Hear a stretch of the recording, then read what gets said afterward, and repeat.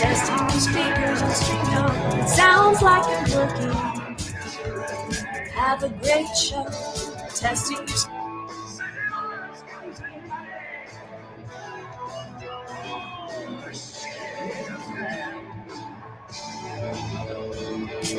Testing the speakers and StreamYard. It sounds like it's working.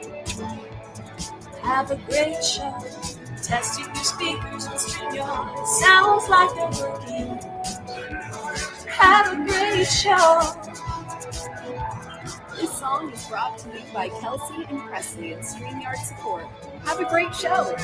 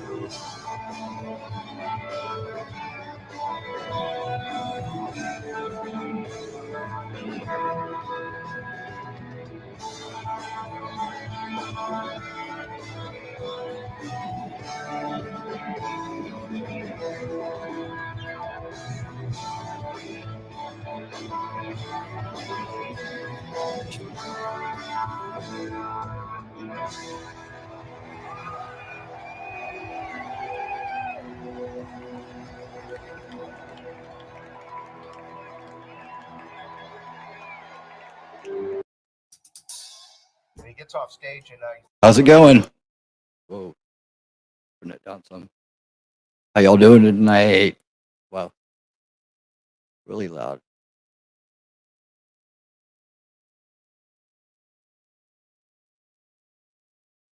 All right, I think I got it. How y'all doing?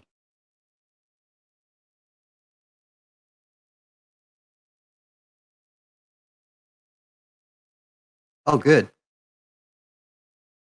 What they did too. Man, I am working with some new stuff here, so I'm trying to get it all together.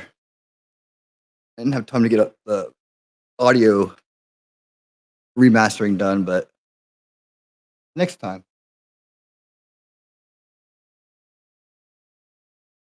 Hopefully, it's coming through okay. We're getting there. We're getting there. All right, so we got an exciting show tonight. Tonight we're going to dive into the art of the con. And doing that, we're going to go to the past and to the present. So the first part of the show is what we're going to do is we're going to look at a guy named Jordan Maxwell, who was active for over 50 years in the business, if you will, and quite interesting fellow. He put out a lot of information that kind of like led a movement. Incidentally, I think at best, just judging by the way things turned out, but it's important to kind of understand how he went about doing that and the influence that he had, because it relates to our second part of our story, which is going to be about the present and what's going on with Bot Sentinel and Chris Bouzy. So if you came, I know like I probably got two groups of people here that some came for one thing and some came for another.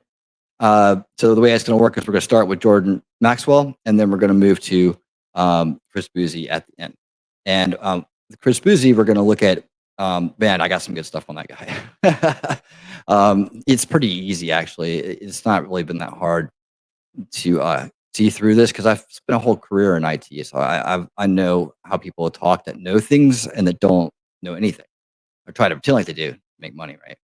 So we have a 2018 interview with him we're going to review, and I'm going to kind of point out all the schmoozing and kind of like how he is using this image of himself to command a respect he probably doesn't deserve.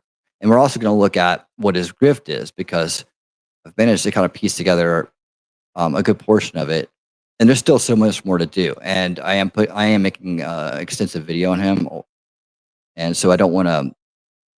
I'm not going to go too much into that aspect of it, but I'm going to point out how he uses language, which is what both these guys have in common. They both use words to manipulate, right? They both use words to persuade and influence. And they both have kind of a smoke and mirrors effect, though I would say that Jordan Maxwell is much more of an expert than Chris Bouzy. So it's going to be good stuff. And I got a lot of evidence to show, and we're going to watch some videos and get some knowledge going on. So with that being said, I wanted to kind of do an introduction on Jordan Maxwell, kind of give a backstory for a lot of people who don't have it. I had a video ready, and then it went private, like the day, like today or something. I don't know what. It was working the other day. We're gonna do a basic kind of wiki thing on him then, but I do have a lot of other videos for us to watch. You're gonna be amazed. Like when you hear about sovereign citizens and free man on the land and all this, all this stuff about how we're living under this law we're not aware of, maritime law and so on. This is where it all came from. You're going to see the history of this, and it goes back 50 years, believe it or not. He actually did it for 50 years. He passed away last March, pretty much broke and unknown, which is sad and justice in a way. He never did do too well. He just kind of was ahead of his time, I guess. He would probably do a lot if he was a younger guy and still running today, had a lot of energy, hadn't kind of like been sussed out along the way. He probably would do really well. And then there's a lot of people who really buy into him and believe everything he says, and they surely would get a little perturbed. Anybody kind of like saying anything derogatory about him or just pointing out the facts that he sold a bill of goods that got a lot of other people in trouble trying to pull it off. So let's take a look at our introduction here. There we go.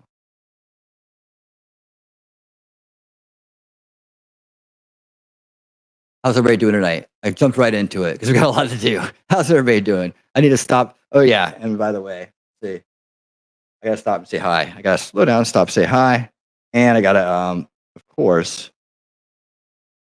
Where's you got? Oh yeah, of course I gotta play the intro song for the chat. So here you go. It should work.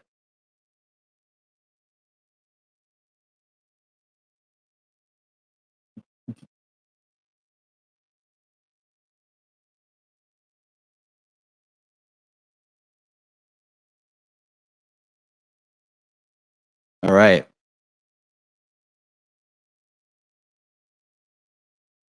Yep, that's y'all's theme song.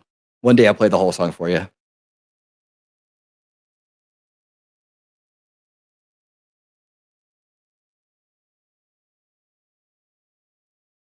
All right.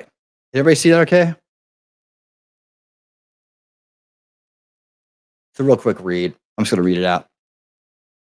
So Jordan Maxwell was pseudonym for Van Russell Jones Pine, Pensacola native. Oh yeah, this is all in German. Wow. Sorry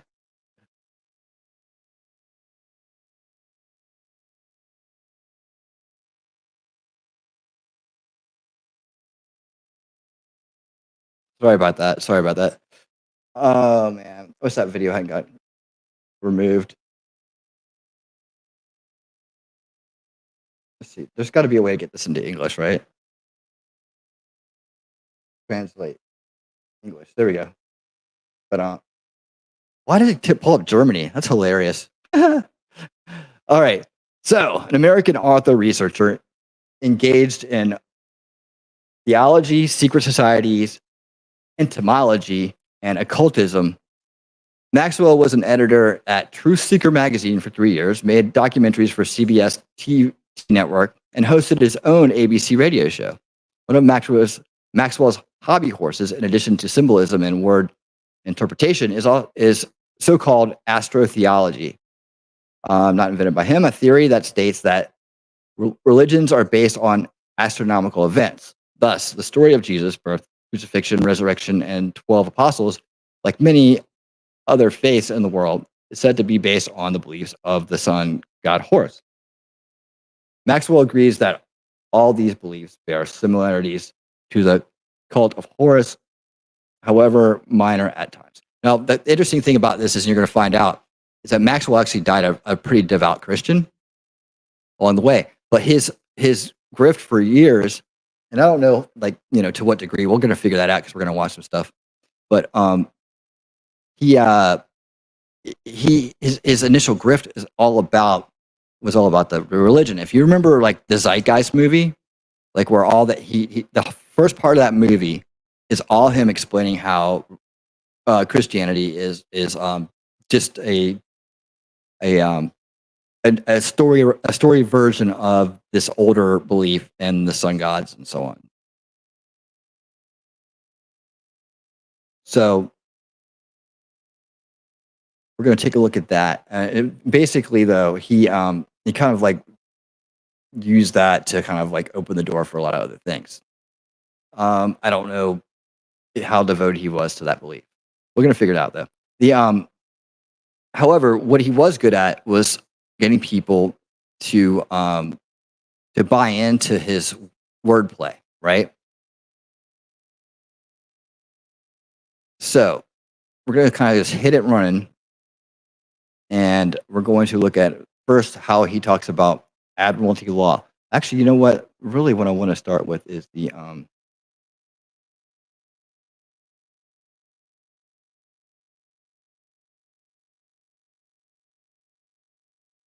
start with this one right here. Let me give you another. It just strikes me. Let me give you a quick example about the maritime law, the law of water, the law of the sea. Money is coming through water okay? by law. So when a ship, this is why all ships are female by law. All ships, rocket ship, sailing ship, air ship, it doesn't matter. If it's a ship, it's female. Right. Because the captain. Let me make sure.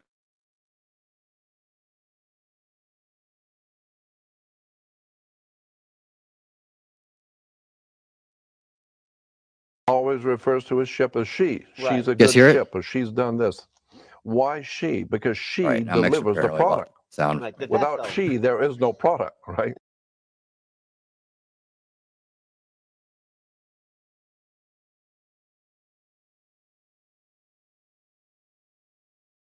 You know, it's funny when I have all this stuff running is when it starts to lag like this. It doesn't ever do it like when I'm setting it up. It's a Of course.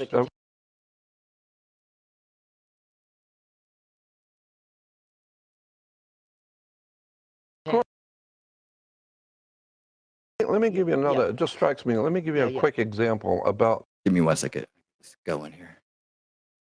Man, that's crazy how it does that. It's like it knows. The maritime law, the law of water, the law of the sea. Okay, desktop. Money is water. Find out why. By Here we go. law.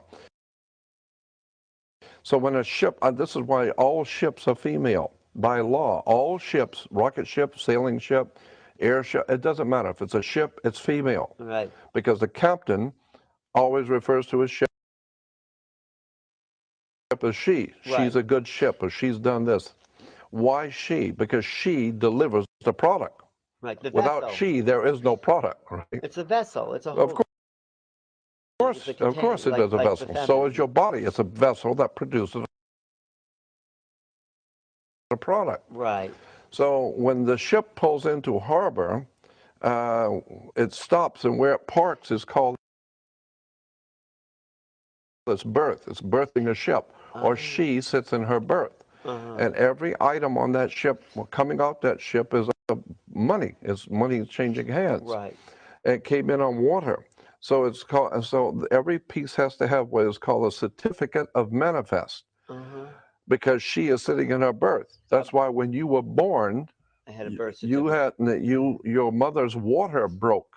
You were inside a container of water. Her water broke, and you came out, and therefore you have to have a birth certificate. Wow. There, and it's got to be signed by the dock, because that's where the ship is sitting. The dock is where the ship That sits. is funny. So once you begin to see how the words and terms are all based on maritime admiralty, the law of water, the cash flow, the liquid asset. But is that just in English, the dock, the water? Yeah, of course. But of course, other it goes all the languages? way back to the English or British domination of the seas. Oh. And so when the British began to dominate the seas, the Knights Templar Masonic Order of the Knights Templars, who have been in the middle of Asia, came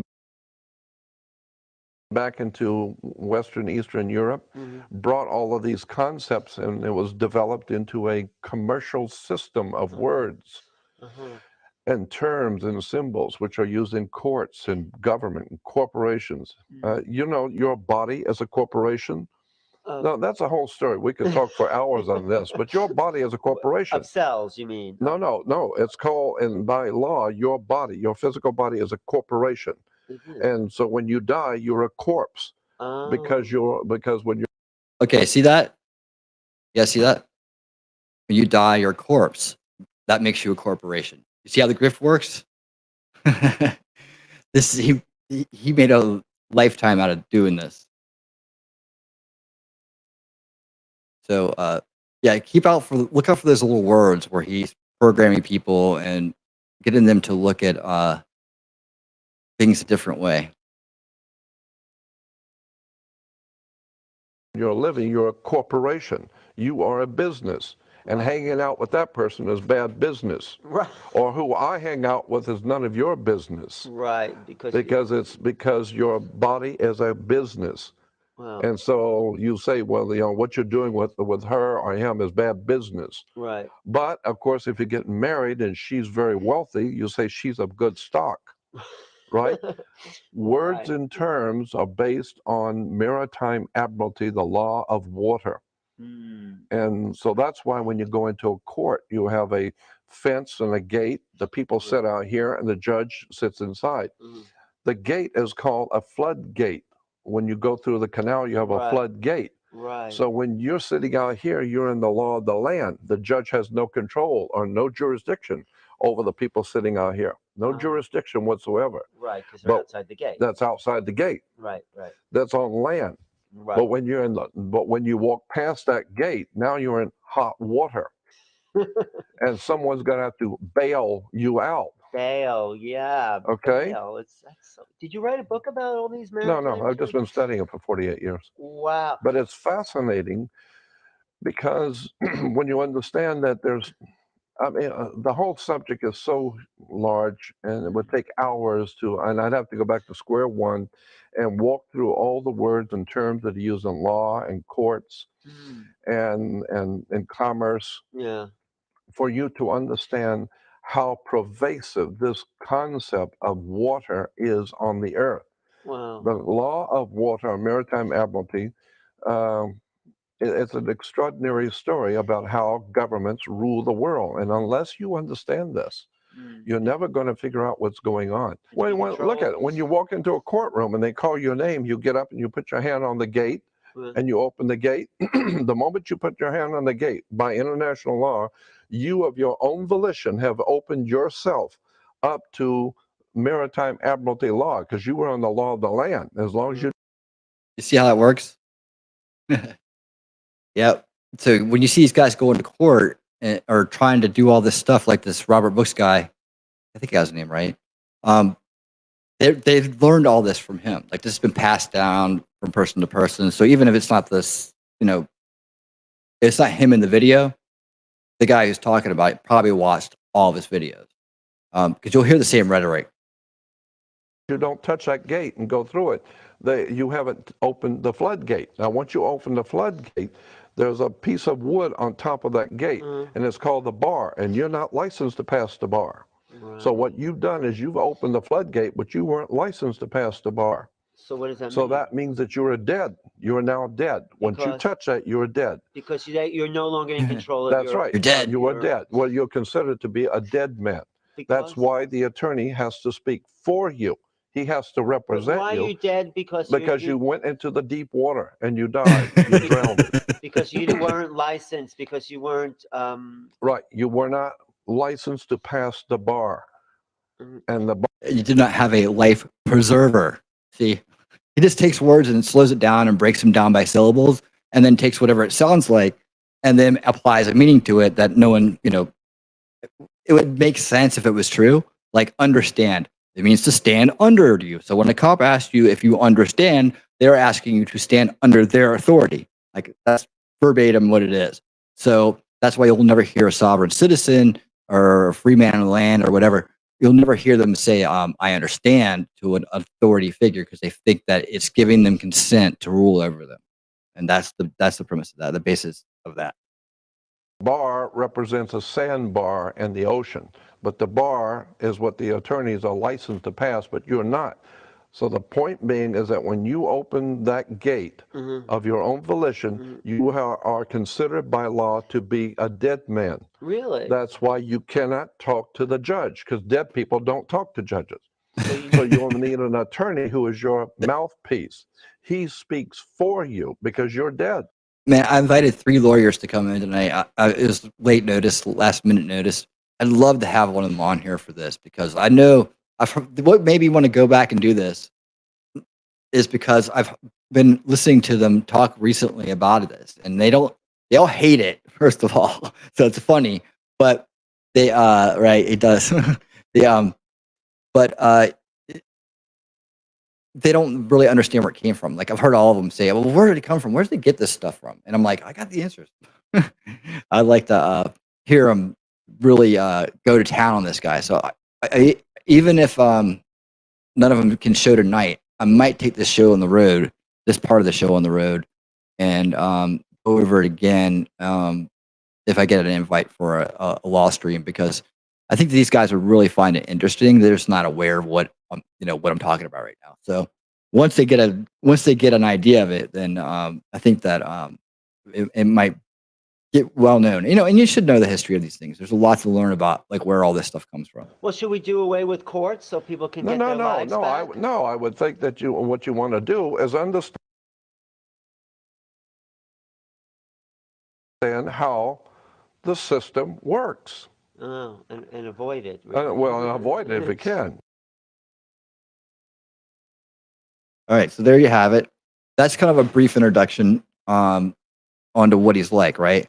But you're going to see that there's a lot more to this, right? So just enjoy.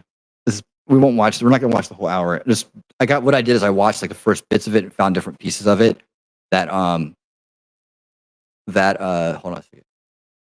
That kind of tell the story. So we won't watch all of it. Like this is an hour. We're gonna watch some of this though. Let's see, what does it say? Let's talk to chat real quick. What do you say? Have you talked to Artie's corporate fiction? He's an attorney who studies Slovex for a while. Debate them for fun. Okay, sure. Who Jim? I sent him an invite right now, but it was my first message to him. So if you know him, if anybody knows him, let him know. I have also have somebody else reaching out to Legal Vices because I don't know which Discord is his because he made like 2 or 3 accounts or something like that. So and I sent one to Legal Mindset, but I don't expect him to show. But I just did as a courtesy because this is a great topic to have a lawyer on with, just to talk about. Oh, sovereign citizens. Okay. Yeah, dude. Wait, we're once you learn this stuff, you have an army of debunkers to go after this stuff. I mean, we'll see here how it turned out and how this all turned out for him at the end. But, think about all the damage just this grift did. It's like so many people are have gotten in a lot of trouble with the law trying to talk this crap, thinking that they know something the cops don't, thinking that something's going on they don't understand. And it's like, man, that's the whole thing I'm gonna make a point of tonight. One is that these word wizards, right, are just constantly on. They're constantly on the grift. They never can stop. It's always on, and they're always just finding ways to manipulate people with the words they use. They use big words people don't understand and give them new meanings, or just apply them to themselves when they don't. Right. So that's the essence of the grift here with these two guys. And also what the damage they cause with this, the people that they've run over, the lives they've inadvertently caused damage to that people can never get remedy for. So let's check this one out.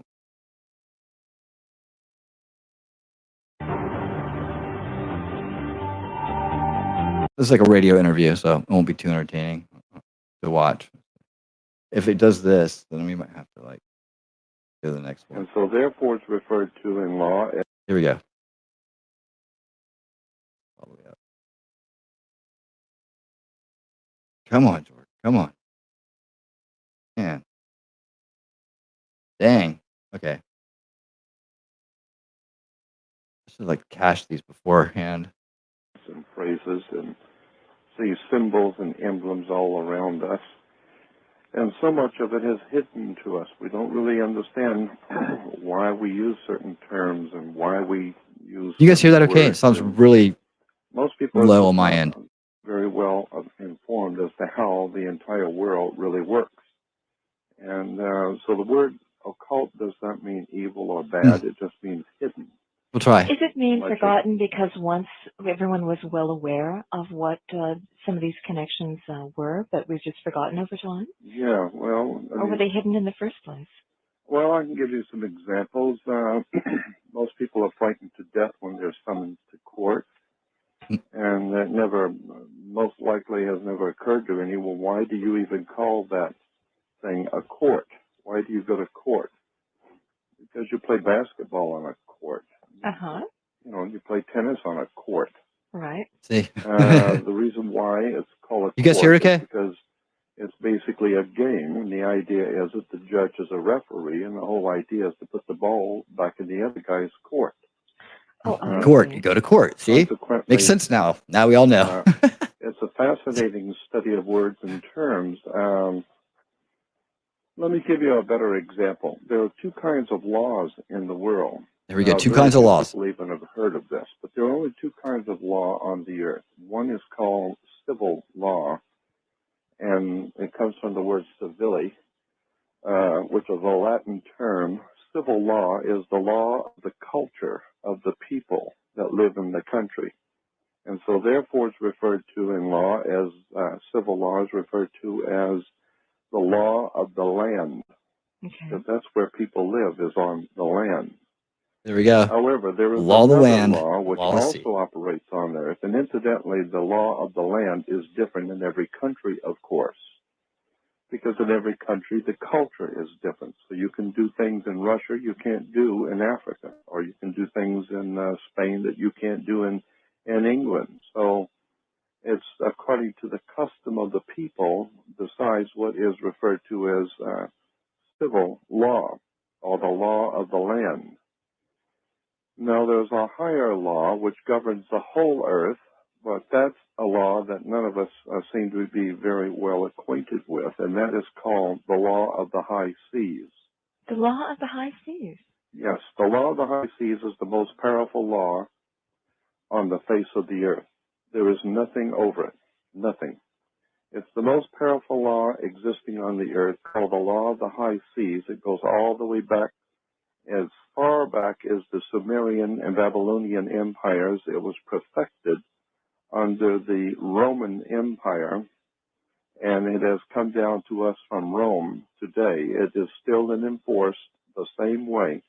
as it started out in Sumeria some 7,000 years ago, to the Roman Empire some 3,000 years ago, and today England and America and the entire world of mankind operates under a world law, which is referred to as the law of the high seas or international maritime admiralty. Oh, now it's been renamed to International Maritime Admiralty. Right. What does it say, and who would enforce this? And what about landlocked countries? Are they bound by this if they don't have access to the high seas? No, they're not. They all nations live under it. All nations. Says who? Because do they have to agree to it? Is it like a treaty? Yes, it's not really a treaty.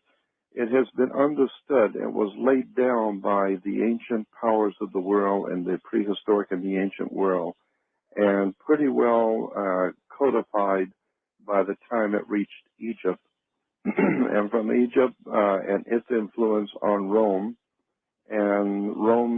and of course Greece, and then into the modern day world. Basically, what the law of the high seas or the maritime admiralty law is the law of money, the law of international banking. Because you see, you can do business here in America. You can buy things from, say, Russia, import them, and turn right around and export them to another country. Right, and so all of those early cultures that traded wanted to make a law that would be bound by all the tradees. That's exactly right. Okay. That's all it is. It's just a banking law that establishes an absolute bottom line for the whole earth to do business. It doesn't matter what your currency is worth or who you are or what your culture or color or your background of your country. It doesn't matter.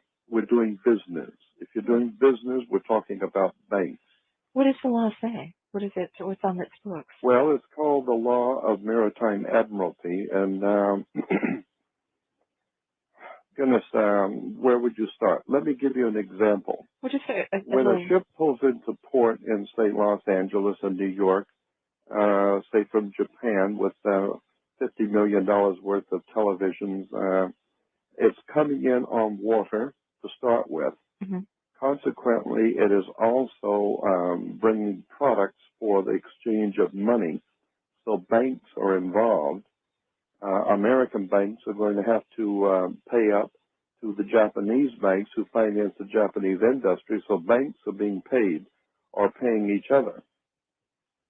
Consequently, if Japan sends us materials and Americans decide we don't want to pay Japan for whatever reason, Sears and Roebuck decide they don't want to pay Japan for the $50 million in television they sent, what is Japan going to do? Well, virtually nothing. However, because it's merchandises over here and they really don't have say on the law of the land. Yes. So that's why they invoke the law of the high seas. That's exactly right. Now you have serious problems. Because now the corporation that accepted the contract and accepted the goods and did not pay for them, now they have offended international maritime admiralty law, and you don't do that. That's a big no-no. You don't mess with the banks. You can mess with your friends across the street and you have little enemies around town, but you don't mess with the international banks. You owe them, you pay them, period. What are they, like the mafia or something? They shake you down? Well, I mean, the same people who founded the mafia founded the modern-day international banking cartels back in the 9th and 10th century. They were called the Templars. Okay, see how he's like tied everything modern into the past? That's what he does. So he like initially in his conversations, his interviews and so on, whoever he's talking to, he gets in there and he starts kind of tying things back to beyond what most people would know about, most people would have studied, and that puts them in a position of like, okay, you're the expert now, and I'm just listening.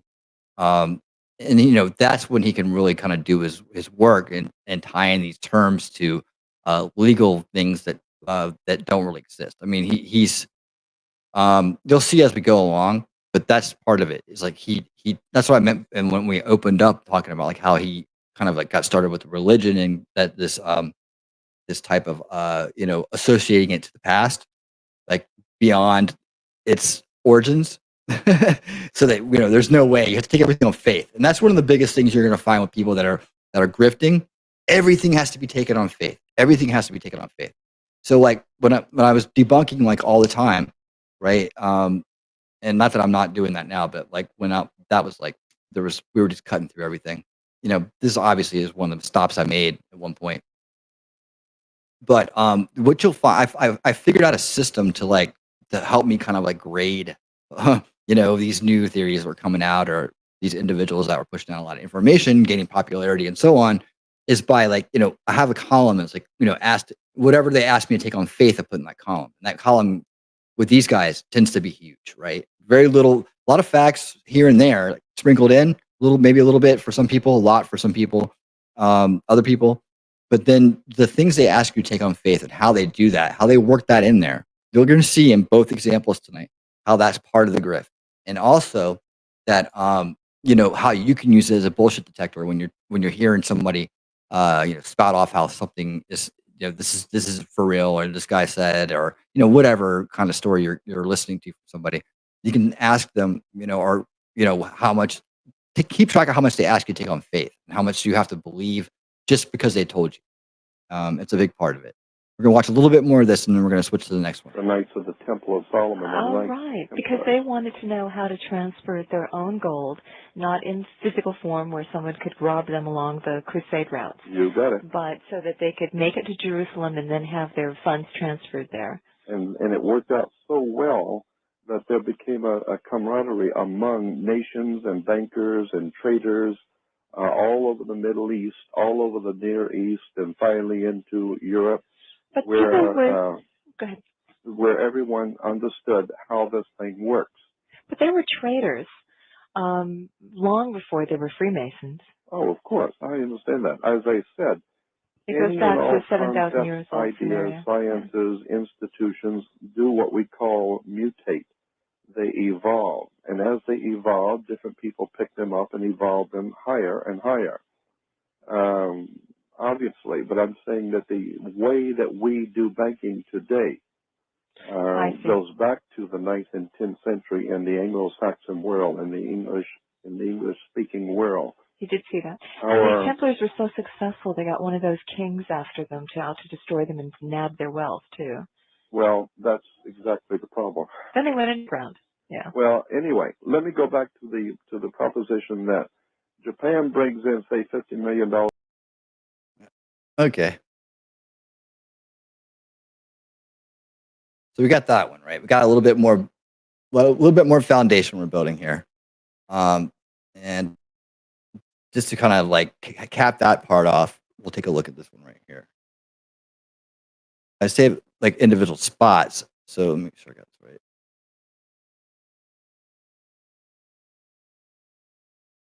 Yeah, this one's shorter. This is you'll notice he's always in this kind of same office. He wears the same thing a lot too. So here you go.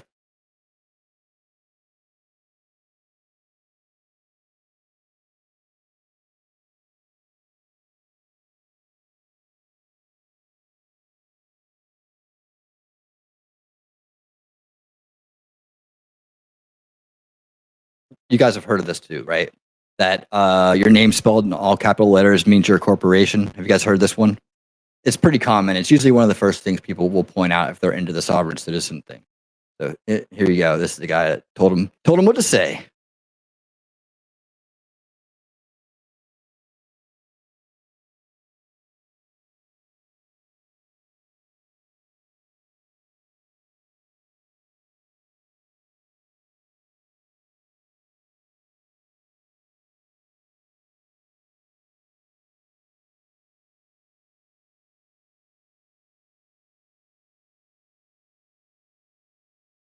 Can we think of some practical reasons why names would be spelled in all capital letters?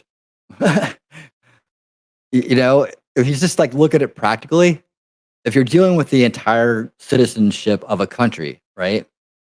Do you really want to have? I mean, do bureaucrats really want to be looking at lowercase letters?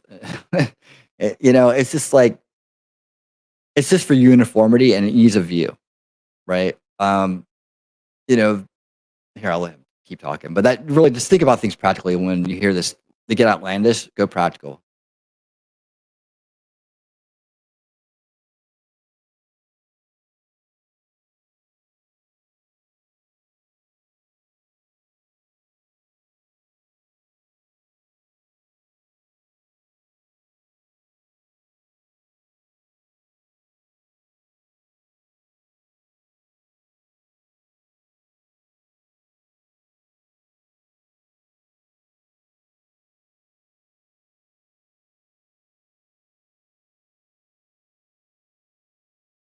Man, when I switched tabs, it did that. Sorry.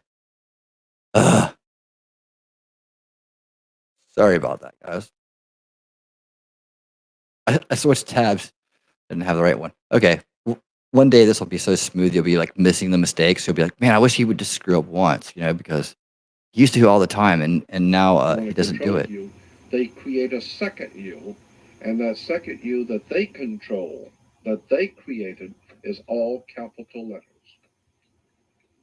Check it out. Anytime you get a bill, get a lawsuit, you get a fine, a ticket. Still no audio? Somebody sends you a bill. Fine, we'll do it this way.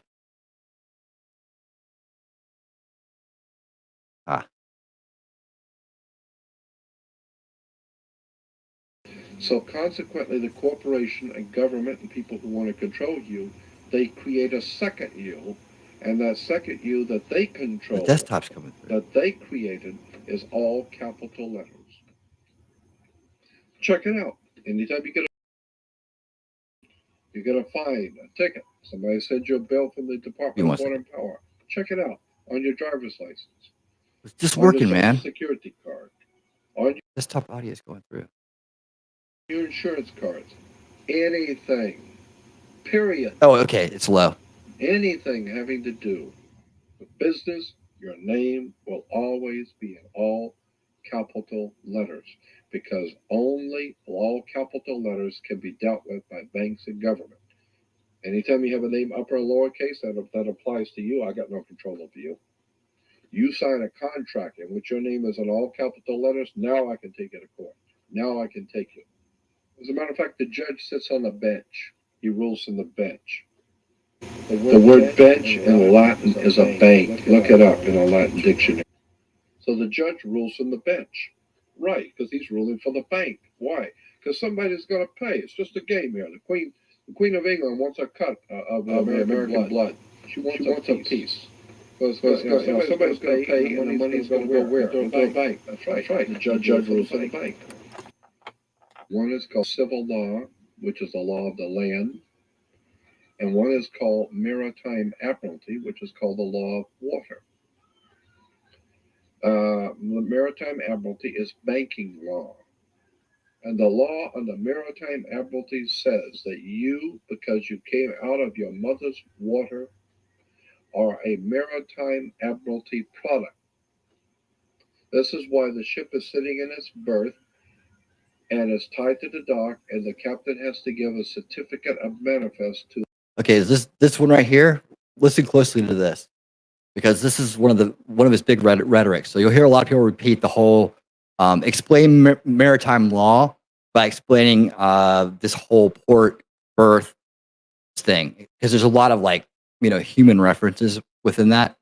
So they'll make the analogy that when you go into water, when a ship leaves the dock, it's being berthed, right? It's being berthed into water, like we are berthed into water. You'll get it. It's hilarious. To the port authorities, because money is changing hands. This is why when you were born, you have to have a birth certificate. And it's got to be signed by the dock, because that's where the ship is tied to, is the dock. So the dock signs your birth certificate. Why? Because you came down out of your mother's water. You came down her birth canal. You are a maritime admiralty product. And therefore your birth certificate is signed by your mother. And where your mother signed on the birth certificate, get it, you will see it does not say parent or mother, it says informant. your mother was informing that the bank that she has just produced another product to be bought and sold. England, the British There you go. Crown, See, your through product. international That's what he's banking, getting at with owns this. your physical body, and that's the law. So you can think it's funny all you want. It's the law. So you can think it's funny all you want. So the bottom line is that you are a maritime admiralty product, and therefore the banks own your body. And on the back of the Social Security card will be numbers in red. On the front will be in blue or black, but on the back will be in red. The numbers on the back of a Social Security card in red designate your body. It is the serial number of your stock. And this is why if you're wealthy, you are preferred stock. If you're poor, you are common stock. But you are a stock on the stock market. Your body. Okay, so this right here, when this got out, set off a wave of people trying to verify if there were stocks or not. And then people would come back and make videos. We're talking like the early days of YouTube, like 10, 15 years ago, right? So they would go do this, and then they'd come back and supposedly say it worked or whatnot. So this is like people trying to grift off the grifter, right? But and in reality, none of this ever works out the way you hear about it. But he sounds really convincing, right? Is bought and sold through the use of your birth certificate. And if you could get your original birth certificate back, you would find that on the back of the birth certificate are all the banks around the world. All over the world, banks have used your birth certificate because you are a stock in a maritime admiralty banking scheme where you make money for banks. All right. Yep. See. Okay. So you're owned your property.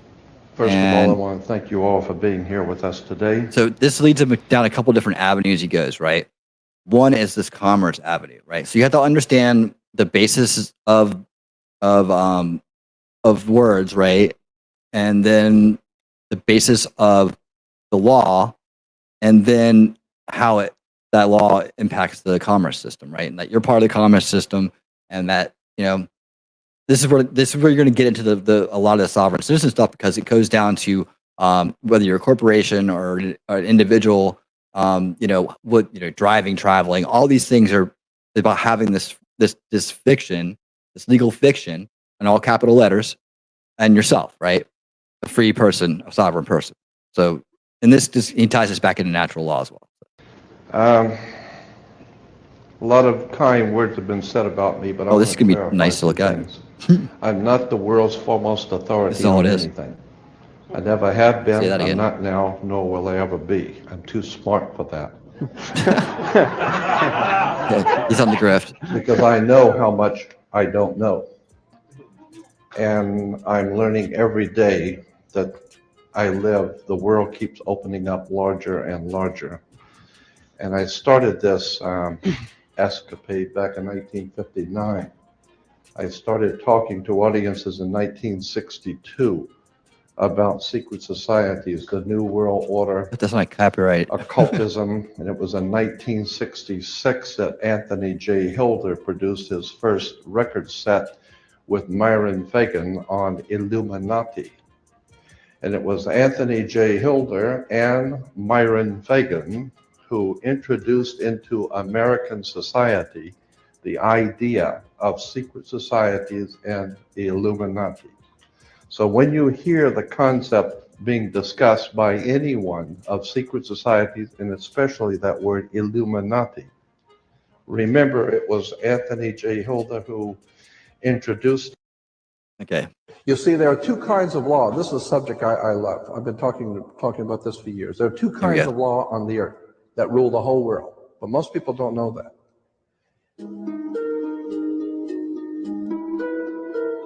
We didn't do this one, right?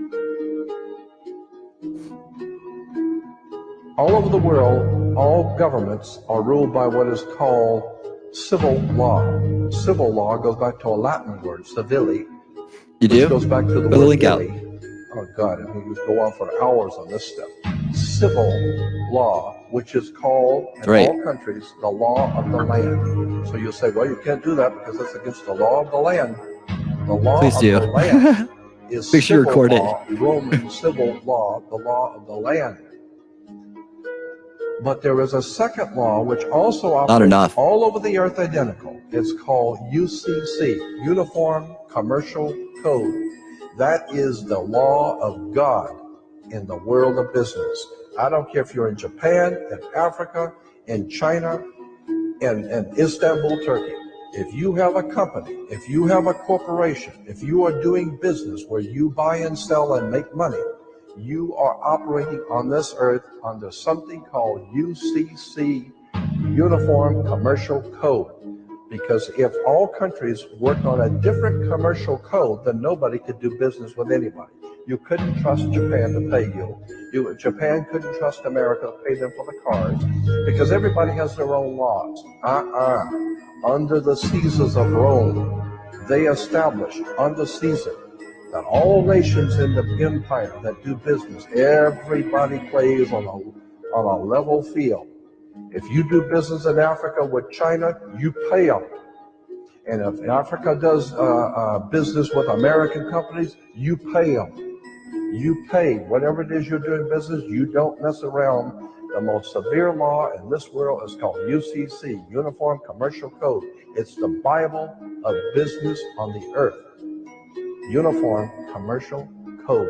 Uniform Commercial Code is based directly on Vatican canon law, on the Roman canon law code. Uniform, consequently, when a ship pulls into port, it pulls in and stops, and it's called in its berth. The ship is now in its berth. Because it is on the law of the high seas, or commercial maritime, UCC commercial law rules the seas. So when the ship pulls into its berth, the first thing the captain must do is to present a certificate of manifest to the port authorities, which means that the port authorities need to know how much is on the ship that you're bringing into our country and our economy. How many TVs, how many cars, whatever you're bringing, how much are you bringing into our economy? So you have to have a certificate of manifest of what is the value of your ship here. What are you doing? Consequently, when you are born, you come out of your mother's water. Therefore, you must have a birth certificate, a certificate of manifest, because you are a corporation-owned item. You are a human resource. This goes back to the German Nazi concept that every human coming out of their mother's water must be birthed. And therefore, you have to have a certificate, a manifest, to see how much this individual is going to make for us in our new world order. There you go. I'm telling you that until you understand the laws, the symbols, the emblems, what these words mean, you're never going to suspect how far gone we really are. Okay, there you go. See, that was just one pitch. So one big pitch, right, is to, you better know what these words mean. You better know what they mean. You know, this is how he got a lot of people interested in this. It was that one phrase, because he'd come out and didn't make, do little word games like they understand one that I showed you, right? Little how to get out of a ticket things, and things people think can be useful, right? But really, it was like, you better learn the words. You better learn the words. Look in Black Law Dictionary, and so on and so forth, right? I've never once seen him have a copy of that or even read out of it. So he tells everybody that that's where all this comes from, and that he studied it and he knows it. So basically, that's what this is. You'll hear it several times, but you'll always see how he goes back and he defines his words the way he wants them defined. Did you know, for instance, that your birth certificate is a security on the stock exchange in the New York stock market? Did you know that? Because if you order your birth certificate, get a new one, order your birth certificate, it'll only cost you, sometimes it's free, it'll only cost you a few dollars. Order your birth certificate. On your birth certificate, all birth certificates in this country, on the bottom, it will tell you this is printed on security papers. Do not accept if not on full color security paper. Then on the right-hand corner, you will always have a series of numbers, red numbers, printed on the birth certificate. Those numbers are a security stock exchange number on the World Stock Exchange. You go to any good stock office and ask them, check these numbers in your computer and see how much your stock is worth, the certificate. And they will check it on the New York Stock Exchange and find your birth certificate is a stock on the stock exchange in America.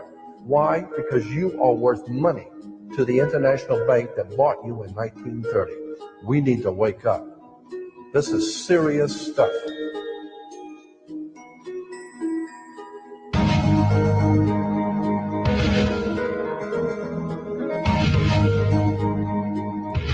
There it is. Check out the date on this.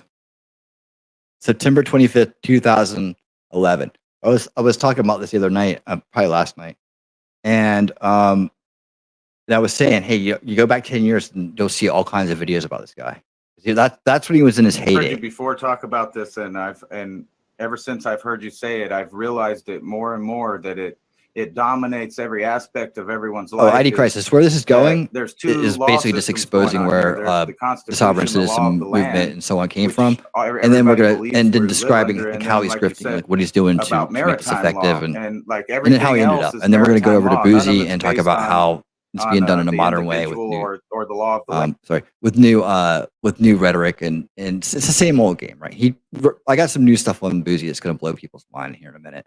He's pretty much exposed himself as a fraud, and that he's jumped the shark on his last little brag he did. So you guys are going to see that. But really, I wanted to start out with this. I already had it planned, and then I realized that the two guys are a lot alike, and they could be talked about together to build a bigger frame or bigger picture.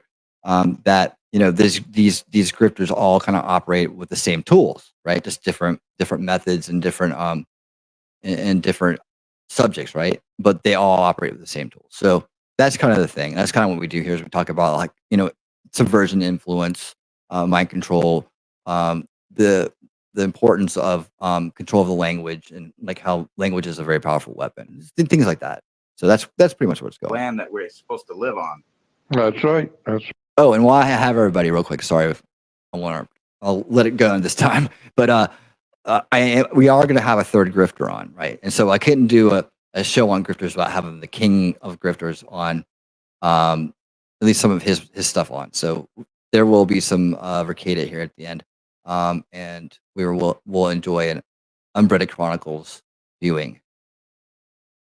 That's right. That's why when you go to a courtroom, that's where you'll see it mostly. That's where you can really see it is in a courtroom, but people don't know what I'm talking about. But in the courtroom, you see the law of the land hitting and confronting the law of the sea. You see, it's thousands of years ago, even before the Roman Empire existed. We're talking about back in the ancient Grecian Empire, before Rome even existed. There was already the idea being expressed in governments of Europe, that in Asia also, that there were two kinds of law on the earth, because there are only two things on the earth. There's land and water. That's right. That's it. What about fire? There's land or water. And so it was decided thousands of years ago. We weren't told this, but it was decided thousands of years ago that there should be two kinds of law. One should be a law that applies to land, and one should be a law that applies to the sea. And so today we still have something we refer to as the law of the land. And so you've heard that term in school, and from now, once in a while, you'll hear that term again, the law of the land. Yeah, usually only with arguments about constitutionalities. Yeah, right. And so most people don't realize that. Why do you use that term, law of the land? Well, because if you understand law, there's a second law on the earth, the law of the sea, the law of water. Yeah. And so the law of the land is the law or the custom of the people that live on a particular spot of land. And so the custom of the people that live on a particular piece of land is referred to as the law of the land. Why? Because the ancient Romans in their law, one of the maxims of Roman law was the will of the people is the voice of God, meaning that whatever the people in a particular area want and believe, and this is the way they live, and this is what they want, the Romans said, so be it. That's it. So whatever the people say they want and whatever the people say they believe, that's fine. That's the way it is then. And so if you're going to go visit there, well, then you better find out, what the law of the land is, because it's the law of the custom of the people that live in that particular kind of land. And so today you can do things in, say, China you can't do in South Africa. You can do things in Russia you cannot do in the United States. You can do things in Australia you can't do in Panama. So every country has a different culture of people, and that culture of that people is the law of the land, the law of that land. That's right. And so when in Rome, do as the Romans do. So if you're going to go to another country, you don't act like you act in your own country. You're in a different country. You're in a different culture. So you'll learn what they do and what they eat and how they view things, and learn their laws. That's survival 101 is to know what the locals know. That's exactly right. So you are abiding by the law of the land. However, there is a far more important law on the earth that makes the earth work. It's called the law of the sea, the law of water. And that is what we call... Okay, so we've heard him say this a few times. Off that ship must have a period. Yeah, so you get his state. You get him right. The federal is called the state of California. So that's him in a nutshell, right? There's a lot more you can drill down and look at, but the main thing you're gonna find is just more of this stuff, and there's plenty out there. And then you can get into his occult symbolism. He does that. He does. He touches on a lot of topics. He would call himself like a more of like a religious, theologian who studies occultic symbols, right? Well, all of the symbols he just ties them right back to this stuff again. Let me. I think it's in this one. When I was growing up, I wanted to know. I was into everything. I was researching and studying everything I could get my hands on. Origins, kind of. And I wanted to know. I wanted knowledge. And so I really appreciated, more than anyone will know, I really appreciated speakers, teachers, authors, writers, people who were the leading authorities in that day that I could go to and listen, go to seminars and sit and listen to them and learn from them and write down their sources of their information and go back and get the books and read. So I was traveling all over California and all the museums and all the federal and state depositories, all kinds of research libraries. I lived out at UCLA and USC stacks.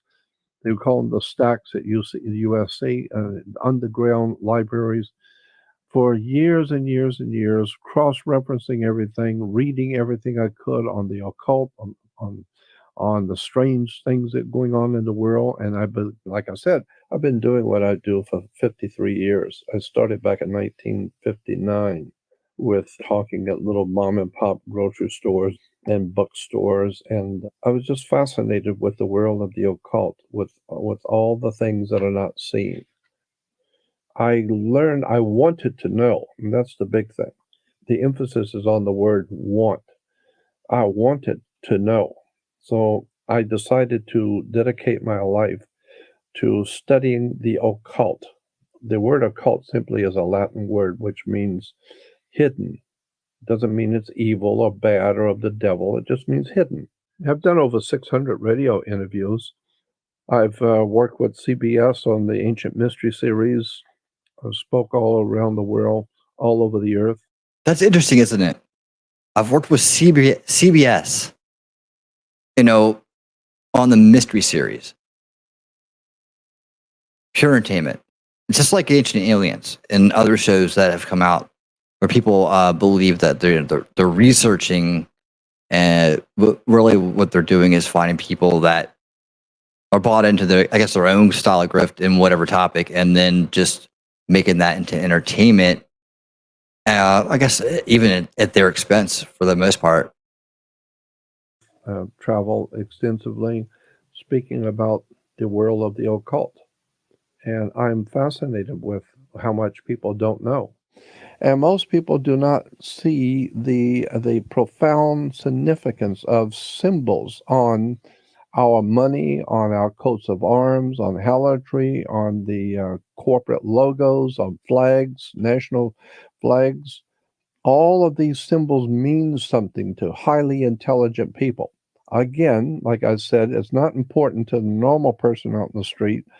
But going back to the dollar bill, you will see on the when you're holding the back of the dollar bill to you, it's on the right-hand side is the eagle, and the eagle has 32 feathers on one wing and 33 on the other, 32 and 33. Very interesting is he has 9 tail feathers. And in the world of the occult, there's an idea expressed that there were 9 men who are called the Council of 9, because religion and God is always equated with 3. There's always a triune God everywhere. All over the world, you have triune deities, 3. And so the idea being 3 times 3 is 9. It's the opposing of the gods. All the gods are represented by 3. That's why you have Christianity, Judaism, and Islam, 3 major religions. They're called the people of the book. Why do you have 3? You have 3 because you have Brahma, Vishnu, Shiva, Osiris, Isis, Horus, Solomon. There was no King Solomon. There was no King Solomon ever existed. There was no King David or King Solomon or any of those. Okay, these are all things on faith, right? But you see how he's kind of like, this is like, back a little bit, but you see how he's kind of tying everything, like kind of like muddying the waters here. Yes. Thinking, oh yeah, okay. So yeah, he muddies the waters with that, and then he'll rock it back into his grift. Watch. Those other biblical characters. That's why the Bible is called the greatest story ever told. It's a story. Things he's asking you to take on faith. Solomon, there was no Solomon. And so therefore today there is no Solomon's temple. There is a temple of Sol, Om, On. S-O-L in Latin is the sun, Sol. Here you go. Om, O-M, are the priest of the Hindu. Now, if you ever remember the movie Zeitgeist, remember the chant verbatim. of the Om? And then you have the word On, O-N. Well, the Greeks went into Egypt, and the center for sun worship in Egypt back then was a city called Heliopolis. Helios, and this is all Greek. The Egyptians didn't call the city Heliopolis. The Greeks call it Heliopolis because Helios is Greek and Opolis is a city. Right. So it's Helios is the city of the sun. I should say that Helios is Greek for the sun and Opolis is a city. So therefore Heliopolis is the city of the sun. But the city that the Greeks call Heliopolis, the Egyptians called it On, O-N. Because it was a city of light, the city of the sun. This is why when you walk into a room, you flip a light switch on, because in Egypt, city of light was called On. So therefore, it was a city of the sun. That's why you flip it on, Sol, right? Om, On, Did you know all that? 3 names of the sun. And therefore, the temple of Solomon, Temple of Solomon is the Great Pyramid of Giza. Now I'm bigger than you. The Pyramid of Giza is the temple of Solomon, because the pyramid is the temple of the sun. The Aztecs and the Mayans had temples to the sun and temples to the moon. But the ones in Egypt the Great Pyramid was called the Temple of the Sun, because it was all dedicated to astrology based on the sun. So that's why it's in Heliopolis, right? That became, and the city was called On by the Egyptians. But when you go back to the American dollar bill, you will see on above the eagle's head, It's like there I knew it was a good idea to call this 13 place On instead of stars. Cocksucker. Look at those 13 Cocksucker Light. stars, and you tell me what configuration do the 13 stars collectively make up? There are 13 stars above the eagle's head on the back of the dollar bill. Look at them. That's aren't colonies. Study it. Think about what you're looking at, and put all 13 stars together in one picture. What does it make up? And they all put them all together into one star, and becomes the hexagram. HEX, hex is 6. Well, the Star of David is a 6-pointed. See that? See what he just did there? He took the stars in the American flag, right? The 13 stars. You put them all together, you get a bigger star that forms a hexagram. Hex, HEX, hex 6, therefore 6, right? He does this all the way down the road. So you got to imagine that this type of like manipulation, right? All these people that have bought into this free ban on the land, sovereign citizen stuff, right? That's how they got hooked on it, right? They fell for that part of it. Star. That's why it's called a hex. Mm-hmm. Why? It's because the ancient prehistoric world, the ancient Babylonians, Sumerians, they would draw a circle on the ground and then draw a triangle within the circle, and then an opposing triangle, which is a Star of David, we would call it, inside of a circle, and stand inside of that circle, that star, and cast a spell on you. And so today we have Jews all over the world who are proud to show you they have the hex put on them, because the hex is a 6-pointed star. Yes. And so when they call it the Star make sure you guys David, mention that to Joe next time. We know it's not the Star of David, because the star itself, the 6-pointed star, originally came from the Hindus in India. This is an Indian Hindu symbol of the 6-pointed star. It can be traced back to, in the ancient world, as a symbol for the planet Saturn. Hold on. We have a guest arriving. Let's do this right. It was just in time, too. All right. Well, you've heard it twice tonight, but let's welcome Potentially Criminal. How you doing? Crap. Hey, how you doing? Jordan is an interesting guy. Yeah, he's kind of the OG of a lot of this. Oh yeah, you've heard of him before? Yes. Yeah, I it's kind of like my guilty passion, like my guilty pleasure is to like reading about these guys and everything they do.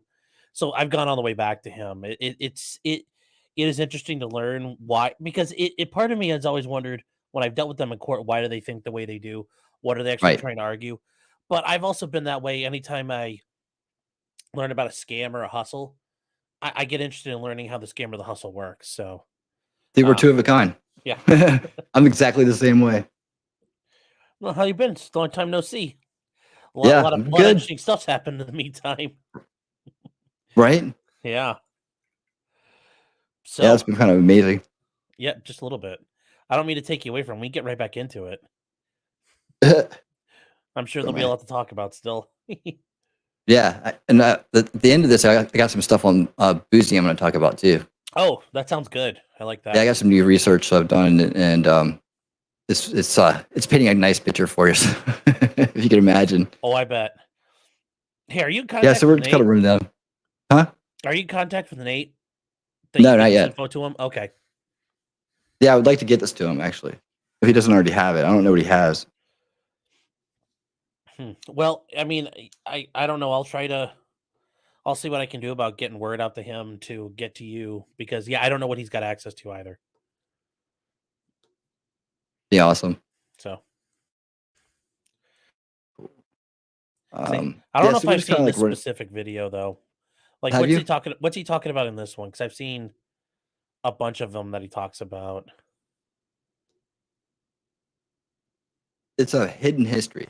Okay. He's talking about, or that realm. We're almost to the tail end of the Jordan Maxwell stuff, but I wish, I almost want to go back and like played some of it just so you can give a lawyer's take on it for the crowd here, and why these things don't make any sense. Yeah. I guess the best thing I could say is a lot of this may have made sense in like 1801, and that's about it. So if it ever made sense at all, but they're either 200 years behind or completely wrong. Those are the two things. That's pretty much the best way to understand these guys.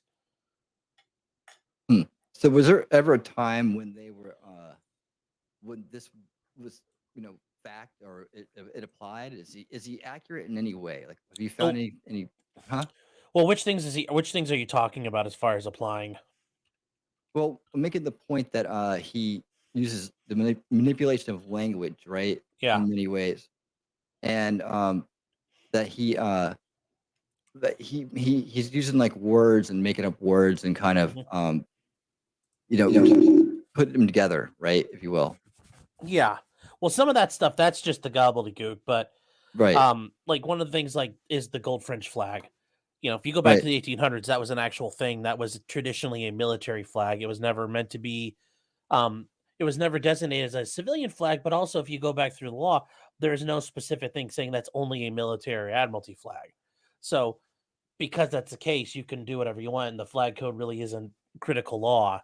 But yes, if you had been around in a courtroom in 1830, you would have been like, "What the heck is this?"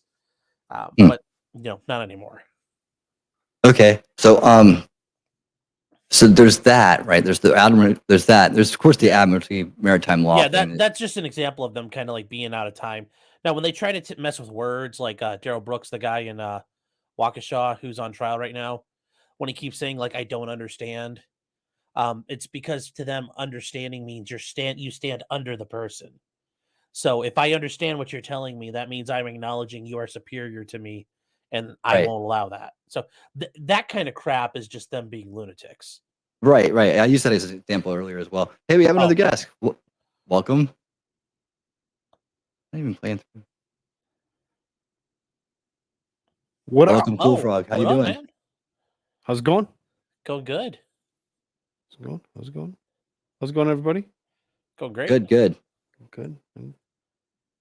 Yeah, we just ended our show, so I'm like, oh, there's a link. Let's go join him. Yeah. Yeah, man. What are y'all talking about? What you got going on? Oh, we're talking about Jordan Maxwell. We're just kind of reviewing some of the statements he's made, and I'm asking Sean, like, if it's like any of them are hold any weight, if any of them are any good, right? Is there anything that he actually touches on that he is right about? And he sprinkles in some truth, right? At least the places in history they were there. Yeah, and that's the thing. Like, if a good lie has some truth to it, otherwise it's completely ridiculous. But if any of that worked, I'd be using it all the time. So would other attorneys. Right.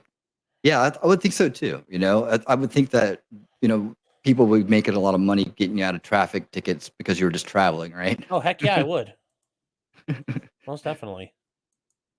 Have you ever seen the history? Let me show you. I got this right here.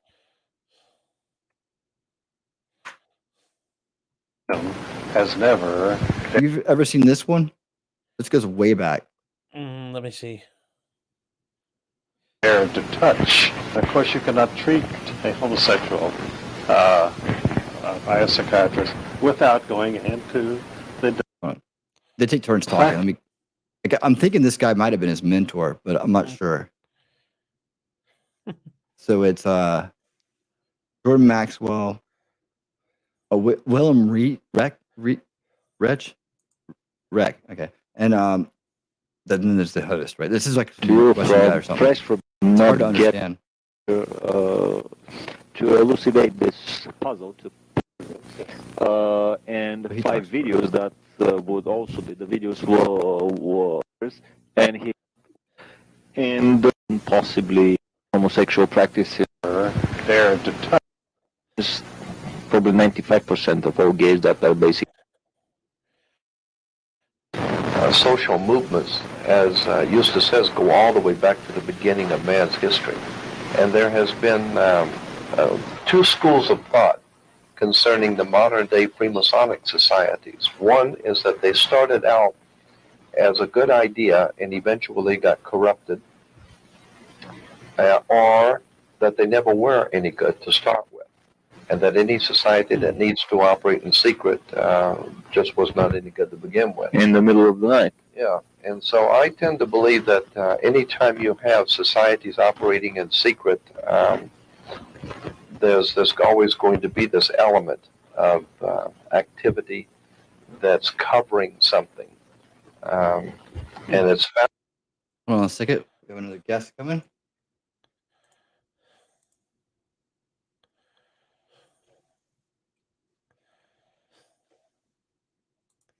Is it not working? You there?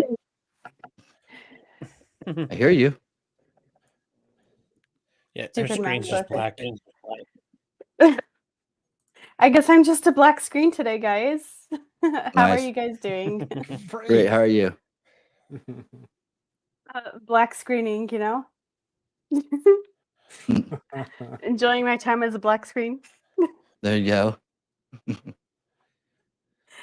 Okay, is There it you go. working now? There you, Nice. there you are. Look at you. Got the green screen going.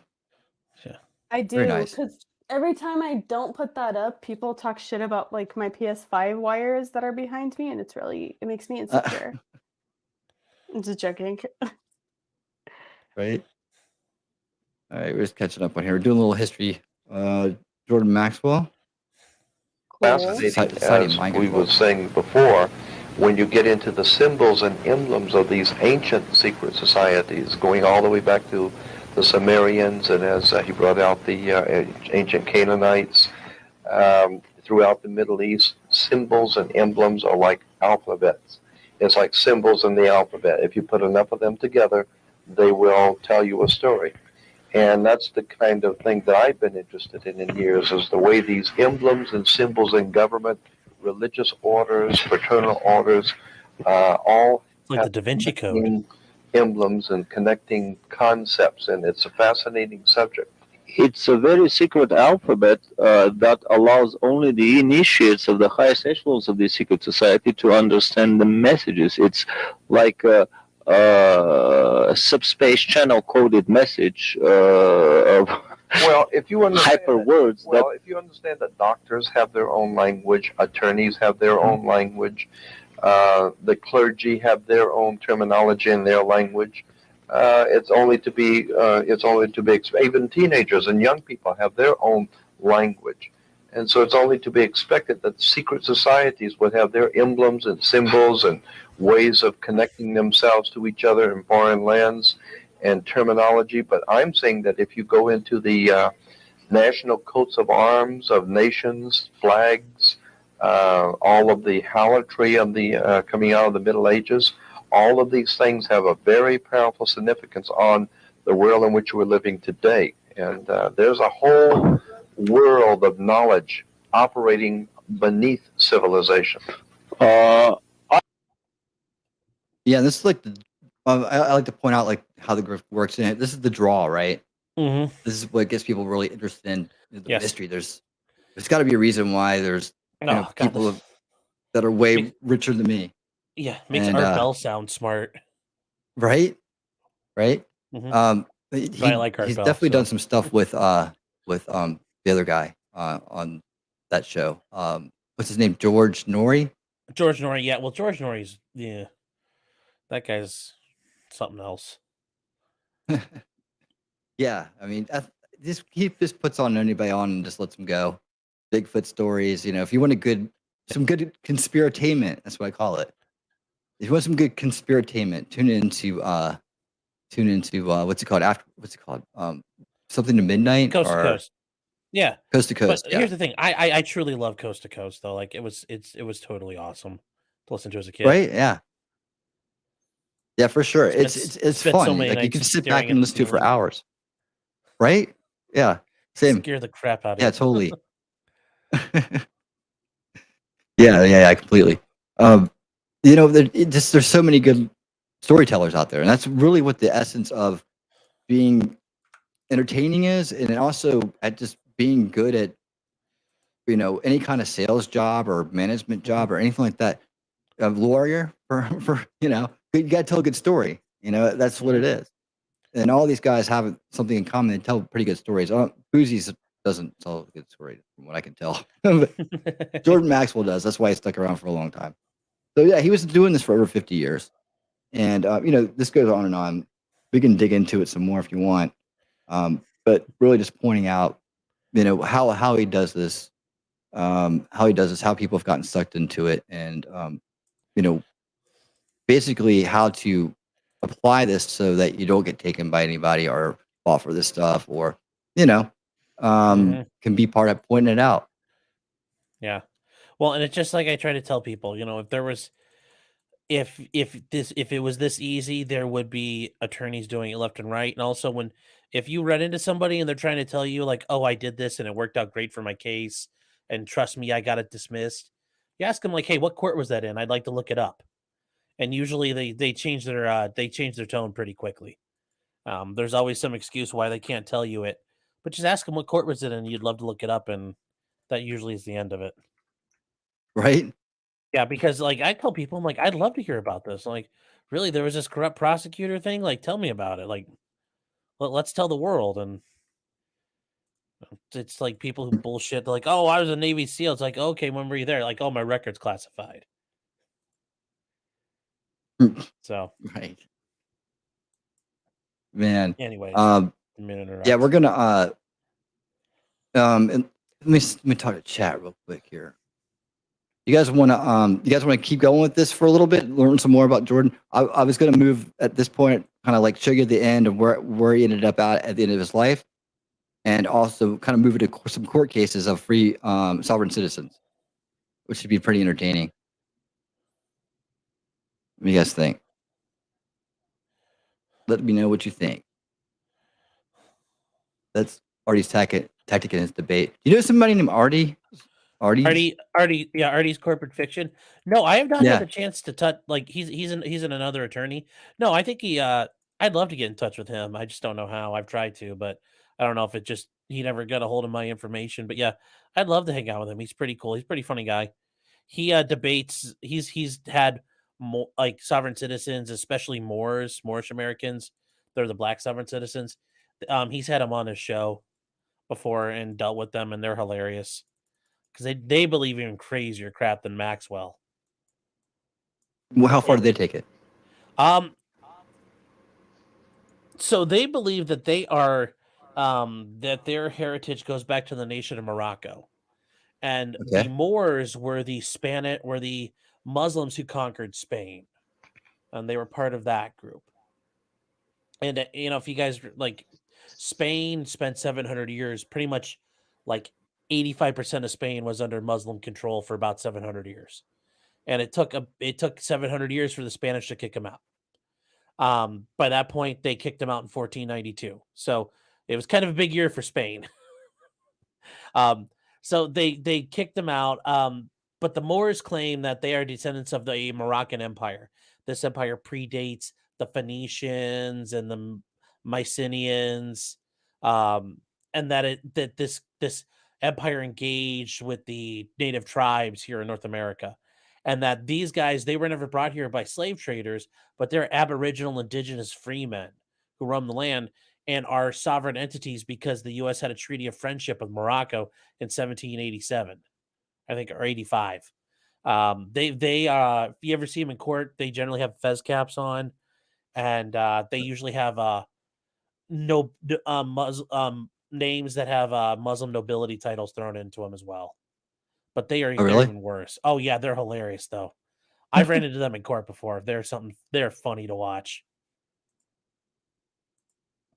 Like, did you run into him like as a representative or on the other side of that? No. Thank God I've never dealt with them as a prosecutor. No. I prosecuted in a very I prosecuted in a very rural area and then a semi kind of like out on the edge of the suburbs area, so I didn't have run into them too much. But as a defense attorney, I've been in court before and seen them have their cases play out. Because especially bigger cities, there's kind of like the docket is a bunch of cases all at once. So I've watched them, like you're waiting for your case to get called and other ones get done in the meantime, and they come walk in and then they try to argue all their dumb shit. And you're just sitting there kind of like laughing and like, oh my God, this is funny. but then they're also pissing off the judge, and you have to go up at some point after that. So you're like, come on, dude, like don't ruin this for me. But yeah, they are very, very funny. There's a whole group of them. If it's called like there's some of them in New Jersey. Their cases were recorded, or like they got the record of it, and it's a video recording. It's actually kind of funny. I'll send you the links to them at some point if you ever want to look at them. But it takes a little bit of like coordination on them. Okay. Hold on, yeah. At least Moors, like, look, I wonder if they're tied into like Israelites. Are they? I don't think so, technically. And the other thing I'll mention though is with the Moors, there's actually the Moorish Americans. It was like part of, if you go back to the early 1900s and late 1890s, it was part of like a movement in Black communities to improve and develop, kind of like what W.E. Du Bois, Booker T. Washington. They were trying to help make their community stronger, educate, and bring the communities together. Well, some of them thought we'll do that through Islam. And that's the thing. A lot of them they converted to Islam. A lot of Moors do. But the Moorish Americans were actually part of like a society, and they were working on themselves, community development, and betterment. And up through the 50s and 60s, and then the 70s, they kind of fell apart, and some guy hijacked the whole thing. So, yeah, Wow. it was very interesting. That's usually how it works, right? That guy Yes. was probably fed, right? It would make a lot more sense. But Yeah. sadly, no. They're just idiots. Yeah, to wrap up Jordan Maxwell, right?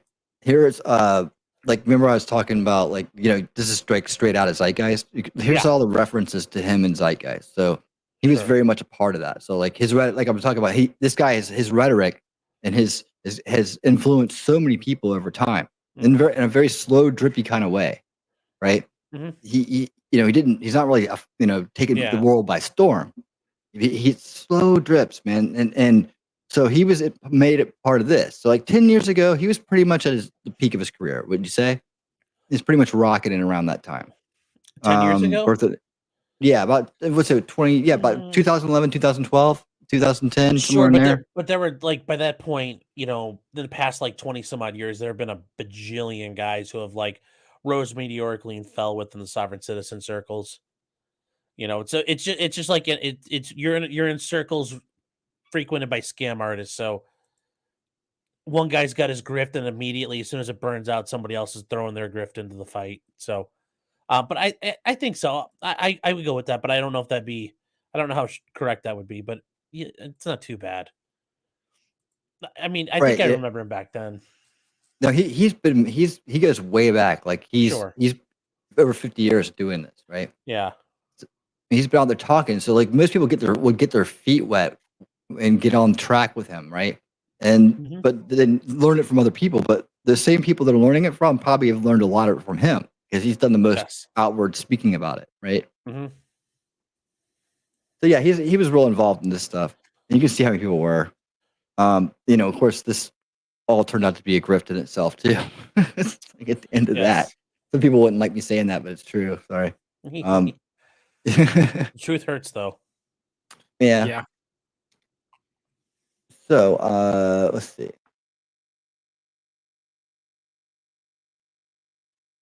How fast is this one? Oh, it's like 40 minutes. No, I mean 4 minutes. Excuse me. Wait, if I do this, I hope the sound's gonna work. One time I switched browsers. I didn't know he died. You just killed the sound. That's actually good for the world. What's that? I know Maxwell died, but good. Oh yeah, he did. Oh. Yeah, well, I mean, that's never. He died. He was until he quit scamming people. Right. It's like the thing about it is these guys. I want to catch some of these guys at the end, near they're in their late golden years, and ask them, hey, look, tell me all about it from the inside. Like, I won't say anything about it, and after you're gone, if you want to leave a testimonial, any last words to say to people about why you lived your life the way you did, any regrets, anything you want to get off your chest, I'll publish it for you. I won't touch it. You know, I just want to know about the inside and how they get in there and what that world looks like. And, you know, just like there's a couple other people that are like that too, that I really want to understand better, that are kind of reaching that have been really good at doing what they did, but I want to understand how their circles operate and what it's all about. So anyways, yeah, so he died last March, and he died pretty much broke and pretty much just trying to find work. He was getting some stuff done here at the end. I think he kind of figured he wanted to kind of cement his legacy one more time. But yeah, so this is a tribute. It's only like 32 seconds, and so hey, look, you know, this right here, complete trash, right? Gaia, this whole organization is like, you know, got the Great Reset, UN kind of stuff written all over it. For some reason, they liked him. It's like new agey. Mm-hmm.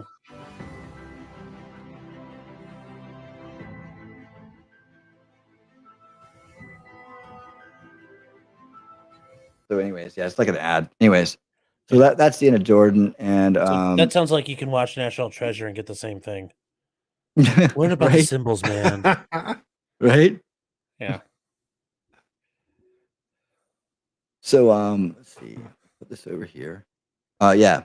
So anyways, that's Jordan Maxwell. That's the past grift that influenced many generations of people to make really stupid mistakes in court, and there's a collateral damage, right? And people like Sean see this a lot, evidently. Oh, I do all the time. I see people, they run into court and they try to use this stuff, and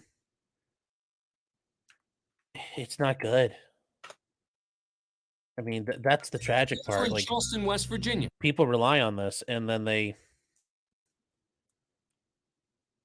you know, ruin all kinds of themselves. Right? So that, yeah. It's tragic. We'll see some of it. For a Check this out. pre-trial hearing. This is what it looks like in court for anybody who hadn't seen it. You're not sharing anything. Yeah, it's not on there. Oh, sorry.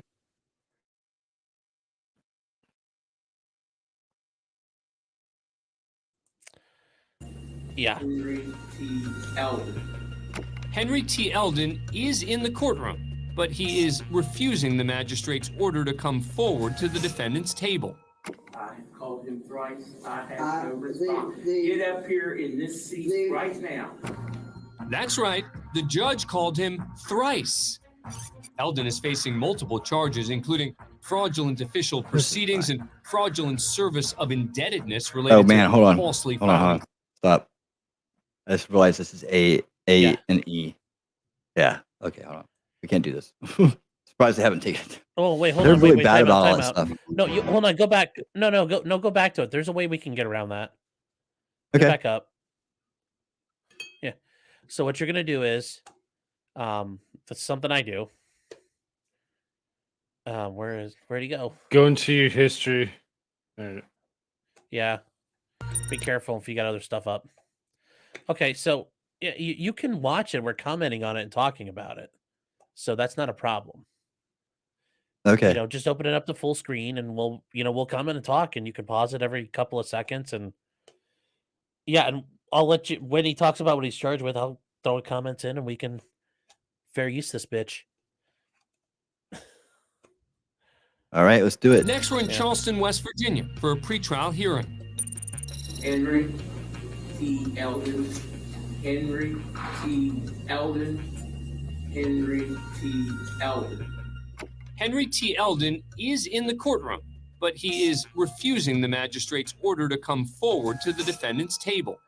I have called him thrice. I have no response. Get up here in this seat right now.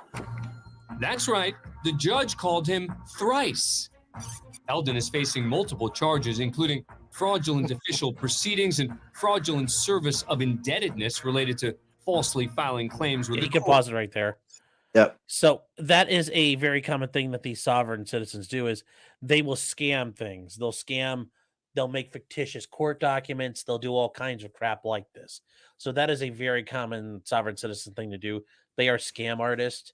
A lot of them are thieves. They'll try to steal your home. They'll file false liens. Whatever it is, you name it, they'll do it. So that's not uncommon at all. And also, I have seen in person people try that whole "that's not my name," and the judge says, "Okay, well, you're not here. Warrant, bam." And yes. That's hilarious. Today, he's joined in the courtroom by a friend who's recording the proceedings on his cell phone and getting involved himself. I'm a witness, okay? Okay, what I'm saying is he is present, and he's chosen not to step up there. He's asking not for an appointed lawyer. He doesn't need an attorney. So you're acting in the capacity of I'm not lawyer? acting. I'm a witness. This is an American national. American national. American. That's right when he realized who he was dealing with, right? No, normally they know that when it's already been known, but also once they start saying your name and you're not standing up, they assume you're that. So is another nod to the sovereign citizen movement that both he and the defendant identify with.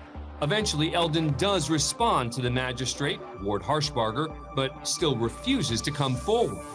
The court reporter has to be established before Yes. anything can proceed. Well, okay, well, get up in your seat now and we will wait for that.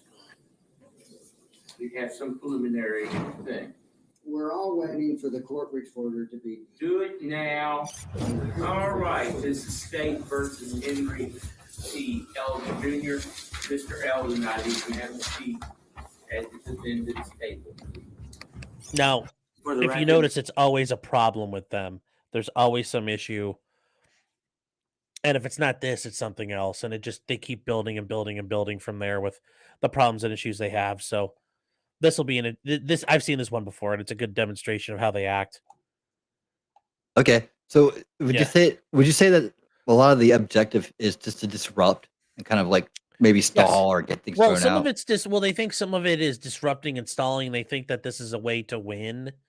Some of it is just they're not very intelligent and thinking through what's going on. And for a lot of people who get sucked into these things, they are I hate to say it, like they're the type of people when you get the phone call saying like, we're calling about your car's extended warranty. They would buy it because they're a sucker. So they think this stuff actually works, and there are a good number of them who are mentally ill people too. So that doesn't make things any better. Yeah, like I guess like Brooks right now, what we're witnessing in that case. Yes. Yeah. Yes. See, we're taking care of that A&E watermark. We got you. We got you back. Awesome. Sit down. You sit down and not say another word. Seemingly getting more aggravated, the magistrate turns to his courtroom deputy for assistance. Would you get Mr. Allen? Will you show you where the seat is, please? May I ask permission? You may have a seat right there. They also, sorry, You have a they also have this issue with contract law. They think everything's a contract, and by showing up to the table, that they're officially engaging and acknowledging this contract or court case against them, and they feel if they can address it from the gallery, that protects them somehow from liability. Now, this is actually, guys, believe it or not, in most like smaller areas in America, this is what your courtroom looks like. It's one room like this, and there's actually not a bar. It's just a bunch of chairs in the back. So this is if you haven't been to court, this is what a lot of them look like. Well, according to Jordan Maxwell, once you cross the gate, you're a dead man. Yeah. I must be like Gandalf. I can cross that gate all day long, and I'm still not dead. Yeah. seat right there. Eldon finally gets up to the stand before the judge, but it won't be for long. You are going to be held in contempt.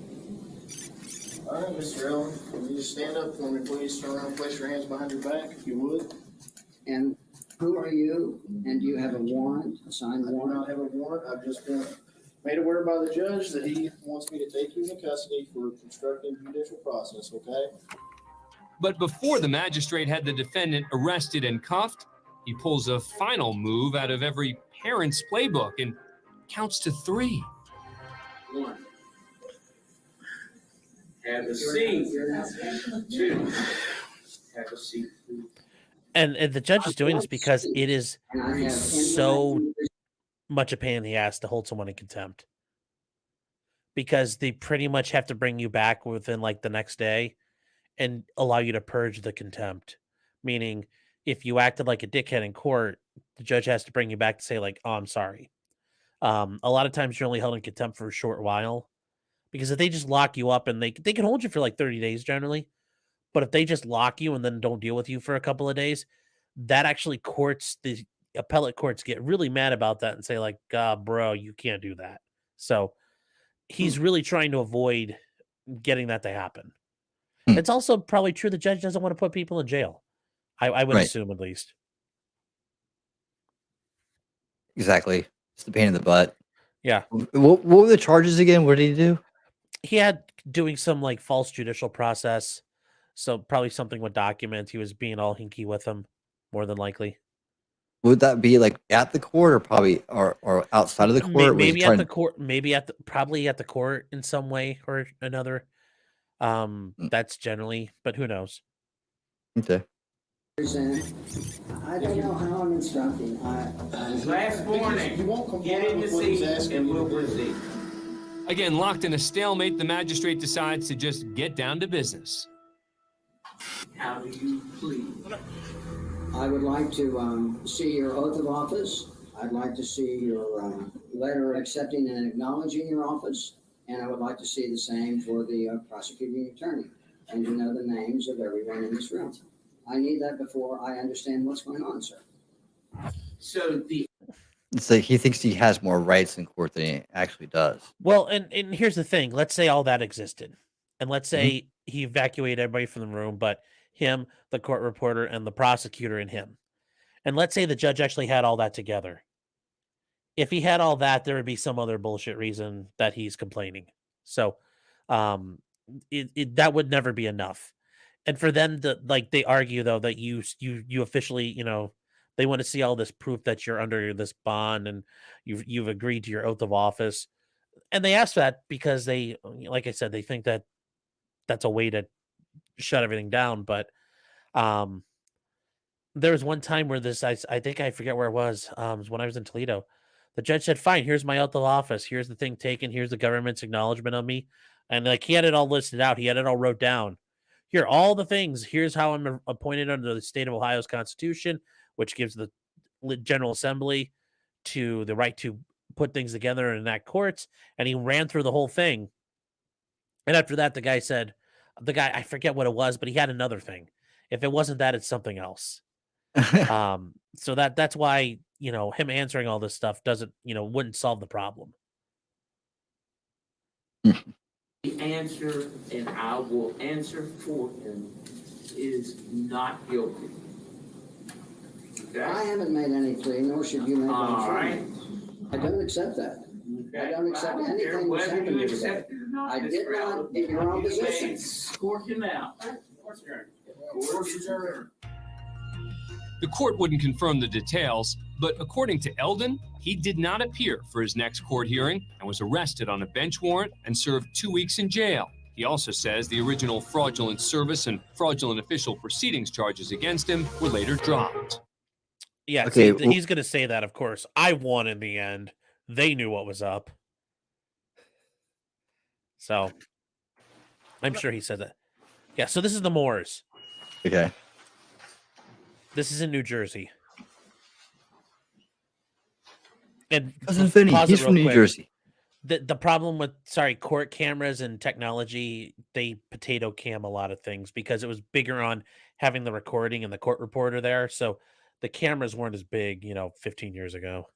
Oh, sure. So, yes, this is really from around 2008. Okay, this is the Almost matters of State of New the Jersey day. versus Emir Colonel Chauncey L., also known as Cornell Hall, also known as Cornell Dixon. For objection, for the record. No.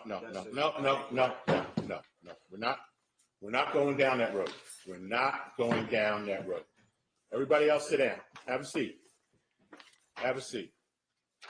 That's 0807727I, 03022822I,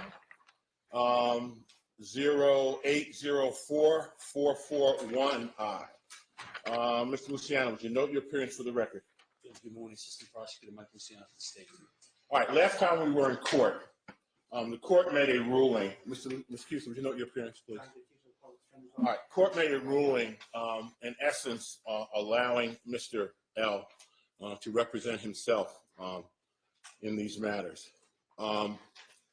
Subsequent to that, the court has received 2 other filings from Mr. L. Sir, you are? Sir, I am Alfred Scott from the Aboriginal Law Firm. Are you a licensed practitioner? I am not. Well, on the other side, sir, on the other side of the railing. Thank you. Subsequent to that ruling, the court has received, I believe, 2 other filings from Mr. L. And in one of those filings, he's raising a jurisdictional issue. So the court, upon further reflection, given the nature and complexity of the issues that have been raised by Mr. L, the court is rescinding its previous ruling and will make a determination that until a licensed practitioner in the state of New Jersey substitutes in for Mr. L, the court will enter an order that Mr. Keesler will remain as counsel. Objection. For the record. It's overruled. Objection.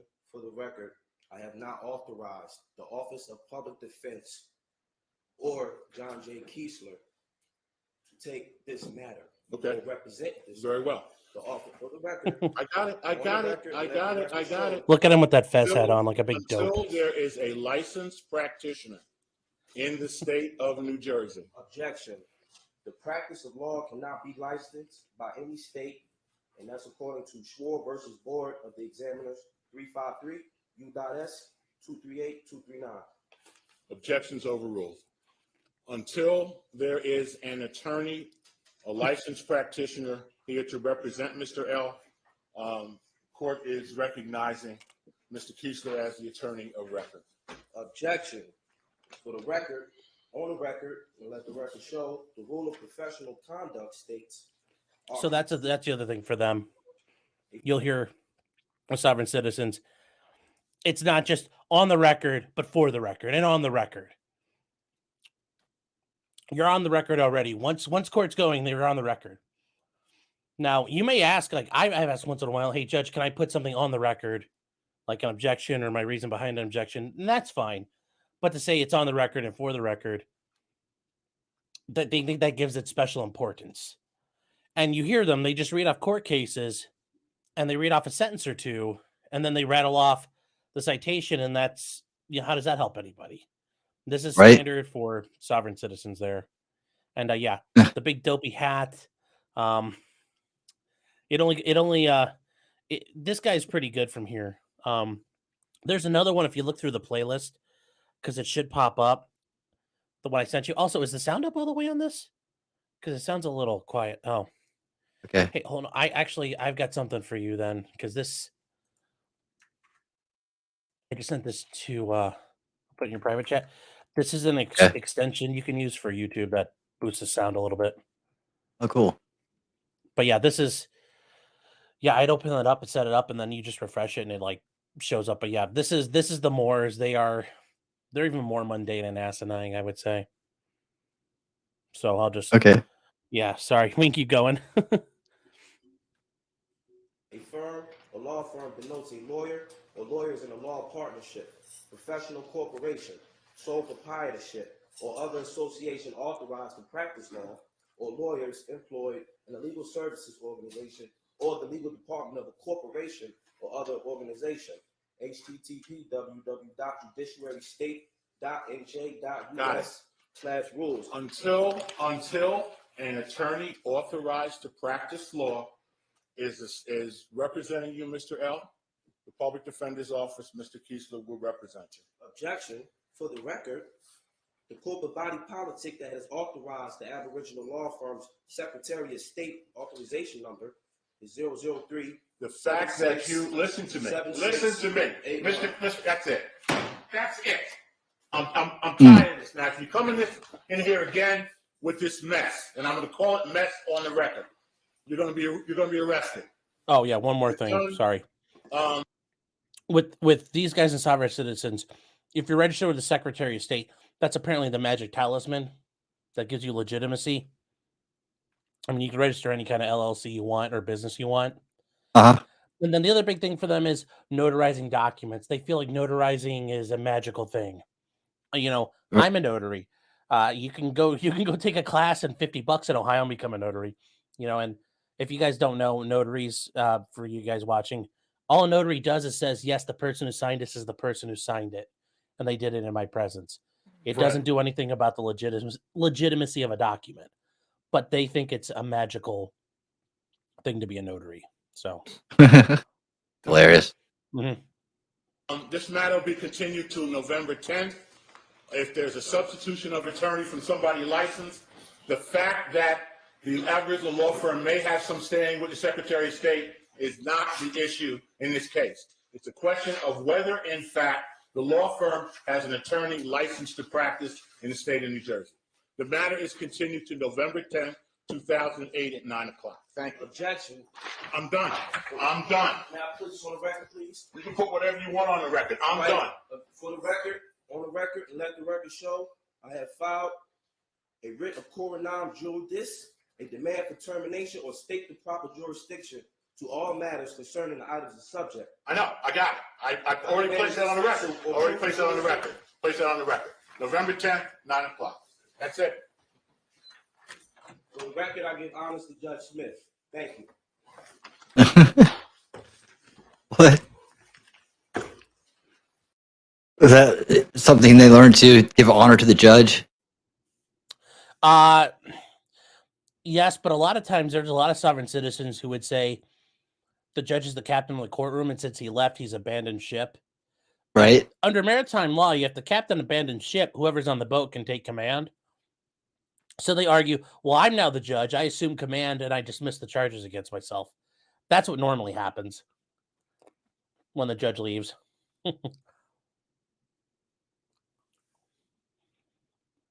And yes, the silence from everybody on this board and in chat, yes, that's exactly what these guys think. That's not a joke. Wow. What's another good one here, Clay? I mean, I have myself muted because my brother is watching a movie, so. No worries. No, I know. Just was more making a joke there. Oh, what's another good one on this list?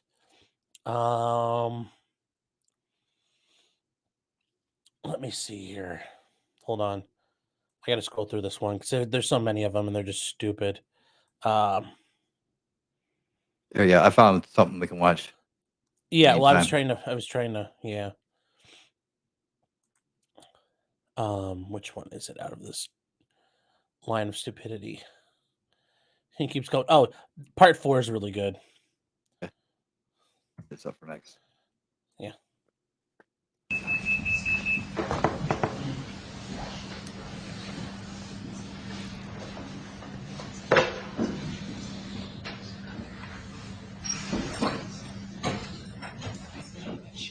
What's up, Graham? Okay, that'd be great. All right, sir, you've had an opportunity to consult. Yes, ma'am. Just for the record, I'm a Moorish American Aboriginal Indigenous man. Hold on, I'm going to write this down. Moorish American Aboriginal Indigenous man. You're talking too fast. Moorish American Aboriginal Indigenous sovereign man. Okay? And as far as jurisdiction, man, according to case law, federal Supreme Court statutes, there's no discretion to ignore lack of jurisdiction. We can't see it. Sir, I'm going to interrupt you because I'm going to repeat once again. We haven't even gotten to the issue of jurisdiction yet. The issue is whether you are going to appear in this courtroom with an attorney or without an attorney. Simply that small issue. I understand your After we concern, decide ma'am. that issue, we will then move on to the issue of whether this court has jurisdiction over you, whether the charges are against you, all of those things. But for Understand, today, I just must say, man, to add on to what you're saying, jurisdiction, for the record, can be challenged at any time. See Lantana versus Hopper. I'm raising jurisdiction now, man, asserting my constitutional right, and jurisdiction hasn't been proven. I haven't even had a rebuttal from the prosecutor, man. So, Sean, what do you think about this jurisdiction thing? That comes up a lot. Yeah, jurisdiction is an actual argument you have to make, and it has to be addressed. But she has addressed it already. And there is an issue of, though, at first, who is going to represent you? Now, as soon as you bring up jurisdiction, it's not automatically you drop everything and answer it. Like, especially in this situation, like, who are you and are you representing yourself? All he has to do is say, yes, I am. And they're like, okay, well, now we're addressing jurisdiction. Because at this, like, that's literally like, hi, what's your name? Well, I'm challenging jurisdiction. Well, no, who are you? And it's literally, they have to get through that. And even in a felony trial for a murder case, my desk would never, the table would never look like that. It looks like the wall from A Beautiful Mind. So hilarious. It's got a lot of things to remember to read. But yes, the subject matter jurisdiction of a court is critical, and if they can't prove it, it's done. So, yeah, if they couldn't be proven, that would be critical. There hasn't even been a rebuttal. The judge is not supposed to be the arbitrator. I haven't had a rebuttal once from the prosecutor. I can assure you I am not an arbitrator. Understand. I've sent plenty of documentation asking for the returning of the documentation that the prosecutor office holds in regards to the fact of my identity and it proving that the state has no jurisdiction. And jurisdiction, again, can be challenged at any time. See Lantana versus Hopper. The burden shifts to the courts to prove jurisdiction. See 100 SCT 2502. There's no discretion to ignore a lack of jurisdiction. See Rosemond versus Lambert 46-9 F2D 416. So with that being said, man, can jurisdiction be proven for the record? I'm here on the threat, duress, and coercion. Because I'm here, I'm not here on my own free will, other than threat, duress, and coercion. On the bail recognizance sheets that was signed, Brandon Casimir isn't signed to that. That's who originally was charged. If you amend the court records to say and reflect that Brandon Casimir is also known as Cheyenne Cushmere Ill or Cheyenne Matola Cushmere Ill and any and all derivatives, that would be improper and that would be illegal and unlawful because I'm not also known as Brandon Casimir. The documentation that was given to the officer was given when he asked.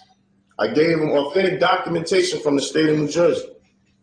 That was authenticated, authenticated by the state of New Jersey. That officer had no jurisdiction. He asked where I was traveling. I said Timbuktu. This land is indigenously called Timbuktu. I have the right to assert that right according to Article 6 of the treaty. What?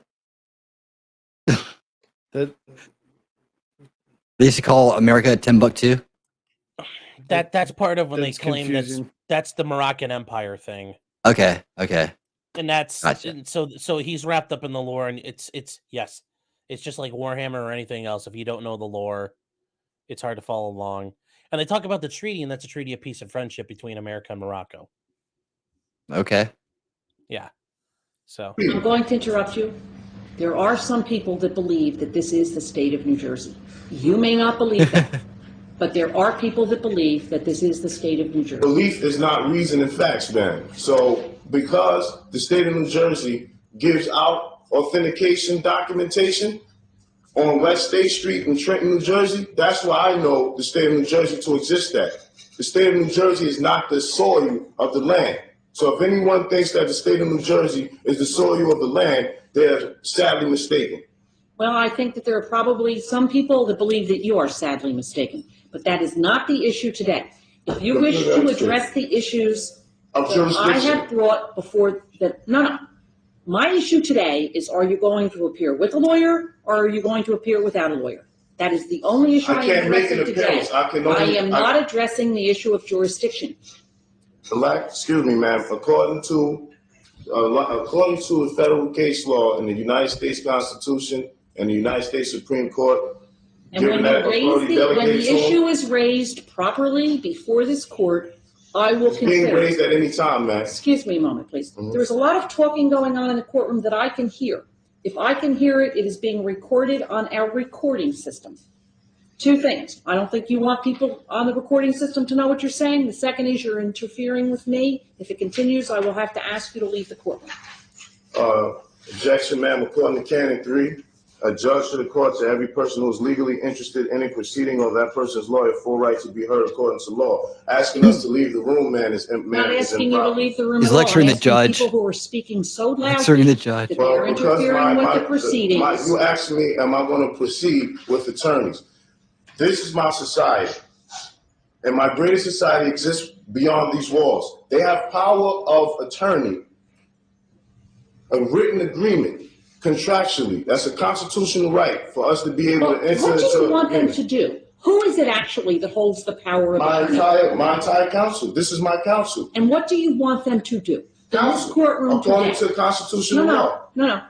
Tell me the actions that you want them to take in this courtroom today. Counsel, I want my society members sitting next to you. Yes, counseling me. That is not going to happen, sir. Well, that is improper and illegal, ma'am. It is not. And when you need to consult with them, you simply tell me. You can step outside. We have a private conference room on the left-hand side. You can consult with them there. They are not going to sit at the council table with you. According to the Code of Judicial Conduct, ma'am, that's not stipulated in Article 3. There are a lot of things that aren't stipulated in Article 3, including the fact that you and I need to consult with one another. We need to be polite to one another. Absolutely, that's not there. Absolutely. So there are a lot of things that aren't there. I'm being polite as possible, ma'am. I'm not suggesting otherwise. Okay. And just to add for the record once more. Is this all for the record? Yes, this is all for the record. Okay, then you let me know when you're finished putting it on the record, and then you and I will continue with our discussion. Ma'am, jurisdiction can be challenged at any time. See Lantana versus Hopper. I'm raising jurisdictional issues right now, man. You're asking me to assert whether or not I will have an attorney at law be representing me. That is impossible, unlawful, and illegal, and that is against your constitutional oath if you force me to get an attorney at law. I've already asserted the fact that jurisdiction can be challenged at any time. Courts must prove on record all jurisdiction facts related to the jurisdiction asserted. We can't proceed until jurisdiction is proven. You finished? Yes, ma'am. Okay. The issue we are going to discuss today, and I'm going to repeat this for the last time. I move the court, ma'am, to dismiss this case for lack of jurisdiction. Denied. Jurisdiction can be challenged at any time, ma'am. Don't repeat yourself 4 times, please. I listen carefully. I write things down. If you wish to file that sort of an application with the court, it can be filed in writing upon notice to everyone involved. I am not going to repeat myself again. I cannot conduct this proceeding with noise from the front row. If you lady, ma'am, and you gentlemen want to stay here, be quiet. I'm not a gentleman, man. I'm a nobleman, just for the record. If you are a Moorish American, Aboriginal, Indigenous, sovereign man, whatever you are, be quiet in my courtroom. Do you recognize that guy in his voice? It's the guy from the first video. Oh, in the background. Yeah. Oh, okay. Well, so they have like a whole town of people that do this, huh?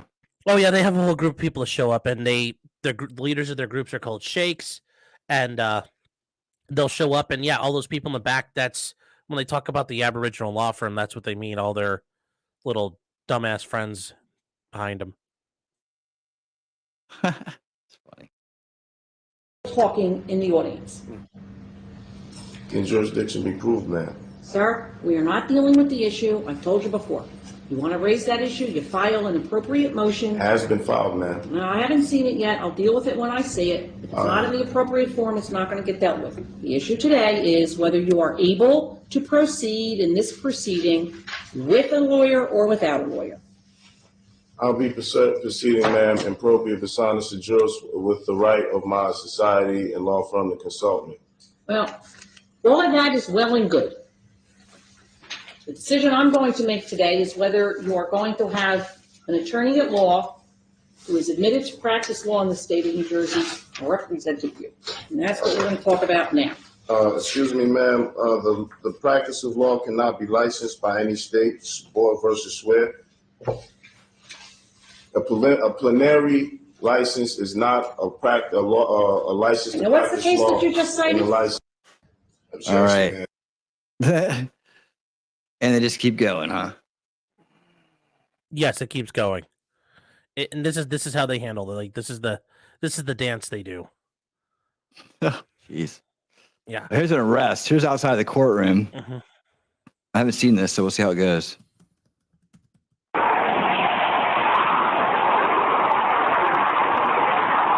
Oh man, this is gonna be noisy. You could turn it down on yours. Yeah, as I said.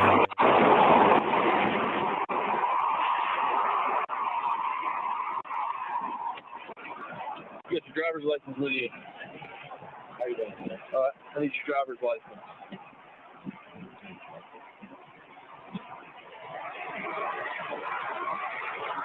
They really give them a hard time on traffic stops. I'm good. I thought you were speeding doing 88 to 70 and lose your driver's license. What is it? Actually going like 100 miles per hour. I was looking at him and I was like, why is he going so fast? It was a Buick. I need your driver's license. I'm actually... This one might be too noisy. This should get annoying. Yeah, he's on it the whole time. This one, it gets good though when he starts. Okay, you've seen this before. Yeah, well, I've seen pretty much all of them. Oh wow. Hold on. Just place when there's another one I can find that might be better. Alrighty.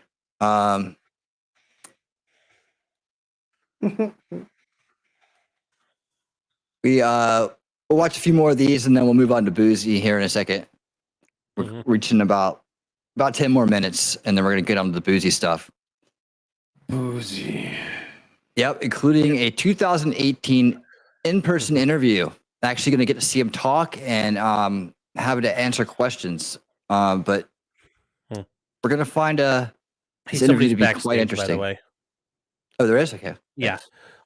Hey, I can't find that one I was looking for. We might just want to move on to Bouzy because the one I found, it's hilarious. They're like screaming and praying to God in the middle of their traffic stop. It's hilarious, but I can't find it right now. Okay. Hopefully this works. Let's do this. Back. And ladies and gentlemen, welcome to the stage, T-Rex. How's it going, everyone? Hello. Good, man. How you doing? Oh, not too bad. What's up, Cool Frog? What's up, T-Rex? Hi, Jessica. I had a real quick question for potentially criminal. Sure, what's up with the fezzes? Like, that's the thing that really confused me. Well, the fez is a traditional Moroccan headwear, so they view themselves as the descendants of Moroccan, so they're wearing the clothes of their people. So that's why.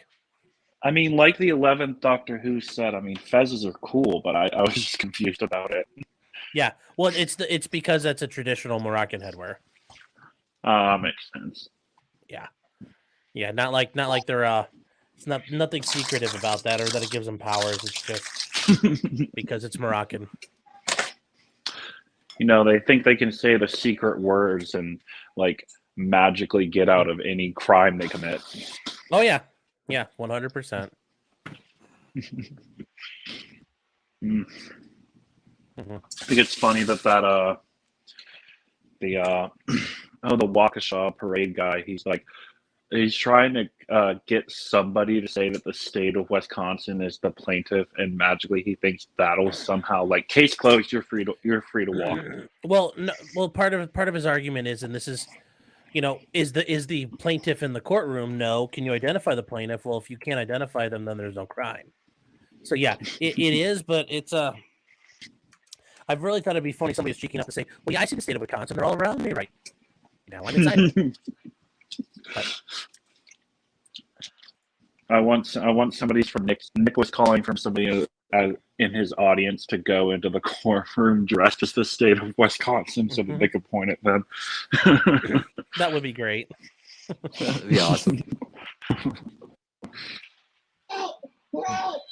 All right. Body. Yep. A new All right. rally. So We here we can't go. see it. Yeah, I'm gonna bring it up. I was making sure that Oh, it sorry. wasn't gonna go sideways. Here we go. Oops. There we go. Try to stand up for what they believe is rightfully theirs. But I do not need a license or identification at any time. This is America, right? Well, I'm going to place you under arrest. No, you need to read that before you violate my rights. That's the voice of Trent Goodbody. It's about doing the right thing. He's what some might call a modern day sovereign citizen, but he doesn't like that title. God is my authority, and he is the only sovereign there is. Goodbody, a Riverside resident, believes there's too much regulation in government. So he's taken his fight to the road. No lie detected where there. all of us spend a lot of time. Right. But Goodbody travels without registration, without a license, Private. and without insurance. Insurance So is a traveling. scam. Knowing police will pull him over, Well, he's insurance ready is a for the scam. Yes. camera. Okay, do you have any identification on you? No. What's that? Insurance kind of is a scam, but yeah. The way they handle it and the way they pay out things is a scam. Yeah, for sure. No, I don't carry identification. I follow God's law. You know about God, how he gave us this planet in the Bible, dominion over this planet. Goodbody posts all his run-ins with the law on his YouTube channel, Freedom from Government. Must be packed. Constantly making content. His videos have racked up more than 18 million views.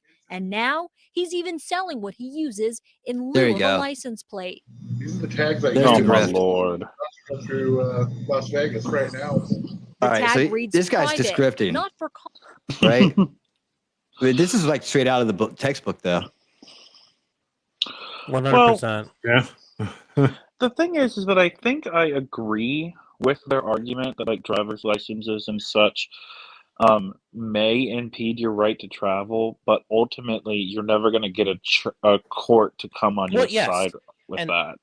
Oh, and I agree. I think the arguments though that when I've heard this, I've heard people make the argument for like, oh, well, you can just walk anywhere. I'm like, we don't restrict any of our other rights to the rights available at that time. And then also, you can't just walk everywhere because if I want to walk down the highway, that's illegal in a lot of places. So you can't literally just walk anywhere. So and yes, I think that there is a right to travel. But these guys, it doesn't help that it's a bunch of fucking idiots like these guys that do it and that are pushing the issues. Exactly. So that's the problem.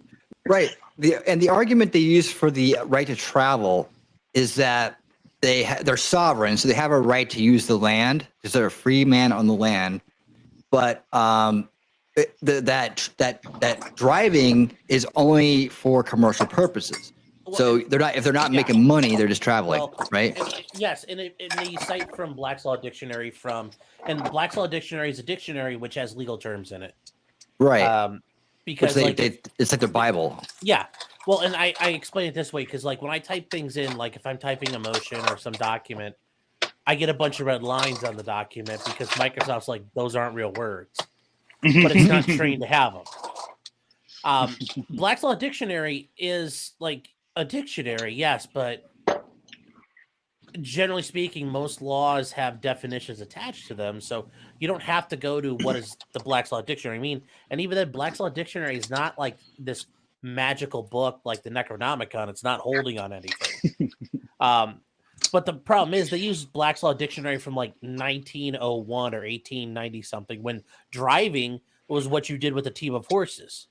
Right. And you drove a team of horses, you were generally doing it for some sort of business venture because most people didn't have a team of horses. They had a horse. So, yes, back then driving was a commercial endeavor. But once again, our language has changed over 200 years, just like the reason why we're well regulated in the Second Amendment. Regulated doesn't mean the same. we don't use it in the same parlance as back then, and driving is not in the same parlance as the 1800s. So that's why they make that argument about driving. Commerce I mean, use, private go ahead. motive Yeah. You go ahead.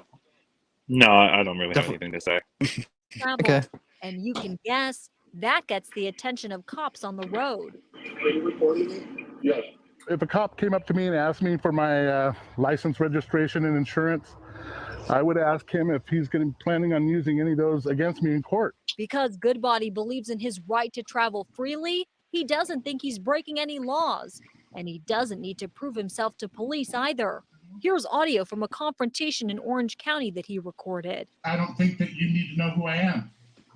Who are you? Can you give me your full legal name? You guys want something out of me? You're going to give me the same thing, same respect. You know what I mean?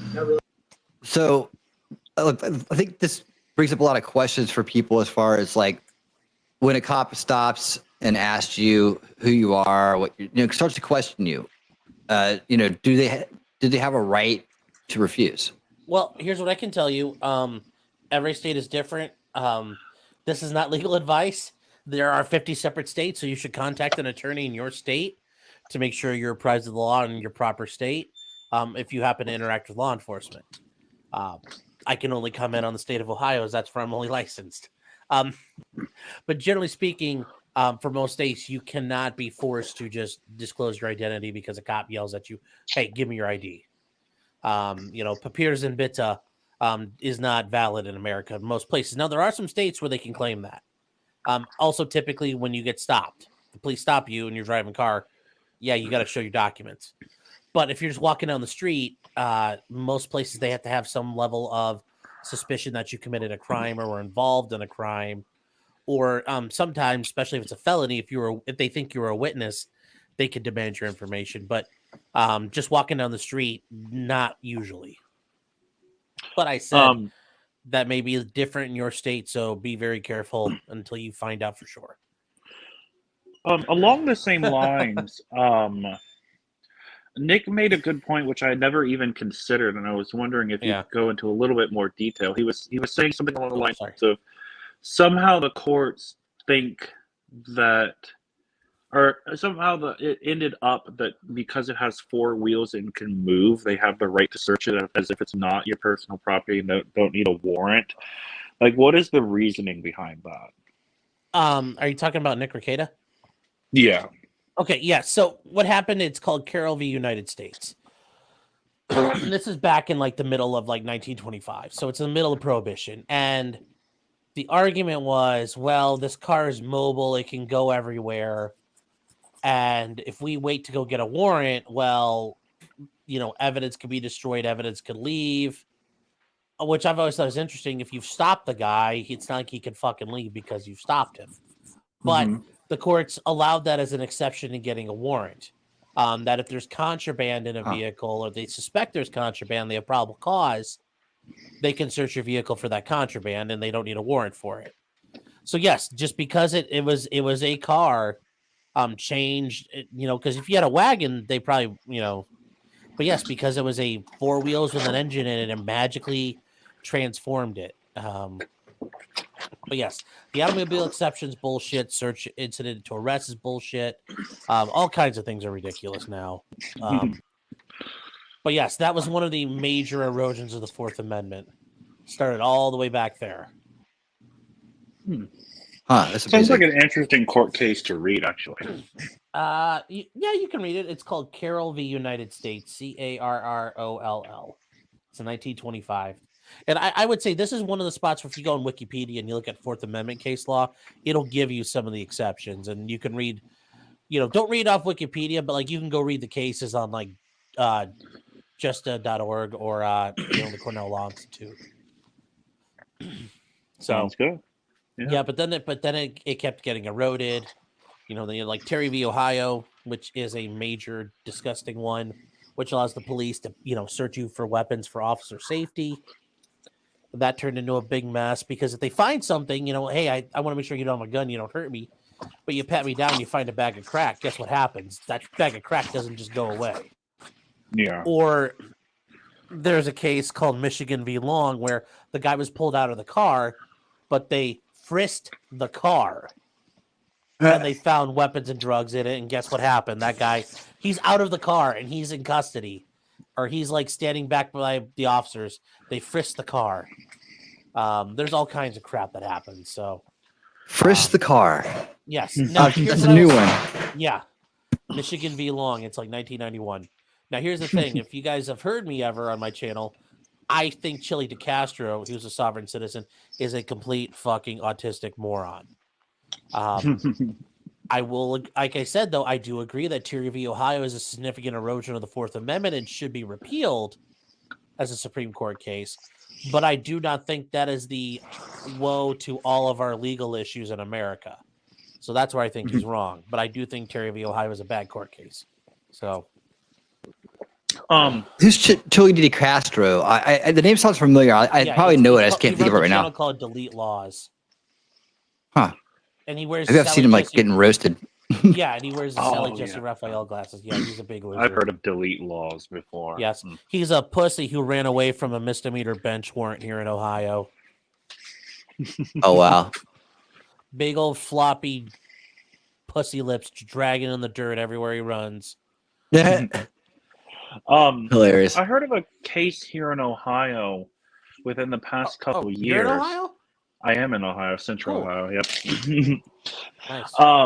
We're at Central Ohio. Suburb of Columbus. Oh, the Somali suburbs. No, the east side.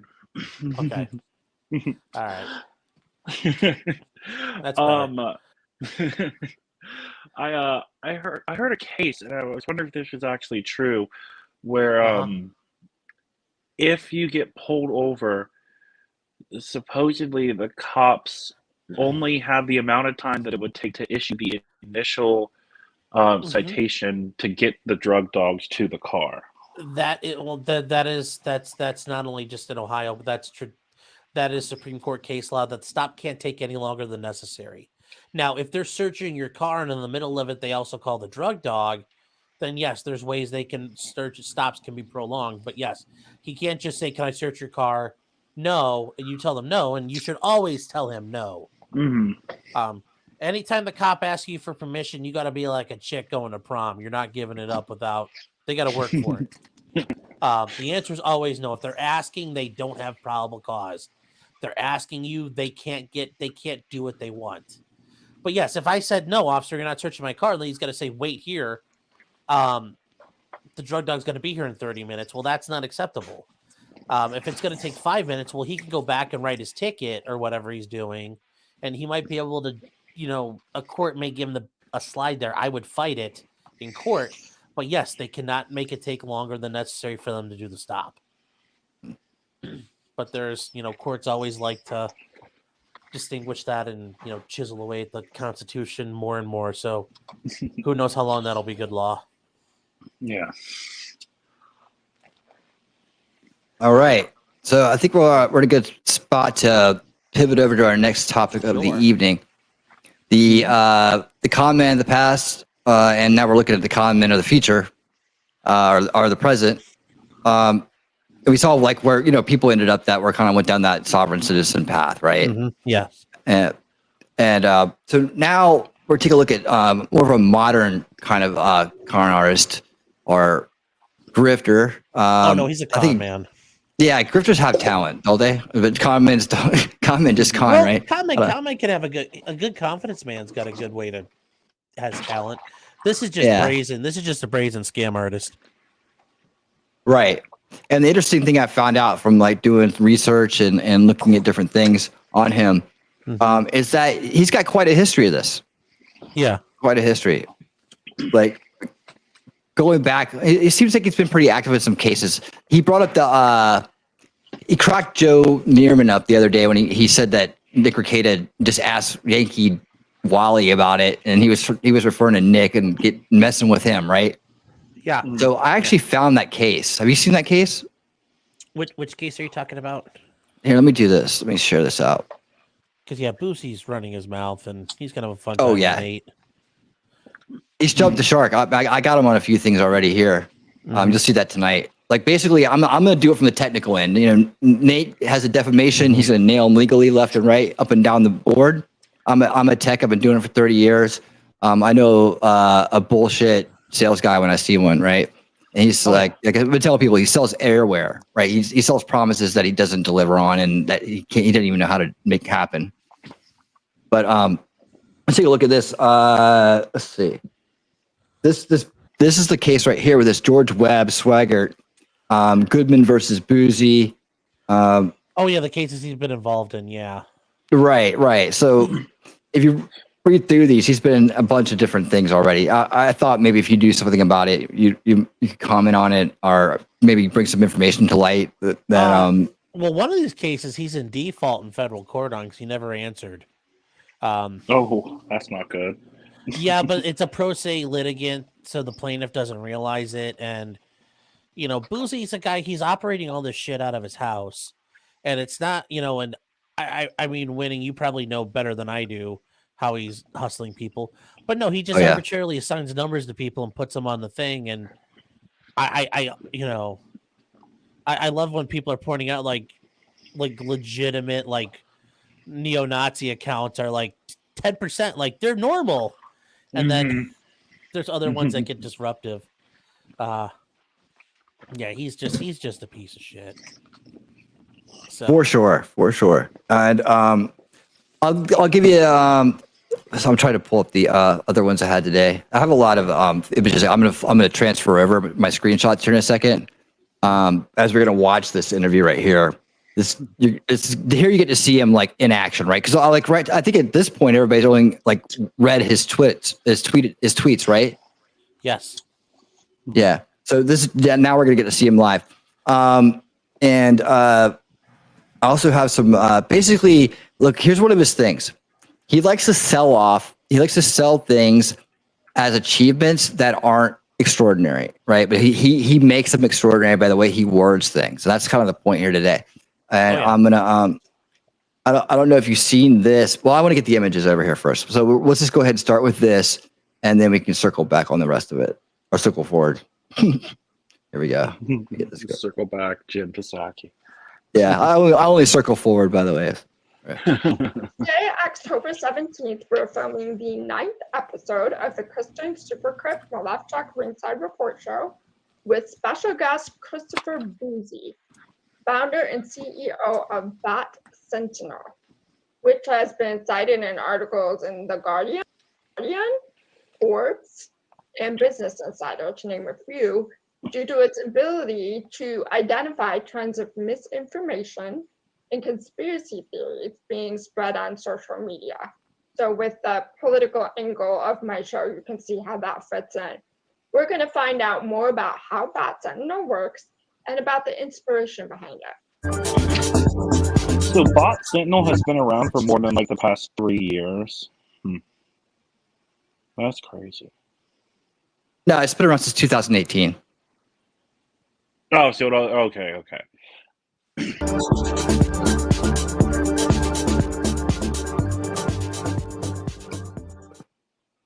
All right, welcome back, everyone. Is her name MILF joined Chick? here today by Christopher. What's that? Is her name MILF Chick? That's pretty cool. Is it really? I don't know. I didn't notice that.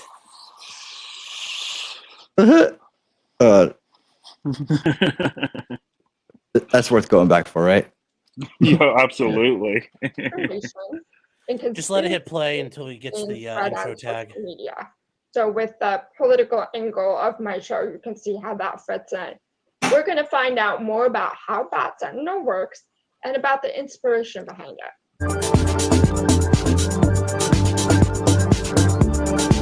Yep. Yeah, it is. Oh, no. Good on her. All right, welcome back, everyone. We are joined here today by Christopher Bouzy, who, as I said, look at the setup he has in the back. Just real quick.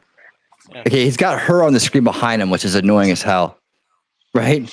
He's got some CNN up here. He's got these big screens, like he's doing something, right? Oh yeah, his he little makes it tower. look like he's doing shit. Yeah. Yep. and in my intro is the founder and CEO of Bat Sentinel. Welcome, Christopher, and thank you for being on the show. Thank you for inviting me. Appreciate it. So, Christopher, you said on your Twitter profile that you started coding at the age of 9. Aquarius computer. Sure. Can you tell us a little bit more about where you grew up, family, and like how you got into coding in the first place and how that love grew and developed? Right. So yeah, so I grew up in Brownsville, Brooklyn, which is a really tough part of Brooklyn. Okay. And I grew up, with a single mom. Grew up on in a some house. kids learned how to sell crack. I learned how to code. It was tough on these streets. I used to run around with Jay-Z, and he'd want to go knock over somebody. I'd be like, man, I got my computer with us. Let's come up with a plan. Sorry. No worries, man. Six Keep it women coming. in total, and more than that, actually. But yeah, and so I was raised by quite a few women, and one of the things with my mom, she didn't want me to become a statistic. She didn't want me to end up like kids out on the street doing things they wasn't supposed to be doing. So when I was very young, my mom encouraged me to learn, things that the average, inner city kid was not learning at the time. So, she got me that computer because she wanted to hopefully one day, broaden my horizons and allowed me to have opportunities that other kids didn't have. So do you even believe like this part of the story, or is everything about him fake? Oh, like where he grew up? Like where he grew up and his mom got him the computer so that he could learn things that the other kids like. Is this just a story that he tells, or do you think this is actually legitimate? Well, it's one of those things that you can't really know unless you were there. But I would say think about how Amber Heard told her story, right? Yeah. It sounds like it's a movie script. Wanting to keep his kid off the street, she got him a computer, and all of the other black kids didn't like him because he wasn't like them, and he wasn't being true, and he wasn't being black, and he had to go to his mom and say, "Mom, they're telling me I'm acting like a white kid," and then as he got into the coding competitions, the white kids didn't accept him because he was black, but he showed them after he defeated them with his superior coding skills. I mean, it sounds like a shitty movie. Like you've already seen the script 100 times. Right. I've never seen any code that he's claimed to have written winning. Is he actually competent at all at coding? We'll get into that. I'm gonna show you what he's doing, how he's faking that. Yeah. I've never seen him write any code either. He doesn't talk like a programmer. He doesn't. If you want to know how techie people talk, re-listen to the legal mindset stream we did. Oh yeah, the three of us started getting going, and we were holding back too. I mean, we weren't getting granular. So, but here you can see that this is like a pretty much one of the better ones I found on him. But you see, like he has these corporations that he's always the CEO of, right? And I kind of showed this on his LinkedIn page, where he just went from computer service technician for 2 years to CEO. And that's where he's been ever since. Okay, so the weird thing is I've met a guy like him before when I was first getting into IT, like way back when. And he got fired from the job that we were at because he was trying to start a business of his own through the guy's business that we were working at. And I inadvertently like said something about it because I didn't even realize at that point. I was like 23, 24. I had no idea at that point that people couldn't even do that.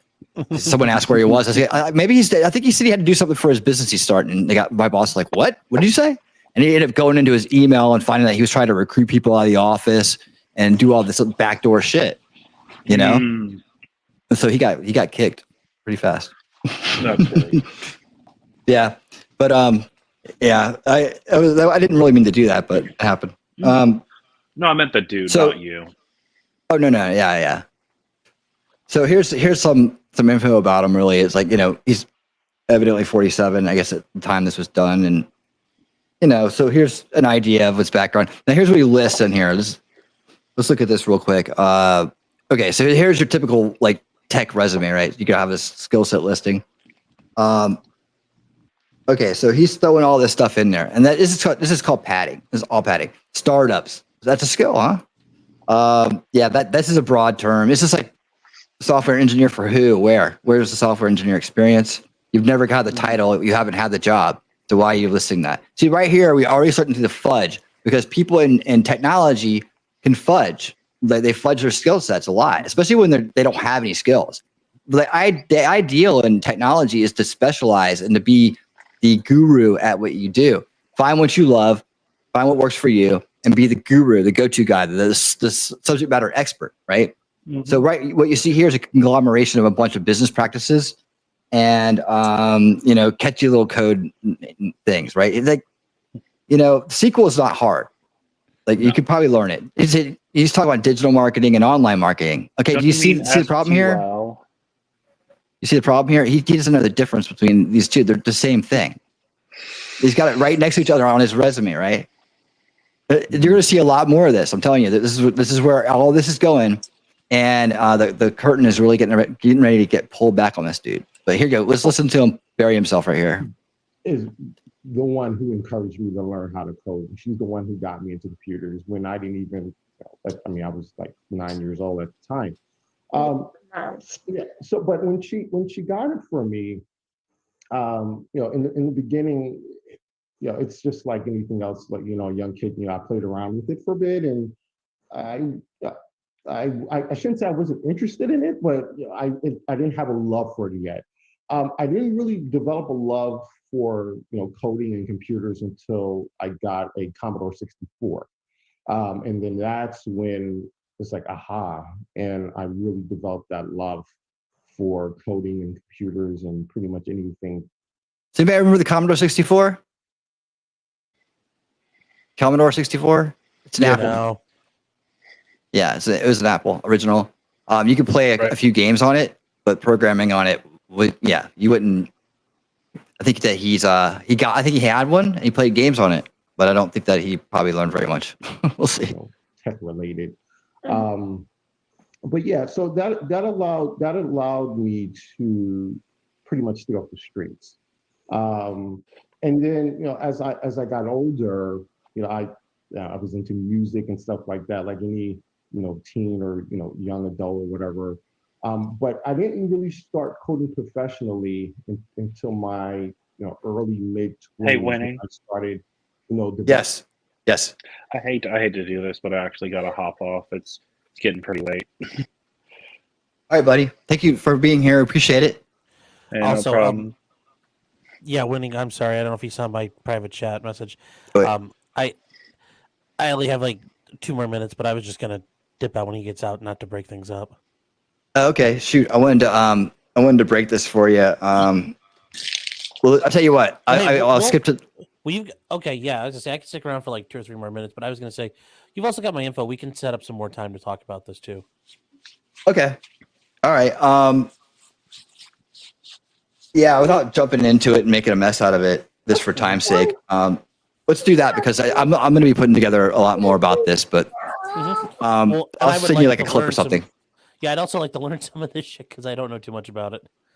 Yeah, absolutely, man. I'm happy to talk with you anytime or answer any questions you have whenever. So sure, yeah, door's always open. All right, well, thank you so much, man. I appreciate you being here, and let's see if I can send you out right this time.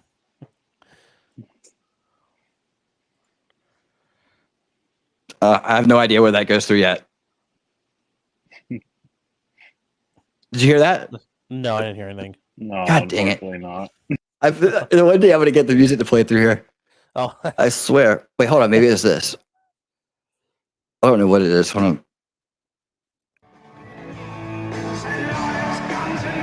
You hear it now? Yes. Thank you. There we go. Never been. Thank you. Never all right. Hey. That. Awesome. I'm glad we got that to work finally. Thanks. Everybody can hear their intros now. Yes. All right. Well, good night, everybody. Take care. Yep. Bye. Bye. All right. Oh, that's awesome. And of course, I went and I hollered, "Good night, Sean," as my microphone is off. I've been having issues with kids, so as far as that goes, I'm No worries. No worries. sitting here listening to. So, I'm one of those that has a tendency to kind of lean away from the mainstream whatever. It's like Johnny Depp, Amber Heard stuff. Leaned away from it. Didn't Right. cover it myself. Like, I want to say there was one episode where I covered it.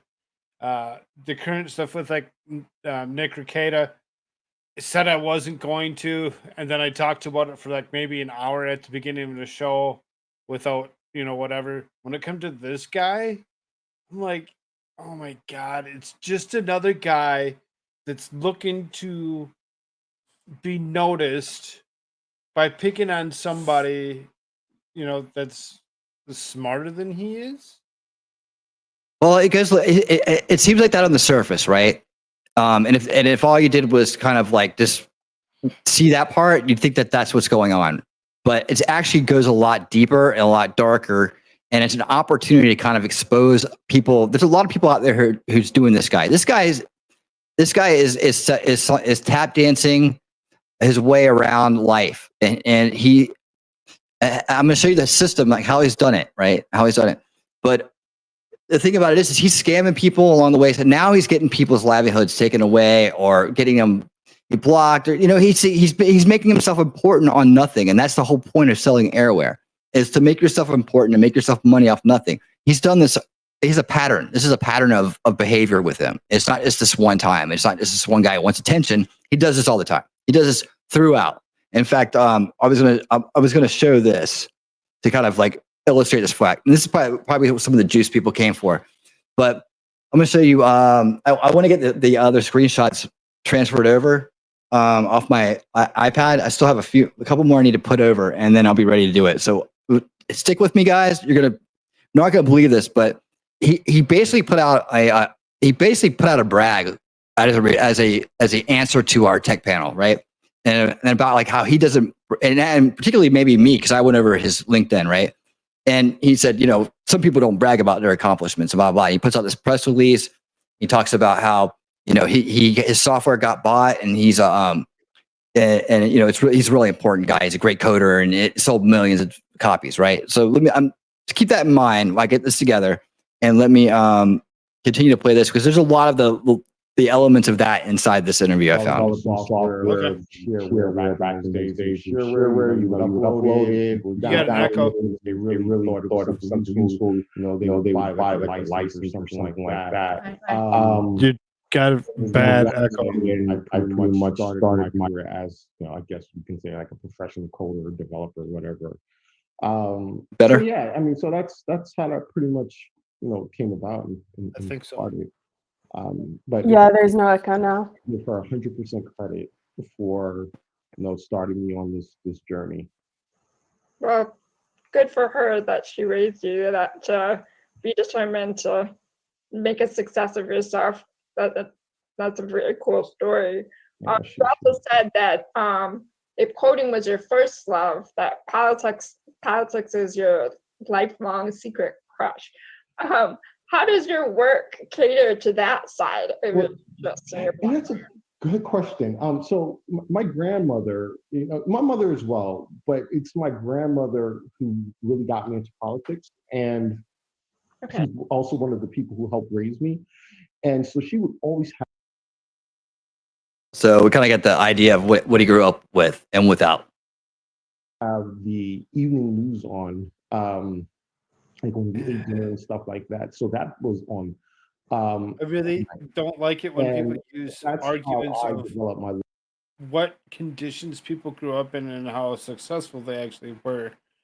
Just for the simple fact that I was raised in a house with two parents and not very successful. Is that? What do you measure success by? Cool Frog. What do you mean? And that's what I'm saying is at the age of 45 and and finally trying to do something with myself as opposed to being the worthless lump of whatever that I was. I mean, there's a, it comes from all realms. It doesn't just come from, fatherless homes that you get these kind of, characters. No, absolutely. You come up Absolutely with all correct. kinds of characters with, other types of circumstances. So Oh no, absolutely. And the difference between you and him though is that you picked yourself up, and your foundation that you have is what sustained you throughout whatever issues and challenges you've had in your life to bring you to this point where you're a good person, and you have a lot of people that care about you, and you're doing good You're a stuff. good person. You know, He's just an ass. right? He doesn't have. He's lacking in empathy, as you'll see, because he has no care about ripping people off, taking away their living, and always pining for attention. This is a covert narcissistic kind of personality going on here. He's going to he's wearing a mask, right? And underneath of it, all day long, night lying, he's plotting. Everything he does, he just never stops. And you'll see how he sticks to his story, just like Amber Heard does. I'm going to draw a lot of comparisons between him and Amber Heard, because just in the setup of this, because he follows the same patterns, man. So this is the analysis part of it. But so I throw it in there for context and foundation, so we understand, the whole makeup of the person we're talking about. That's all. Love for politics. So when I started getting into, combating, fighting disinformation, it was like a marriage of my two loves, politics and technology. Mhm. So that's one reason why Bot Sentinel focuses so much on the political side of things, because disinformation is just not specific to politics, but obviously that's where it's being used, I would say, the most right now is with. By the way, has anybody ever heard of an employee working at Bot Sentinel? Has anybody ever heard of a staff or anything like that? You notice that he says that's how us at Bot Sentinel, right? Nope. He's talking. So just imagine he's talking about himself every time he says that. He's like, Jimmy can jump high. Jimmy can run fast. And he's talking about himself like the Seinfeld episode from like way back. There you go. So yeah. Within the political sphere or whatever. So yeah, so I love politics. I constantly have the news on almost 24/7 in terms of, even when I'm sleeping, I have the TV on with the news. It's a bit weird, but I just feel like I'm going to miss something if I'm not connected to what's happening in terms of the news and current events. Anybody believe that? Was there a specific event or pivotal moment that caused you to create Bat Sentinel? Or Yes. Okay. Yeah, absolutely. The 2016 election. I think that we were underprepared in terms of a country, and in terms of even the private sector. Usually there are a few tools and things like that that are available for whatever it may be, for, like, let's say, for example, like spam filters and stuff like that. But when it came to disinformation, there wasn't really much available at the time. There were a few free tools and stuff like that, but I didn't think they were effective enough. So that's when I really started spending more time on Twitter after the 2016 election. And I started noticing, like, when people would discuss certain topics, whatever, if someone didn't agree with someone, they would call them a bot. And, a lot of times these people were not bots. They were just, people that did not agree with whatever someone else was saying. But at the same time, a lot of the accounts were inauthentic accounts, accounts that were fake and all that stuff, but people were not able to determine, what was what. So that's what started the journey, my journey into developing Bot Sentinel. I felt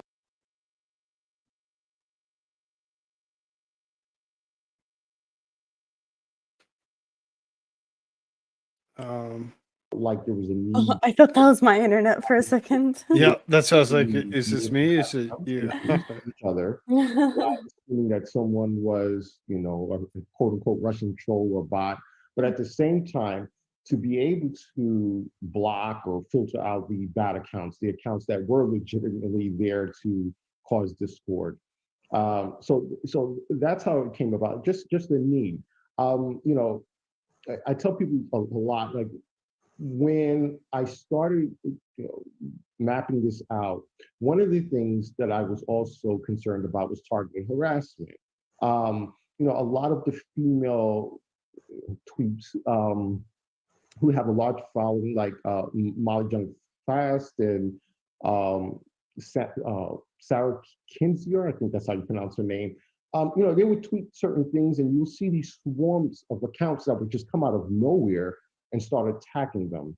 And that was also an issue for me as well, because I would sit there and observe this stuff, and I would say, well, these seems like accounts that are trying to silence someone in a way where if you're constantly attacking them, then you're not going to want to be on Twitter. If you're constantly being attacked and harassed, and thankfully those two women did not leave Twitter, but quite a few people did because of that. So I also felt like eventually I can have a tool that would help with that as well.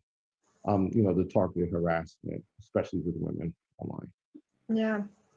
And if you could explain in a summarized fashion for someone who hasn't used Bot Sentinel, doesn't really understand what it is and how it works, how does it work? Right. So there are different components to the platform now, but initially in the early days, it was about once again identifying accounts that were quote unquote bots or inauthentic accounts or whatever. So it uses machine learning, artificial intelligence, and how it basically works, in layman's terms. So it looks for certain criteria. When the model was trained, it was trained based on Twitter's terms of service, their rules. So when I was looking for accounts that were pretty much breaking those rules, those were examples for the model. You have, it's really easy. It's basically good accounts versus bad accounts.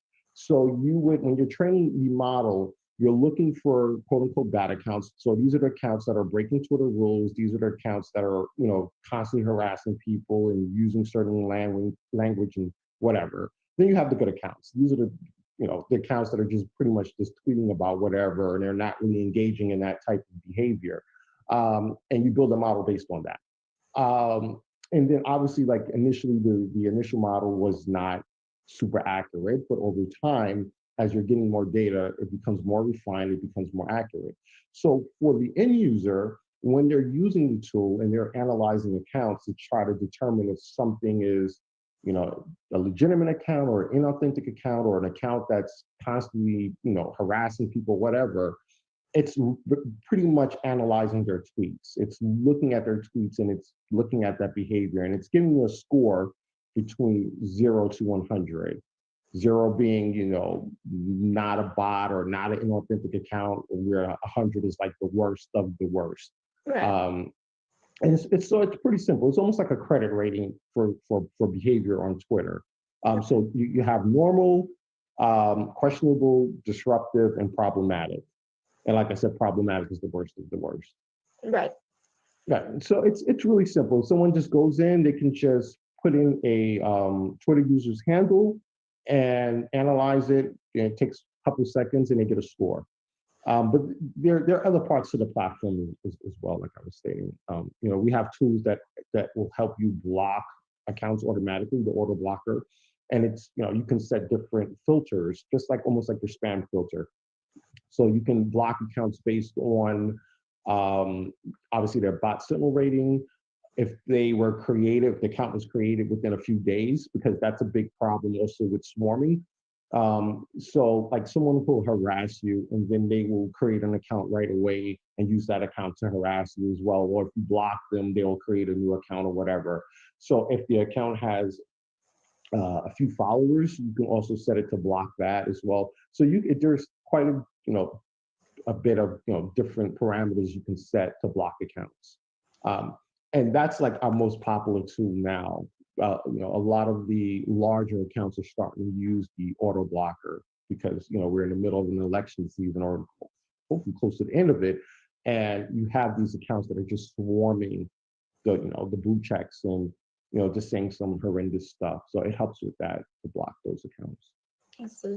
And I actually went on Bat Sentinel yesterday and was kind of poking around and looking at the trends. And I saw that recently the hashtag Biden crime family and hashtag Hunter Biden were ones that were most frequently tweeted from problematic accounts. And then I went and looked at the problematic accounts list and noticed that so many of them have MAGA or Trump or I'm a deplorable or all Democrats are evil, in their name.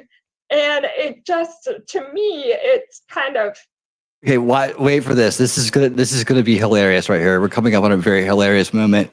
Listen to what she says. proved a very big point that you're seeing a lot more of these problematic accounts from the far right conservative side than you see from the left, and as far as politics goes. Right. And I just wondered, because I had seen a New York Times article a while back that did an analysis of political groups and in different areas of the country. And what it found was that our two-party system, Democrats lay somewhere near the center. They're just left of the center. Whereas the right side, the conservative side, is way far right from the This is according to leftist sources. All leftist sources agree that this is the truth. center. Okay.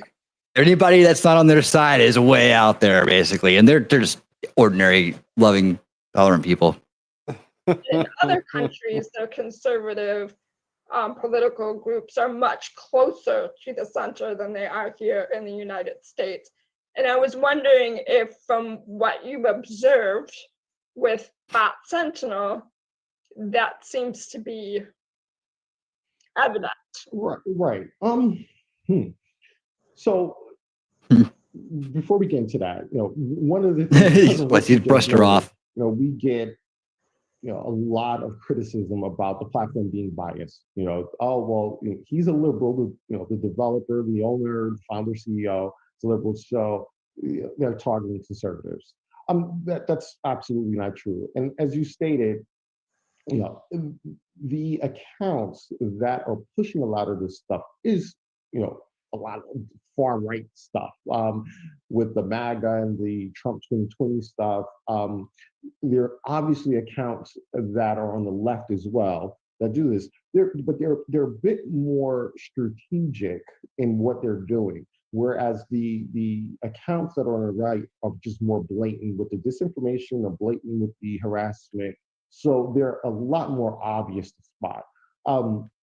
So looking at the data, going back to your original question, it's so extreme right now, and I do believe, in my personal opinion, I do believe that there are a lot of folks that are on the right. There are a bit closer to the center, but a lot of that is getting drowned out by these fake accounts. And then I don't want to call them nut jobs, but these folks that believe in this QAnon stuff, where they're taking things to where, I don't want to say to the extreme. Yeah, it's to the extreme. It's to the extreme where you can't really gauge anymore where people are at, because online there's so much noise that it's really hard sometimes to determine where people are at in terms of their politics. Are people really far left, far right, or are we really more or less closer to the center, both on the left and the right? When I talk to friends that are conservative, and I have quite a few conservative friends and liberal friends and stuff, in my personal dealings, it seems like mostly everyone is closer to the center. I do have some far left, progressive friends, and I do have some far right But for the most part, it seems like we're all closer to the center. But when you go online and you're on platforms like Twitter and Facebook, it seems like it's the complete opposite of that. And I do believe a significant portion of that is because of the disinformation, the fake accounts, the accounts that are trying to make people feel like, Trump has this huge amount of support, a huge number of people that are out there supporting him, but that's just not true. It wasn't even true in the 2016 election. When you look at the population, It's not true whatsoever. No, nothing there. More than he did. Yeah, he did. This Yeah, is he did America shirts. exactly He just compared MAGA to Q. you would think it was Right? when you're online and course. you're looking at all this activity. A lot of it is fake. Right. Unfortunately. And it's You ought to know. interesting. It seems like to me that social media has been weaponized Yes. by these extreme, fake accounts and extreme accounts. And it's like warfare through mind control. And it's like, I think the scariest thing about There it is. about that form of control is that people don't know that they're controlled. Right. It's like, did you guys catch that? Everybody catch this. Right? Listen to this real quick. Hold on. It's extreme, fake accounts and extreme accounts. And it's like warfare through mind control. And it's like, I think the scariest thing about that form of control is that people don't know they're being controlled. Right. No brainwashed person knows that they're brainwashed. And how social media has played into It's like the pot calling the kettle black, right? She's like, yep, that's true. That is true.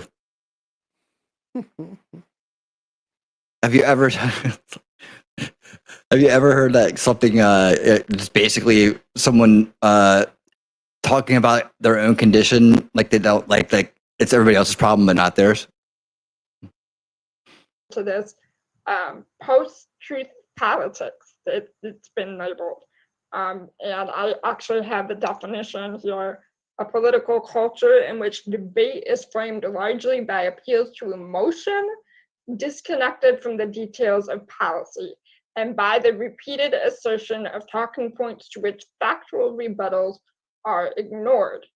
Do you see us ever being able to return to a time of critical judgment and evaluation of?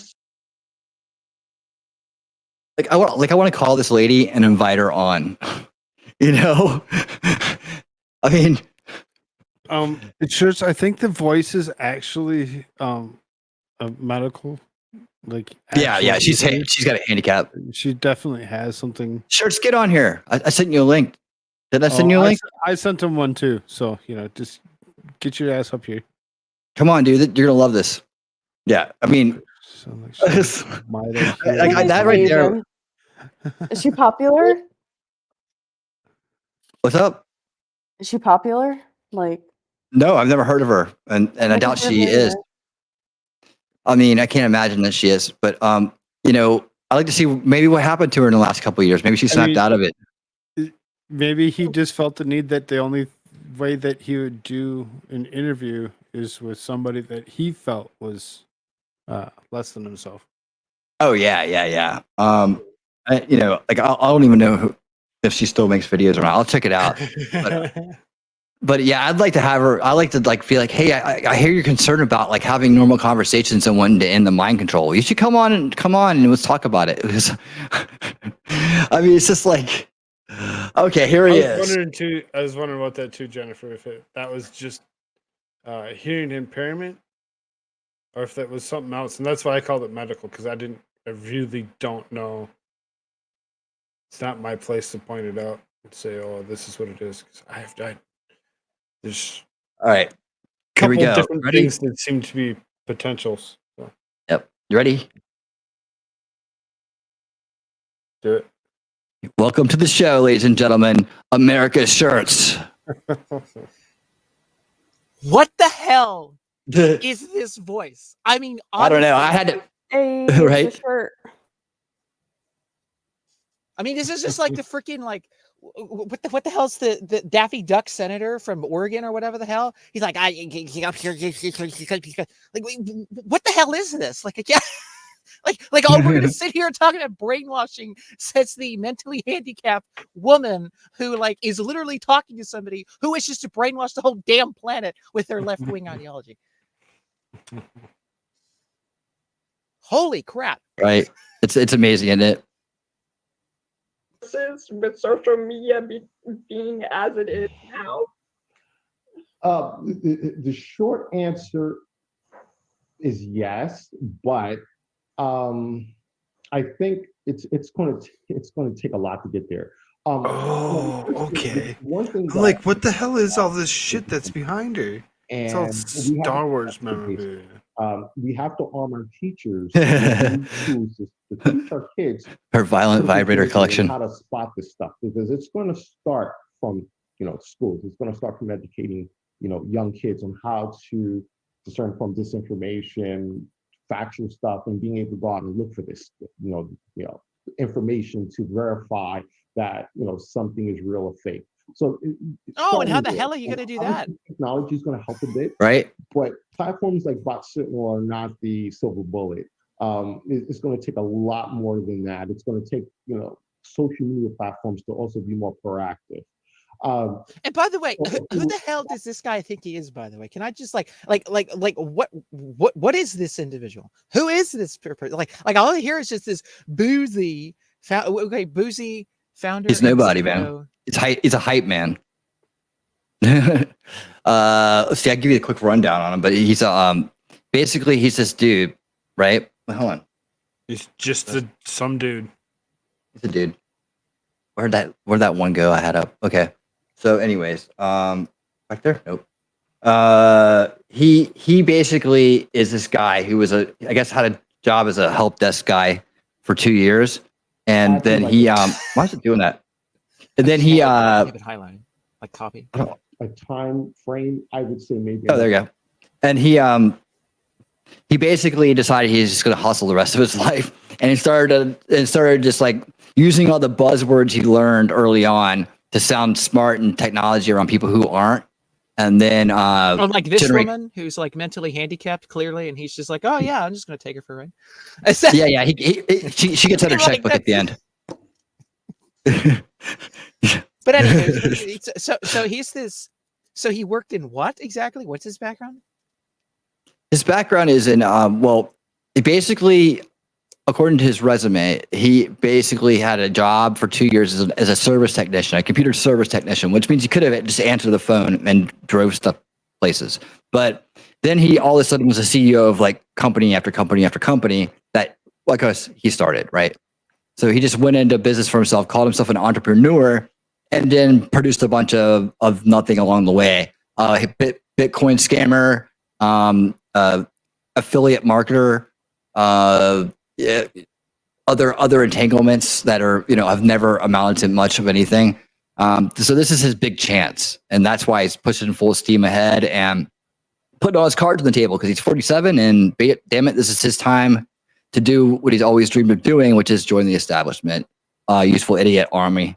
And so, like, why does he feel as though he has been enthroned or coronated, as it were, to crusade to enact war upon conservative or more conservative leaning commentators and such on the social media sphere? Like what is his, like, why does he think this? Like, why does he think this is his, like, what position does he have to do anything?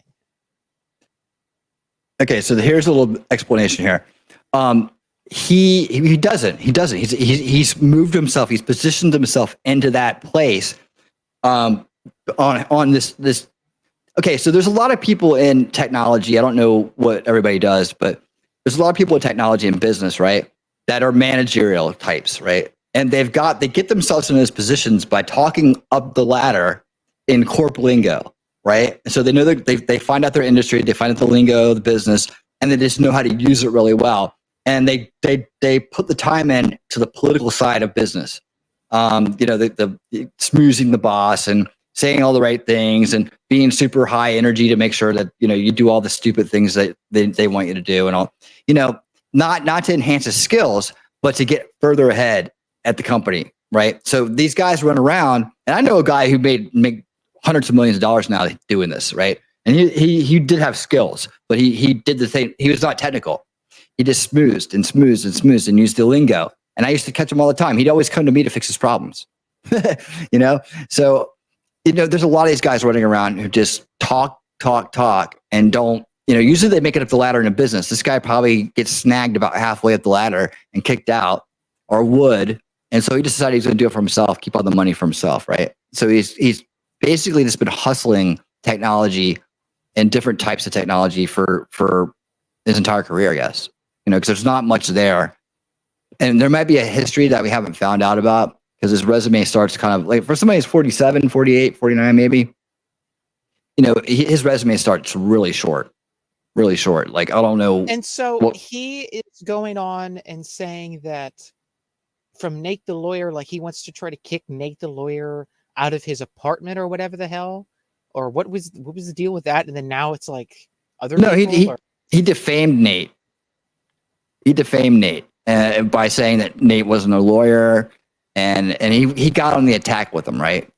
And so that's how all this started. And then of course you start messing with that. He's going to dig into the lawyer. He's going to dig into your shit, and especially if you call him out in public, he's going to and he's a public figure, a law tuber. He's going to start coming after you and making life very uncomfortable for you. So and then he defamed him, and now he's going to get a lawsuit, right? And now they're trying to get the discovery. They want to get discovery so they can go in and maybe find out a few more things. But really, it's a defamation case, and Nate will have to prove damages, in that case.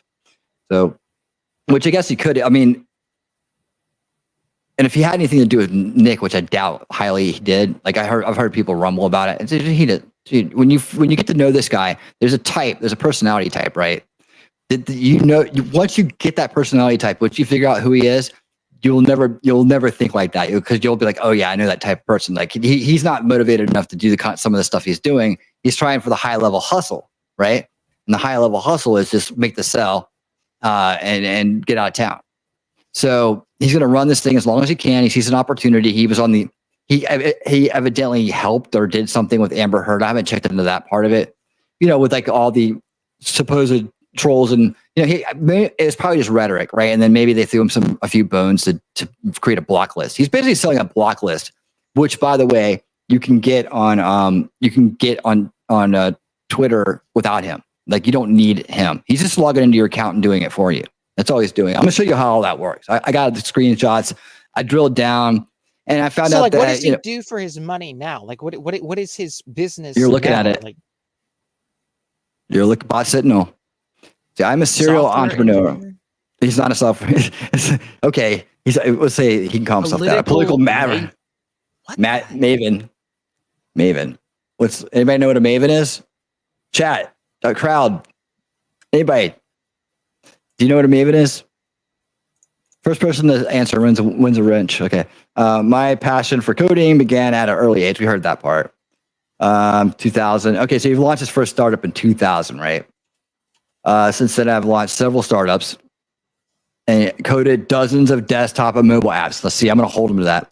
The excitement I feel when I build a new app is just so as intense now as it was when I first wrote my first line of code. What code do you use, man? It's like C++. C, you're still using that. Okay. Words cannot express the feeling you get when building a virtual product with a keyboard and mouse, and then release it to the world for millions of people to use. Oh God, that's such a cringe sentence. Oh my God. Right? Yeah. Like, I'm not yeah. somebody who does this crap. Like, that's just cringe. Nobody, right? Like, oh, never mind. I gotta say, he doesn't talk like anybody in the business. So he talks like one of those guys who are trying to sell it at the high level. Like, he's just manager. Yeah. He speaks like a con artist. It's like Exactly. And you see this, like, we said this earlier, but this is like, all the places. I've looked these up, by the way. I've looked all these up. Most of them are self-directed kind of businesses. Everything he's done so is a you front. already did all this earlier? I didn't mean to like make you go back and use it. No. I've done it on the side. I haven't shown any of this stuff yet. I've been doing a lot of this stuff on the side. Yeah, it's called the Peter Principle, huh? Okay, I zoomed in. All right. Yeah. So, so these companies right here, like these are all like fronts, business fronts, right? So, he did this right here. Evidently worked for the school system as a computer service technician, right? In 1998, me and this guy, I was doing the same things at the same time he was. I was not this stuff, but I was just entering the workforce and technology around that time. So, yeah, because I was working at this one place when I remember the towers go down. That was right after this. So, anyways, he spends 2 years on a desk, right? Or running around a school installing Windows probably 98 or 3.11 or something back then. Windows 95, 98, Windows 98, and then Windows 2000. Software. I thought you meant Windows. Is it Yeah, like actual? Okay, never mind. Yeah, he ran. This is before they had imaging and all the other things He they wasn't do an now. actual Windows installer. He was installing an actual program onto a computer, not the wall. Okay. He may. Yeah, installing Windows is easy. So yeah, he probably could do that. Anywho. We're pointing out how this skill set is like trash too. Like some of the stuff doesn't make any sense. He's got duplicates on there, and it's just this is a mess. Anyways, so yeah, you can see here where his excellent 2 years of service technician work completely qualified him to run these major corporations at this. These are LLCs. These are just like his own little business. This was a service tech business. This is a service tech business for a different country or something, and this is like executive search business. These are just like search, like they're all trash, right? And then this one is the one where he took this one event in his life, I guess, and kind of parlayed it into that. We're gonna figure that part out. But as far as his background goes, these are always fronts, all fronts. Like so, people are burning all this energy trying to dig into this and dig into that about him. When you can just look at the front end of it and say, if you know what you're looking for, this guy's been a fraud his whole life, and it's sad, it's sad that this, but he's out there trying to do it the easy way, right? He wants to do things the easy way. Yeah, he's an easy way out guy, right? So I just wanted. So then to go along with what you were actually asking, I think ID Crisis had won the ranch. He's the one that said, the one that is experienced or knowledgeable. I know there's a couple other people that said a couple. Oh yeah, I looked it up. He's an expert, is what he says. Well, yeah, I mean, it's like the expert, right? An expert. Maybe that's what the expert should change it. Otherwise coined as possibly known as a freak or Maven. Either way. Yeah, Susan, they are his businesses, but I mean, anybody can start a business and make a business card and say this is what they do. It's not. You're going to see like he fronts everything. Everything is a big production with him. Like he's thought ahead. He knows how he's going to handle it. He's making big mistakes online right now. Big mistakes. Susan, you're the one who sent me the press release, right? Susie Tired? Are you the one who sent me the press release? I'm just making sure. Was it Sarah? Hold on. I have to look it up. Anyways, yeah. So, what was I saying? Okay, he's basically a big front, right?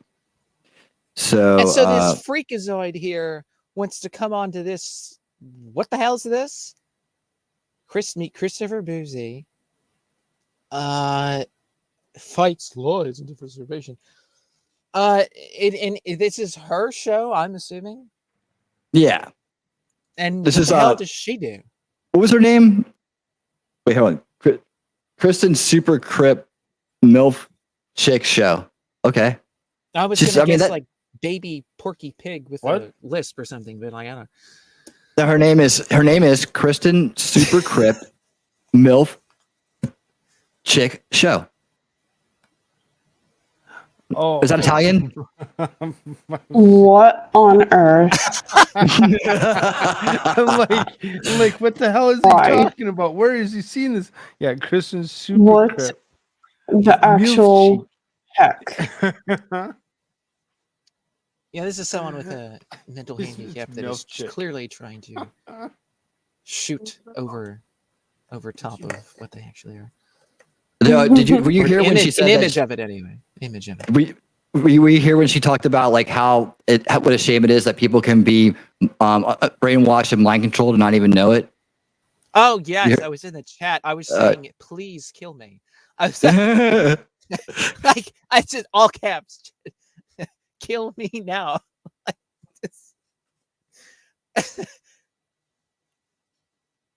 ID Crisis is gay. All right, no drug modding. All right.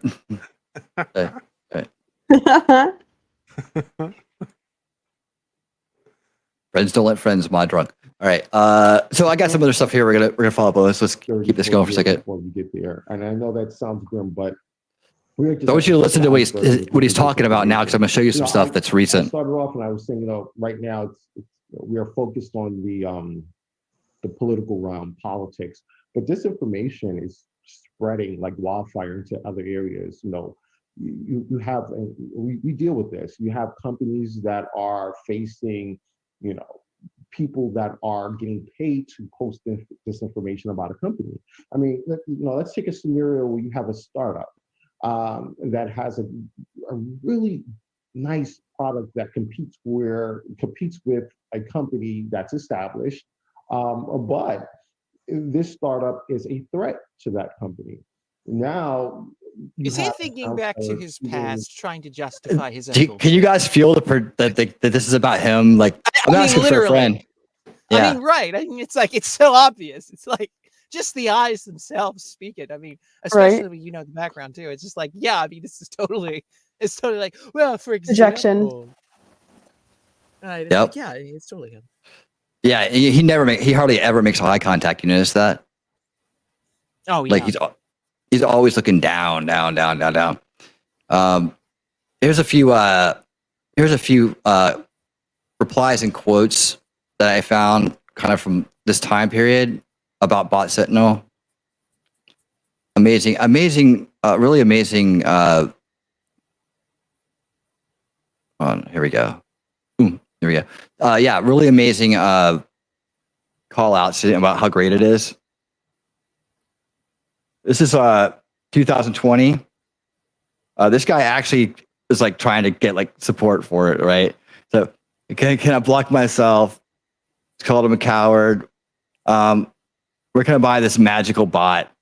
You accept Blackcoin? Okay, Blackcoin and Liberty Coin were two of the cryptocurrencies that he scammed. Okay, we'll talk about auto blocker in a second, because that's one of his little things where he's taking credit for something that's probably not his. Yeah, see, a lot of people remember this guy as a crypto scammer, so you'll find that there's a lot of these comments here. But as you get closer, whoops, not that close. Oh, yes, ID, that's exactly right. He says, Mr. I have so many monitors, they make me look smart. That's literally what this is. It's like the idea of somebody having an entire library in the background, and it's just a bunch of bullshit books that they just pulled off. It's like, I've never read any of these. What the hell is this? It's just like an Encyclopedia Britannica, just fill the shelves. So like, I mean, that's literally what this shit is. That's literally what this is in the background. He has the woman playing in the background on one of his screens. It's like, what the hell is this? Right. It's so stupid and useless. It's like, oh, but see, I'm professional. I'm like, I'm Mr. Politics guy or whatever the hell. Like, oh yeah, right. It's all about the image. It's all superficial because he's a grifter. He's a con artist. Right. Is this a smart tech guy setup here? Like with No, it's not smart at all. It's right. It's dumb, right? Like, would you expect to see it? Like, that's probably distracting the hell out of her. Like, she has to look over her shoulder and see herself talking. You know, probably a trick. Probably a trick with this guy. Yeah, just look at this. I have talk about the score. The app is blocked in Belize. Let's see. I have a 97% score. Rate is problematic. What's the basis of that? Is this people like that? That are on there rating this thing. It still has a high rating for some reason, though. About the product, maybe because he helped it get that way. Like a soda company. I don't know. I'm just spitballing here. I don't know. I don't know. Just spitballing. I was out with a friend and I drank some of that stuff, and it was really gross. I would never try it again. You mean like your app? Accounts that are doing this. But if you That have must have been enough really of this gross. thing and stuff over time, you start having legitimate people saying, I'm going to try that product. So that's just one example. This is usage of his app. Even pricing manipulation with the stock market is another area where disinformation would. I mean, hey, listen. I mean, the stock market. So it's taking more of a notice dive than that. So at least he's got a head up on Biden's stock market numbers. So start looking at law. I mean, since that's the bar now. Some of this stuff. It's bad. 2 years ago, it wouldn't have been. Piggybacking off of that whole hypothetical example that you just gave, I noticed one of the trends what the hell? Picked up on was the Johnny Depp fans. Be nice shirts. What the shit? How many subscribers does this Hi, Tish. woman have? 290. It's a woman. I am subscriber number 290. You subscribe to her? Yes, because I'm like, oh, what the hell? Let's go subscribe to this lady. I'm gonna go and subscribe to you. Seriously, has not had anything. She 2 years ago she did a couple of things. So this woman has less 1 year subscribers ago, than Cool Frog, and then there's this freaking Bouzy shit face that comes onto here and tries to like. It doesn't make sense though because she's done like I went to that page. It says 290 now because I like I said I subscribed to it. It says that she's done like 15 different interviews in the last year or a year ago. Hasn't done anything since. Where you got this particular episode from is from that long ago? Yeah. Wait, when was this done? Over a year ago? Yeah. Really? Yeah. I thought this was recent. She's her super 2020? crip. She's she's in a wheelchair. So Oh Jesus. yes. There's, I mean, is he like trying a to lot of sell people to that her? grow up handicapped that have lived their whole life handicapped. You can hear in her that she's probably deaf or like can barely hear. A lot of people I knew this guy is a dwarf, right? He's a dwarf, and a lot of people who grow up handicapped, especially like for my generation and after, grew up on government assistance. Like so, they are like they worship the government. They worship the government. They feel like the government is their only hope, the lifeline of everything. This dwarf is a lawyer too, by the way. I don't talk to him anymore. We're not friends really because of just the way he acted. But but still he was being a little shit. Yeah, the dwarves. What did Gandalf say about the dwarves in The Hobbit? What was his line about the dwarves? The stubborn dwarfs. Right. I mean, a lot of dwarfs are cool, but he was. I don't think that you should ever, like, if you're having a political argument with somebody, ever tag them in the subject of a post, right? Like on like Facebook, because you're just asking everybody to come gang up on them. I'm like, dude, we're supposed to be like way back friends, and like you would do that. You would like. Because you can't hang in a conversation. You're going to put my name in the subject and broadcast some shit that you think in your head.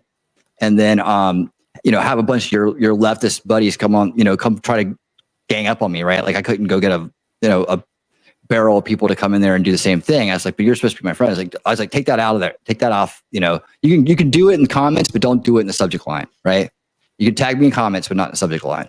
This is an attack in my opinion. It's a coward attack. And so, after asking several times for him to take it down, you didn't do it. I was like, okay, well, that's cool. You can keep it. I'm just out of here. See ya. I haven't talked to him since. So, it's just like one of those things. But he was the one who was like, he's hardcore leftist. He was the one who told me this. He was like, yeah, if it wasn't for the government, the Democrats passing all these bills for handicapped people, I'd be in a lot of trouble. I have all these surgeries I need to have and all this stuff. I need all this money, right?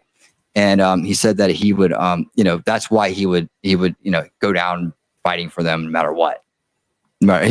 So real easy to fall into that crew when you have an issue like that and they're throwing money at you from the time you're born. So she's not really like an ideologue or anything because this was made in 2020. This isn't anything about the recent day. This is just background of him, more or less, is why we're watching this then. Oh yeah, we don't care about her. past human kindness. No, right. We don't care about him. She seems Right. to be pretty cool. That's why she gets subscription from a couple of us. So.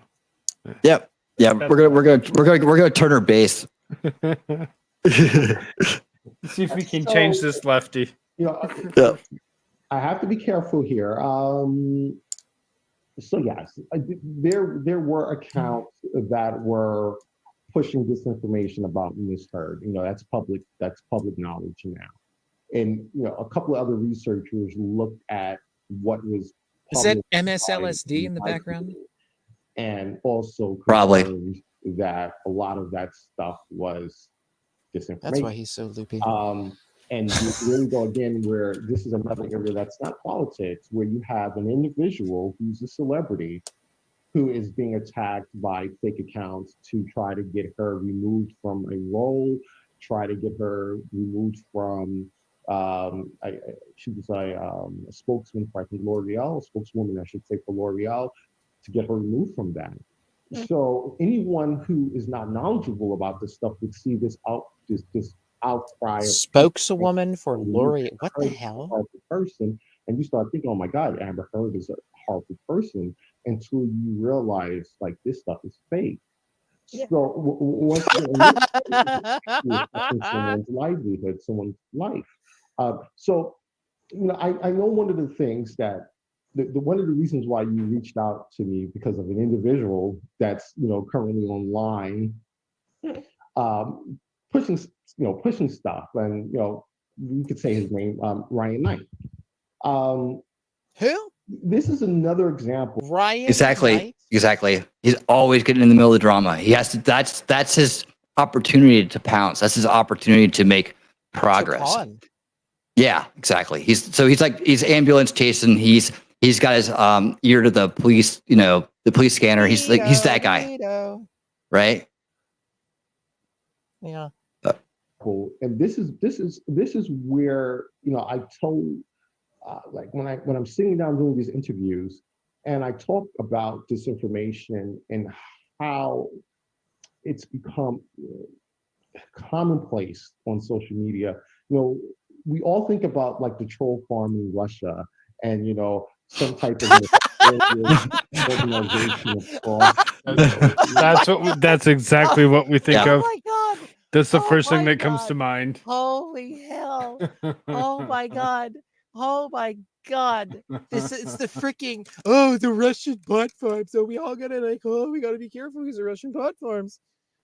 Yeah, right. The Russian bot farms are so fantastic. Every damn time somebody says, maybe we shouldn't be blowing everything up in Ukraine, you get like insta banned, or like you get shadow banned, or you get, all the rest of it.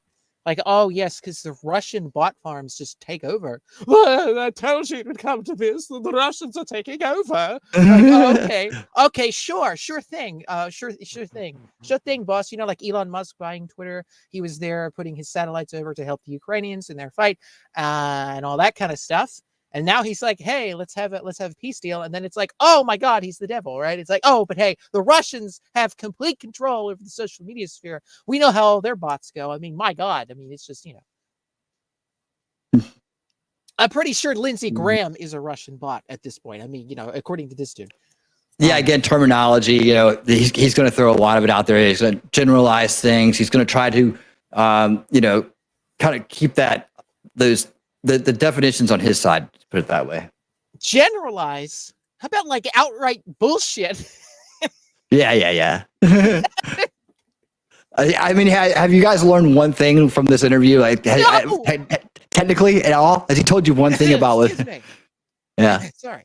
This guy's a weirdo. Yeah. He's a con artist. Somewhere in Europe somewhere. But it's actually it's okay. It's actually homegrown. It happens when you're recording in real life. It's completely fine. So here that was very dismissive right there. Like, okay, fine. Where people in he gives no shits for this. Tweet about things into go on Instagram and Facebook and talk about things that they don't really believe in, but they're getting paid to do this because they have large. By the way, does he not sound like an MSNBC host? Like, does Whereas he not sound like, you know, so- someone that like freaking Rachel Maddow, if she was on the air anymore because she's such a loser? You know, if she was actually on the air anymore, she would have on as a guest or whatever. So if, you know, Pepsi says, Christopher, you know, you got a large social media following, but we want you to, you know, tweet about our product. I'm supposed to disclose that's, you know, a sponsored whatever. But it doesn't apply to. Oh yeah, there you go, ID crisis. And you know, people tweeting about every stuff image like we they have don't of believe. butt farms or Chinese women with 5 to 6 Brian phone Knight has stations. switched his. Yeah, what about all the Chinese butt more farms? times than I can count within the last 3 or so years, 4 years, and I wasn't really focused on him as an individual because I try to focus on, you know, the broader picture that's really. Oh, I'm sure. People. So, you know, I don't normally focus, or the company normally doesn't focus on, you know, individuals, because there's that thin line between exposing someone and then targeted harassment, because you will have individuals who don't like Ryan that will take the information that you put out there and then use it against them. But Ryan started to become, I don't want to say an issue, but he started to get to a place where he was becoming problematic in terms of he was telling people that he was going to vote third party. And that's completely fine. You know, if you don't like either candidate and you feel like wait a minute. So the guy that he's criticizing, right? Let me just see if I'm following this correctly here. So the guy that he's criticizing, he claims that he's some like alt-right freakazoid, probably has Russian bots involved somehow to help him, whatever the hell, right? You're like, okay. And like, so then he goes off and he accuses him of all of that. Then he says, oh, well, I'm not going to vote for any of those people. I'm going to vote third party. Am I correct, or is he talking about somebody else? Like, no, he voted for Biden. Oh, the person that he's talking about? I think he's talking about examples. I don't. Oh, so he's not talking about the same person, that knight, whoever. Who's that? He was talking about a social media influencer a little bit ago. Oh yeah. He had a bunch of mix-ups with people, like, you know, before now. Like Nate, him going after Nate and doing this isn't anything new. But I mean, like, so, but I'm just trying to get at, like, so is he still right in this you know, interview? He's still talking about that same individual that he was talking about earlier.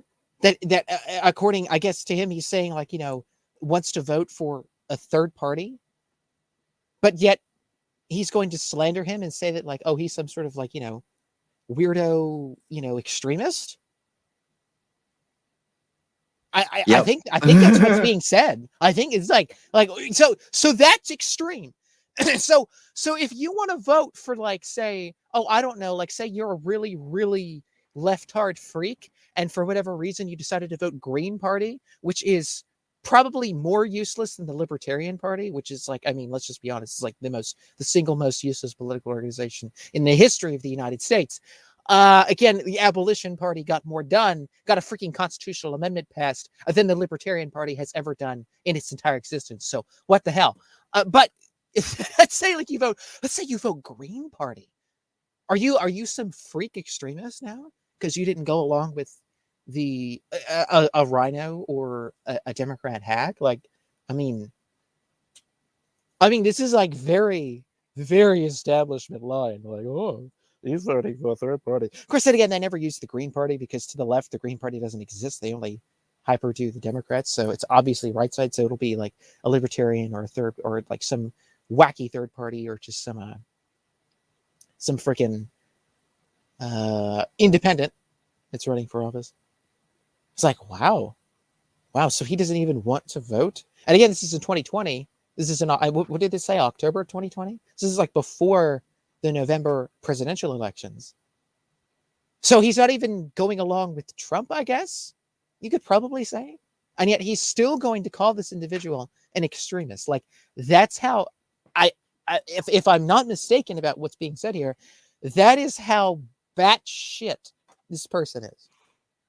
I mean, MSNBC is on in the background, and I think that he has like some sort of signal between MSNBC and his brain at this point, just like mouthing off every parakeet bullshit line. It's like, does this make any coherent sense? No, I'm just, hey, whatever, just, I'm an expert. It just trust me, man. Just, I'm a con artist. Anyways. Vote third party. That's your right. ID crisis, Democrat hack, but then I repeat myself. That's, but it's a problem when you're getting paid to say things like this and then not disclosing that to your followers. So, it's a form of disinformation, because if I go to I don't have that many followers. I have fewer than 50,000 followers. But let's say I go to my followers and I say, something, I don't like. Oh, but you are so privileged to have this humble 50,000 follower person on a 200 subscriber channel. You need to do that. And let's say I right. change the mind. Oh, I don't have that many, but that can start like, to okay, over time. Because sure, you arrogant asshole. To go to their friends and family and say, something, I don't like Joe Biden either, and I'm not going to vote for him. I'm going to do X, Y, and Z. And if you remember in 2016, it was fewer than 100,000 votes that really determined the election, the outcome of the election. That's not a lot when compared to the millions of people who voted.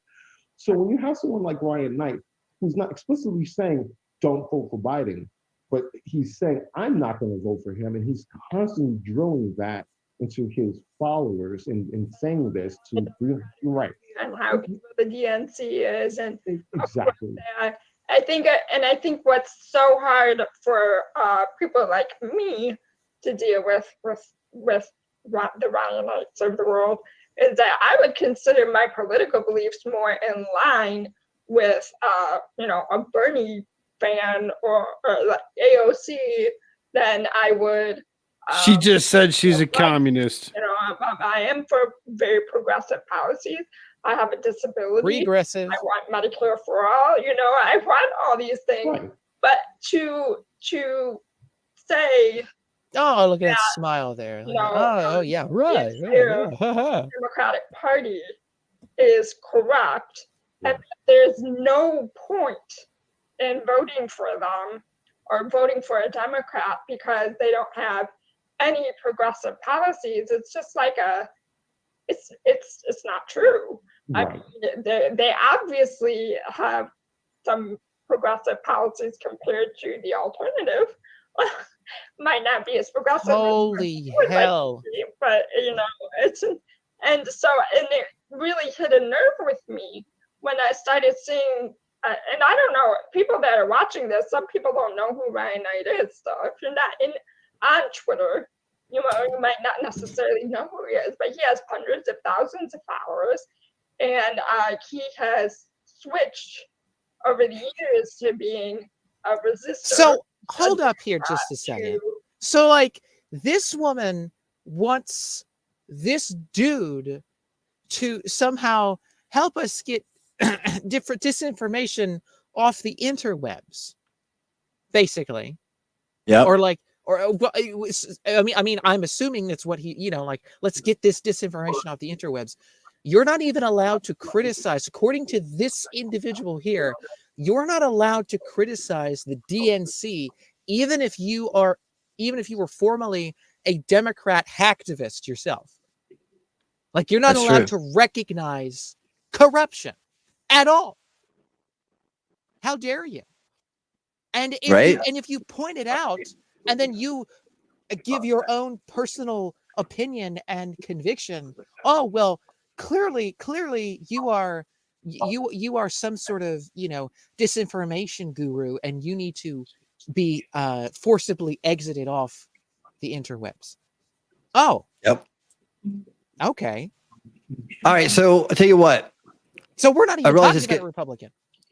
I realize it's getting late, and there's some people here that were that want some of the juice, right? They want some of the good stuff. So I'm gonna pull out.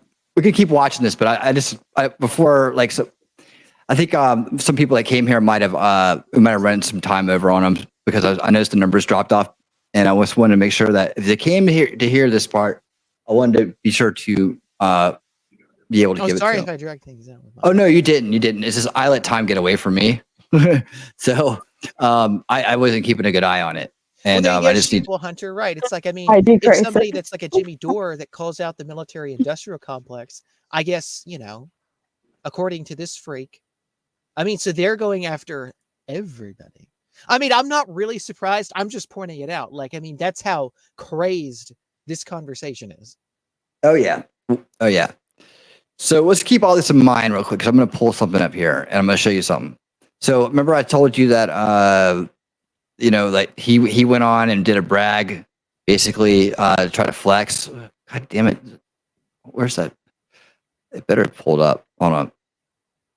I know I sent it over. Where's that?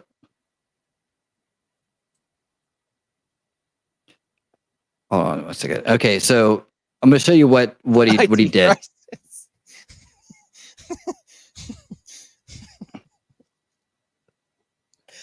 Oh my God. What's going on over there? ID says, the nice thing is that someone out there is in love with the sound of her voice for real. Right. It's Chank Yeager. It's Chank Yeager. That's who's in love. Hold on. Chank Yogurt is in love. Progressive and Elizabeth Warren fan to Chief Hiawatha. basically saying he Pocahontas. Pocahontas. Encouraging others to vote third party, and I just find that really dangerous. But the work that you did, that He's scared someone to take away our benefits. The vacation Right. and all that, was that just Okay. was that Hang on to that thought there, MILF chick. All right. So. Oh my God. Right. By the way, there's an echo. An echo? There's only an echo to your voice, Shirt. A shit. Still? Echo happened again. I hear an echo for everybody. Except winning. See? I don't know what that means. All right, so here you go. Let me get this over here. All right, so yeah, here we go. All right, so this was sent to me this week by person does call her Sarah, and because she never got back to me about whether I could. That's what he looks like on Twitter. Right. It's like a totally different catfishing. Right. Right. Yeah, it's totally. Okay. Just so changing your persona everywhere you go. Total sociopath. Yep. That's what he does. Burns it down. When I was 30, AdvanQuest USA acquired my encrypted product. They acquired it, dude. Do you realize what a special moment this is in every programmer? It's every programmer's dream to have a company like AdvanQuest USA acquire their product, their hard work, their blood, sweat, and tears went into. They've been coding their whole life, and this is the biggest thing that's ever happened to them. I'm sure he got a great, huge paycheck out of this, right? Cloak. It was one of the most popular encryption products at the time. Okay, with millions of downloads. Just because I don't brag about my history doesn't mean I don't have a history. Okay. Oh, are you serious? Oh yeah. Okay, so let's read this this evidence he posted with it. Right? This is the evidence. All right. The evidence is a really awesome press release. Okay, this proves everything, by the way, right? Press release. Sure. All right, here we go. All right, so we're not sure who sent this, but it looks like the Penn Group, right? Has a media context. It was sent to the Penn Group. All right. AdvanQuest software ships security packages to protect personal email and documents. Okay. And if you read through here, AdvanQuest software is a leading developer and publisher of business and consumer software for the global PC market with operations in Europe, USA, Asia. Today, they announced the latest addition to its VCOM branded arsenal of advanced security software with the release of Cloak V8, which AvantQuest acquired from Insight Concepts. Remember that name? Insight Concepts? There they are, right? So we're talking like, 2000, 2006, okay? One of the most advanced of the time. All right? By the way, two of my best friends that I went to college with, they developed spam blocker and ad blocker for what used to be called MindSpring and was then called, it was MindSpring and then it was, it was something before MindSpring. MindSpring took over basically this area. Anyways, they actually know what this stuff does and how to do it. And then that was the same time frame. That's why I brought that up. So, in addition to protecting documents and emails, Cloak also provides industry standard internet trace cleaning options. Users can permanently erase cookies, temporary internet documents, internet history files, and recently typed URLs. Cloak is fully compatible with Microsoft Outlook for users who want to send secure files and emails. Okay. So, when an email privacy and document protections are main concern for security conscious individuals, Cloak is the perfect solution to provide the true protection. Blah, blah, blah, blah. Identity theft, piracy. He's throwing around all the big buzzwords of the time. Okay. This is a press release. It means someone typed this up to send to the press, right? So this is something that you type up when you want to announce something. Obviously, this isn't any kind of factual statement. It doesn't have to be, at least. It's not a contract. So here's some of the features: encrypted Cloak file. Okay, random pixel stenography, cloaked email, file shredding, automatic system clean. Okay. Now, what are you thinking so far when you hear this? Anybody? Anyone? I don't really know. I don't know enough about the subject itself. No. You don't have to know anything. I just meant, like, what do you think about it? Like, when I'm reading this, like, what kind of images from your own experience are popping in your head? Well, just hang on that thought. Think about it as we go. Okay, so here we go. Windows 2000 XP, 64 megs, $34.95. It's a global leader and leading publisher of best-selling personal and professional software designs for utilities, office productivity, communication, mobile worldwide, and then 100 companies through e-commerce, EIM. Okay, so who knows, right? Founded in 1984 as BVRP Software and listed since December 1996 on Euronext. Okay, so these people sound pretty impressive, right? Pretty impressed. Yeah, it must be something really, really, really special, right? So, sure. yeah, definitely. So let's take a look at what they do. There they are. Here we are. We're at their site. So, how is your copy of greeting cards and my label designer doing? How about my invoices and Pixio photos? Focus. Okay. So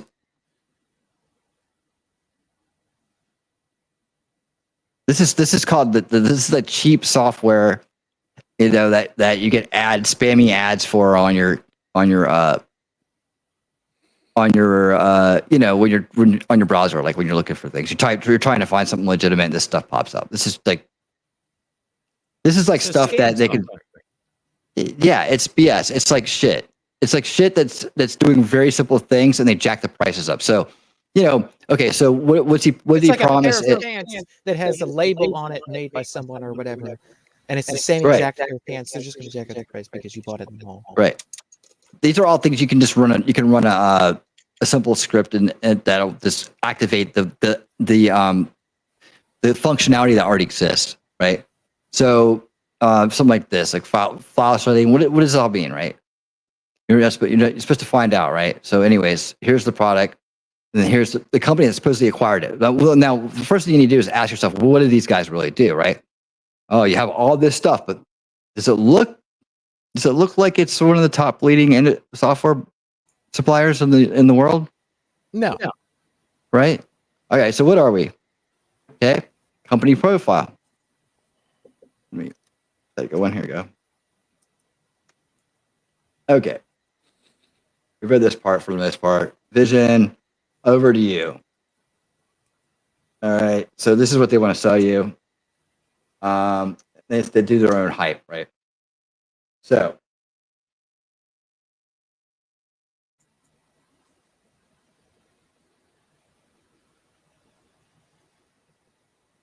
the advantages of working with: penetrate international markets quickly, avoid expenses, benefit, readapt to your needs. Does this sound like a company that's buying software? You think they're trying to buy software? I'm trying to sell you software. Right. We sell through all available channels, including retail catalogs, so on, downloads, all these other things right here, right? Okay. So let me get this. Other screenshot out because it'll be easier to find it. All right, and Sheeple Hunter is saying that you're going to take 3 of those. yes, that's so. You can direct those payments to buymeacoffee/Coolfrog, and I'll totally help you out with that.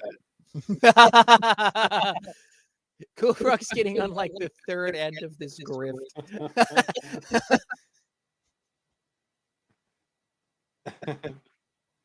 He's like creating a 3rd branch of this grift right Why now. am I echoing? I know. Why am I echoing? You're echoing too. Echo. I think everyone's echoing. That's why I muted myself. Huh. It's like the Grand Canyon. It's like, hello. Hello there. Echo. Sure. Echo. Hello. Echo. I don't hear any echo.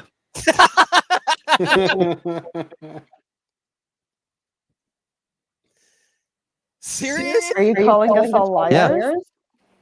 I'm just saying I don't hear it. Even the chat is saying they hear the echo. Really? Yeah.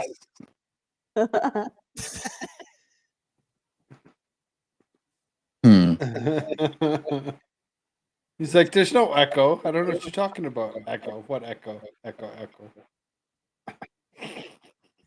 ID. Let's not be medically misinformed now. You might have Bouzy come after you.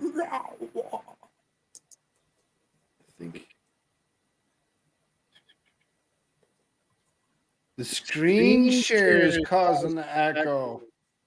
Oh, because he's sharing the whole window, which shares system audio, as opposed to the tab, which just shares tab audio. Good call.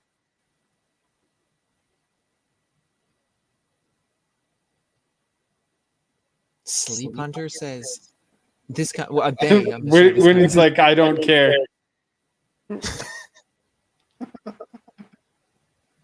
Wait, is he talking? No. What am I supposed to do about it? I don't know what to do. It's like, just move on. We got things to do. Change the way you're sharing the tab. You're sharing your system audio off of because you're sharing the whole thing, as opposed to just sharing the tab. Okay. That's how that works. But Sleep Hunter was saying that this company has quote lovely reviews on ripoffreport.com. 12 reviews of it being a scam. So he works for the scam artist site. A scam artist working. Yeah, we'll get to it eventually. It's not the share. What is it? It is. Yeah, no, Lady said, I'm starting to like the echo. What you said though made sense. Do that. Yeah, that goes extra, which we charge you extra this time free. All right. The echo is so comfortably soothing. Oh my lord. Amen. All right. All right. See, if I get too far off track, I'll lose where I'm at, and then that's no good. All right. So, anyways, I don't know what to do about the echo. I can't even find the screen right now. So, where's that? Hello. Hello. Perfect. Hello down there. Just let us echo. Yeah. I wish I could hear it. I'll have to like. It might help me. It might help me fix it. This is so weird. How the hell? Here it is. All right. Here we go. Here we go. All right. Let's just do this. Stop sharing the screen. Did that work? Oh my god! Wow. Oh, it's weird. Is it back? No echo. There's no echo. Okay. I wonder why. I think we've all learned something here today.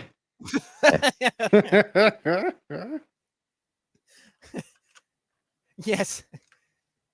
It's a great cover. Something I would say. Sleep Hunter says, here's a title of one of the reviews. Anquest software will not deliver software, does not respond to letters, phone calls, or PayPal. Right. Another review says software self-destructs. It's like the self-destruct button gets installed on your computer. It's like, oh, hey, let's start the software. It's like your computer will melt down in 5 minutes. It's like, what? Okay, you're starting to see what's going on here. It's a publishing service. I'll cut to the chase. It's a publishing service. All right. This is not a dynamic software company that's on the cutting edge. This is an affiliate marketing program, right? Can you tell by the boxes? How dare you? All this shit looks like that, right? Sorry, I mean to ruin your grift here, but right. So what they're going to do is they're going to have a team behind you to help get your product to the market, right? They're going to give you all kinds of channel knowledge. This is all the same marketing bullshit sales job that he does. Sales relationships. You can work with seasoned sales managers. They're going to help you do nothing, right? Cost savings. Yeah. Because we host a website. We do everything for you. You just, put your product on there and we take a cut. All this stuff. That's what it is. As we right? hyperinflate the price. Right. But again, right here. See, I just clicked to the bottom. All this stuff. Went through these guys down here. See what they're all about. Right down the road. Grow my business. Growmybusiness.com. B.com. Sound familiar? I better hope it didn't pull up something bad. I just thought about that as I did it. The wisdom is growing, and this you can teach old dogs new tricks. So you can look at what this stuff does, right? And what this stuff does, supposedly, and you could buy this. You probably bought off somebody. I doubt he wrote it, but it's not like it's over the top. Oh, look, it's going. Oh. So what it does, hold on, I got a screenshot of it. What it does basically is it puts, okay, you guys know what steganography is? Basically hiding a file instead of an image. Right? So basically what it does is it shrinks down a file and hides it inside an image, and that's supposed to be secure. And people were doing that for a long time, right? That in this time frame, that was considered, savvy, in some way, shape, or form. Kind of cutting edge. So I could see how he could jump on it and make a real easy kind of thing, right? Oh, this is easy, But that's not it. That's not all. It's not just that he his achievements that he says that he doesn't brag about. I can see why. I signed up for an affiliate marketing program today. I'm just going to get on social media and brag about it, right? It's not one of those things that you really want to brag about. So. ID Crisis right? says hashtag stream from a Mac. Garbage. Hashtag stream. Anyway, Trash. Expert always gets crap for that. Right. Anyway.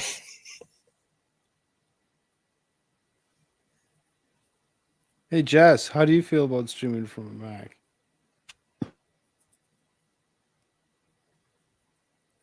Are you seriously asking me that? Like I don't complain every day about it. Okay, awesome. I mean, look at his look at this guy's face. He looks completely different. Like it's just 2 years ago, he's like It's the beard, man. and now he looks like It's the beard. Well, right. But I mean, still, I mean, All right, evidently it's as far as I can go in. Okay, you're not gonna see much, but here's just him. This is the auto blocker, right? So he's bragging about the auto blocker. Oh yeah, bot Sentinel's auto blocker. All right. Sorry, I have to do it this way. Okay, the auto blocker, basically, you can get that without, you don't need him. So what they do is when you sign up for bot Sentinel, you have to give them your login to Twitter. Right? So they log in via their API as you with your password. And then they use their list to auto, like basically run down the list and block your enemies or whatever. All right. Bot Sentinel authorized access. Authorized bot Sentinel to access your account right here. Okay, so this is what you're doing. So I guess bot Sentinel auto blocker and bulk analyzer are several other tools work by magic. Is Divinity here? Yeah, they work by magic, right? Because it's already there. Like, do you guys know that Twitter has this already? No. It's called safety mode. How to auto block trolls with Twitter's new safety mode. 90321, right? Okay. Yep. And since he has API access, he can totally do this. Not hard. Really not hard when you know how to use API. It's going from one place to another. All right. So you guys are starting to get the picture here. And this is like, then I want to show you this other thing too. And I'm going high level, and then we're going to kind of like start to wrap it up here because I know we've been going a while. But the last thing I want to kind of share, right, is kind of the next big thing I'm working on. And by the way, let's see. I want to go to this place. Okay, never mind. Okay, so I found this place, but I don't know the name of it right now. But I found a place that kind of kicked me over to it because I was hunting down his stuff off this rankings and started coming across articles of similar softwares that do what he says he does, right? And as it dug deeper and deeper, I found that there are places already set up to do the back end of what Bot Sentinel claims it can do, right? And when I looked at those places, I read what they had to say on their sites, I found a lot of Bouzy rhetoric on that site. As in, Bouzy went there, read it, and came back and started making posts about machine learning, right? Keep that in mind. Keep that in mind.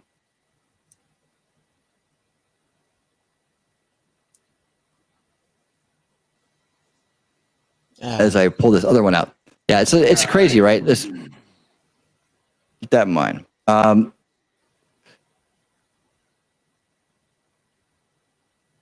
And this company called Botometer, it was actually a legitimate place. And they were in the same article with Bouzy, which is kind of an insult because here you have an actual programmer and who is in university who actually created this tool that actually is trying to detect bots, right? And he's saying, himself that it's very difficult, And this is Yang here talking. So and it's also like there's no way to define a bot. That's kind of some of the solutions I've come up with. Like you gotta label every bot. You gotta give it a number that it's unique to bots, so you can identify it from a human.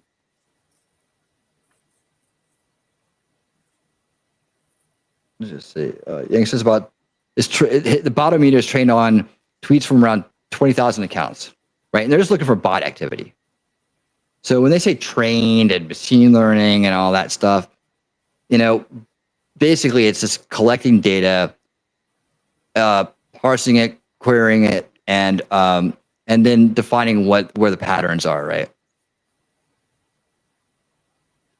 We try to use all the data that we can get our hands on. So, as long as it's from a reputable source. Let me get the other part of this. This way. So the next time I kind of do a thing on this, I'm going to be bringing up this back end place, right? The back end place is like, where he's likely, if he has any kind of operations going on, he's offloading it to somebody else. Like people are talking about finding his servers, hacking his servers, doing all this stuff. Why he can't explain what he does is because, there's a high likely, it's highly likely that he's found some cheap kind of service that provides a scoring system of some kind that he can probably on a very high level influence or program or set, and then perhaps is actually running this into their API, the data from Twitter, having it run through a system and then run back in. So people do this all the time with data. This is not anything new. So say that you're a company, right? And that you're doing a marketing campaign, you have a database and you're marketing to other businesses, right? But you've got you've done like a trade show or something like that. You have a bunch of new email addresses come in that you want to market to. You could send them over to another service off of your automation software, and they will verify whether or not those email addresses are good and who they belong to. You can do what's called an enrichment of data, or you can do what's called a deliverability check. And either one of those is sending all the data that you have coming in straight over to another system, and which sends it right back, right? So API works like it's like a little underground cables, right? That are connecting everything that's out there that knows the login for it or has the key for it, right? And it's extremely fast. It's lightning fast, right? Like people don't ever see API. Most people will never see API at work. Just to give you an idea, but it's everywhere, and it's pretty much running things now. Okay, here you go. Like as far as credibility goes, let me do this. Let me show you this. All right, over here with you. Apologize for it, the smallness of this, but it was 2001. All right, so in 2001, just a nit and not meant to be insulting, Beth. Who is this? Mr. Bouzy, you refer to. 2001, Inside Concepts. Oh, after searching previous messages for Bouzy, I find from posts not in this thread that he is Chris, president at insightconcepts.com. Easily, possibly, I was the only one confused. Okay. Let's check out their email addresses. Okay, EU forum. Interesting. Okay, so if you want to read that, you're going to find a very unprofessional letter from supposedly someone who is just an associate of his. So it's at least a lead software engineer at Insight Concepts, right? But when you read it, tell me, just from the part of the interviews that we watched, tell me that this isn't Bouzy writing this right here, because it's about him. It's like someone's writing to like reprimand this guy for some reason for talking bad about him. So, by the way, the smart computing article right here, I have a copy of that too. And I have a copy of the Wired thing. Like this one, this is the one where he was, it's basically they talk about him and then they don't really say anything. It's like, again, everybody's a bot. Not much. It's the same shit over and over and over again. How to train an algorithm? I wonder where he got that from, right? It's almost like I've seen it on another website that I've been to that does pretty much what he's trying to do. Okay, and you read through here and you get a lot of his rhetoric out of it. But I found other places that this is the Wired story. But I found other places that do what he does, right? And that have actually, what I'm trying to find right now is the pricing list. I want to show you the pricing list on this one. Okay.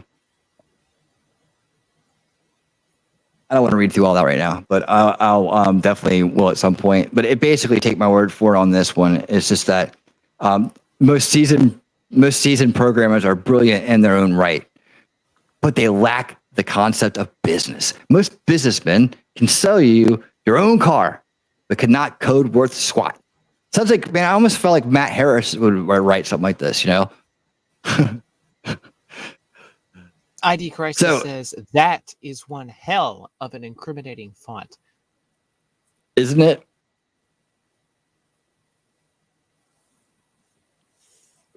In my free time, I read the complaints from programmers in the forums. This is what in the free time. That's what I do. This is Beth Salter, right? I should look up that name. But yeah, supposedly this person wrote this big illustrious thing. Euphoria's downfall. You remember Euphoria Mail? Euphoria's downfall is not lack of namespace, structure, or modularity. Its downfall is lack of contributions from its developers and its members. Euphoria is capable of its present state to make commercial application. Mr. Bouzy has neglected to point out a few facts. Extreme 10 is not our first Euphoria application. Cloak 3.0 was our first Euphoria application. Okay, email. Euphoria was an email service. I actually had that at one time. Cloak 3.0 was based on hide-in picture, which is an encryption stenography application. Cloak 3.0 was such a success, it was reviewed in this month's Smart Computing magazine. And I believe I took that off the original. I have that somewhere. But anyways. Winning. Yes. I gotta go take care of something, so I'm gonna go. Thank you for having me on. You all have a good night. You got it. Take care. Have a good one. Thank you. Later. See ya. Later. Bye, Jessica. There you go. There she goes. All right. Let me find let me find this right here. And using Bat Sentinel, or was that just personal? That's right. That's like old school gumshoe type stuff. Just doing basic research. That's all. Just to go back a bit, and I completely agree with you, and that's what makes Ryan so dangerous, because you can't say that you want Medicare for all, you want all these progressive programs and things like that, and then say you're going to vote for third party. Because if Trump is reelected, you're not going to get any of those things anytime soon, and it's going to make it even harder to get there another 4 years from now. If we look at the damage that was done just in the last, basically 4 years, imagine how much more damage can be done. I know, all the Cheeto dust. Where they're already it gets very polluting after a while. Some of those folks in DC, it's like, oh my God. Affordable Care Act. They're attacking that now. It's a possibility. Here it is. Okay. That the Supreme Court can overturn that, and we will have to start from scratch. Yeah. We all know how that turned out. Here we go. Okay, so here you go. This is the same. This is not him. This is somebody else.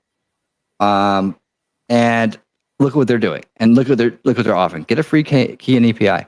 I'm pretty sure this isn't him. Hold on. I got so many screenshots right now, man. It's like going crazy. That and putting videos out and trying to get the unbreaded stuff done before they get privated. It's like, what? But anyways, you can see here is like this. I think this is the other one that I showed you, Botronic or whatever it's called. The other guy had. Anyways, you can see there's other people that do what he does. So it's not. By the way, IPQualityScore.com. All right, I want you to look really closely at this one right here, the Enterprise Mini. Okay, look really closely. Enhanced what? Enhanced scoring, right? Machine learning. We're scoring, we do this, and this is how it works. By the way, did you know the way the scoring system works? If you say something they don't like, you lose a point. And say out of 100, if you have a score of 99, that means you've lost 1 point. So it's a 1 point scoring system, and then it translates over into a percentage based on 100%. So if you get 25 points taken away from you, you'll have a 75% score, right? Or the other way around, maybe it's 25%. But it adds up. Let's put that, yeah, it adds up.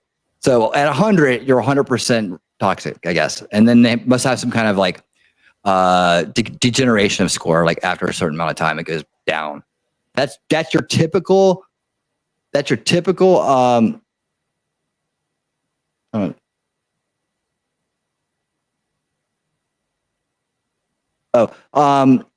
cool. So that's your typical scoring system for any type of activity scoring for anyone that is, interested in buying a product and is part of some company's email marketing and sales, digital marketing and sales, right? You visit the website, you download some content, you open an email, you go to a webinar, you do anything like that, you get a score. The system scores you for that action. It scores you when you RSVP, when you show up to these events. It scores you when you open an email and click on the download or the link to click through. It scores you when you visit the website and when you download content from there. So what the score is doing is it's showing the person looking at it how close you are to being ready to buy and how far you are down the buyer's journey, which we've talked about on this channel before, and how that works. Awareness, research, consideration, and decision, right? So take a look at this. That's basic scoring, by the way. And it's trigger activated, so it's automated. So you look down this list, right? You can see the kind of things that this offers. 1,000 custom rules, 15 alert signals. Did you see the tweet where he says, guess what? Bot Signal just added alerts, right? Alerts are not hard to do. Priority support, reliable uptime, whatever. Okay, so you get down here. I'm sorry. And you start to see that it's doing a lot of things. Enhanced blacklisting, enhanced blacklist, premium blacklist, transactional scoring.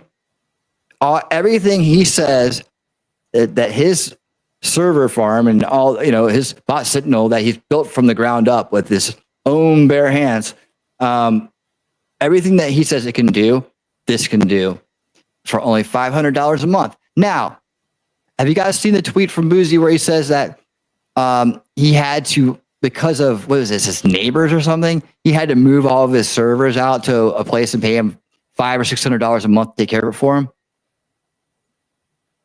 Right? Oh. Yeah. Like Hillary How about Clinton? that? Well, no, these guys, IP quality score. I mean, they're a legit business. What they do is they have engineers who actually build this stuff and run it and give you a front end to operate off of, and then you can do with the data what you want. So take a look at this, right? And it's what Nick watches. Right? That was my Drex impersonation. So miss his show. Okay. So data, API data coming in from Twitter to Bot Sentinel, quote unquote. I'm making air quotes with my fingers. And okay, then as it comes in, it then turns around and goes right back out the door to IP quality score control, right? Comes right back in with a new score. A score is just a data field. It's a field. Okay, imagine, if you will, Excel spreadsheet, right? All right, you have columns at the top and rows down from top to bottom, right? Columns, rows. Column name, first name, last name, email, and activity score. Let's just leave it like that, okay? So your email goes out, and with the API call, it looks for your, let's say, okay, Twitter handle, and then whatever kind of call they use for getting tweet information, like so what we tweet text, right? So probably just a bank of like serial coded rows, right? So they may stack them like that, but they analyze that. Supposedly they analyze that, right? So okay, you come in with a request. It pulls your data in, right? And then comes in and then sends it over right out the back door over to this place, right? And then they analyze it based on how you set it up, and then they send it back. what they score, a simple score. In this case, 1 point by Bouzy's own words, right? Bouzy's own words. He said that that's the way the scoring works. And his most recent, like, this is how everything works at Bot Sentinel, little text parade, because since he didn't actually do a class. And this is funny. Look at this. I'm being ADD right now, but I'm trying to squeeze a lot of stuff in. Look what they said. There's a little slip there, by the way. Update. Twitter started removing the abusive and bigoted anti-VP Kamala Harris tweets we published last week. 56% of the 1363 tweets have already been removed. So I don't know if that was an experiment or proof of concept, but if you ever need a proof that he supposedly sent a bunch of tweets out from bots, I don't know. Like we would have removed it for them, or we helped them identify. Instead, he said we published them. I don't know if he meant to say that way or not, but I just thought it looked really strange when I saw it. Okay, so here we go. Okay, he explained down here. Hold on. Yeah, he explained down here how he how Bot Sentinel worked. Like he had this parade of, why is it going backwards? Okay, he had this parade of tweets, right? And everybody was like, he said, I'm gonna hold class tomorrow and show people what's up. And then he delivered like nothing. Let me get this spread out here real quick. Okay, that. Okay, here we go. We're getting into this here. Okay, we found out some things, right? We found out some things. We found out that there are 3 reasons why an account can receive a 0 score. No problematic tweets were found. No English tweets were found. The account does not have at least 10 tweets.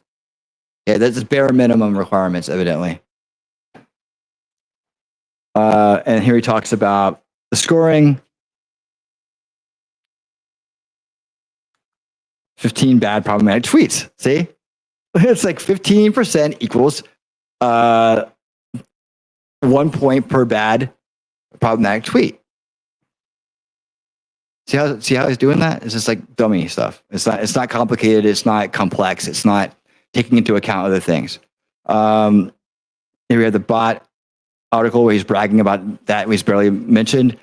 He talks about these examples that make no sense.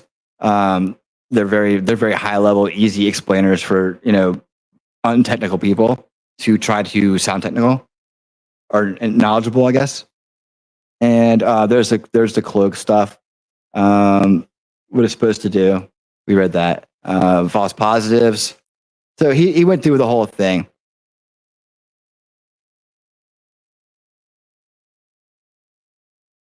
Terms of service. Okay, so we have a lot of that stuff. Anyways, that is in a nutshell a lot of stuff, kind of just showing that this guy doesn't have the background, qualifications, evidence, and the evidence he does show is fudged big time. It's he's playing the bullshit game, like he's playing the bullshit game here, like he does it on Twitter, and I highly doubt this guy's working on anything significant at his age and the amount of time he says he's been doing this. He should be a badass coder, like beyond recognition. Unless I don't know, he reads backwards or something. I have no idea. I don't know. There's no excuse for him not to be kicking ass and taking names as a programmer after that long of experience. He said he started as a kid, right? Right.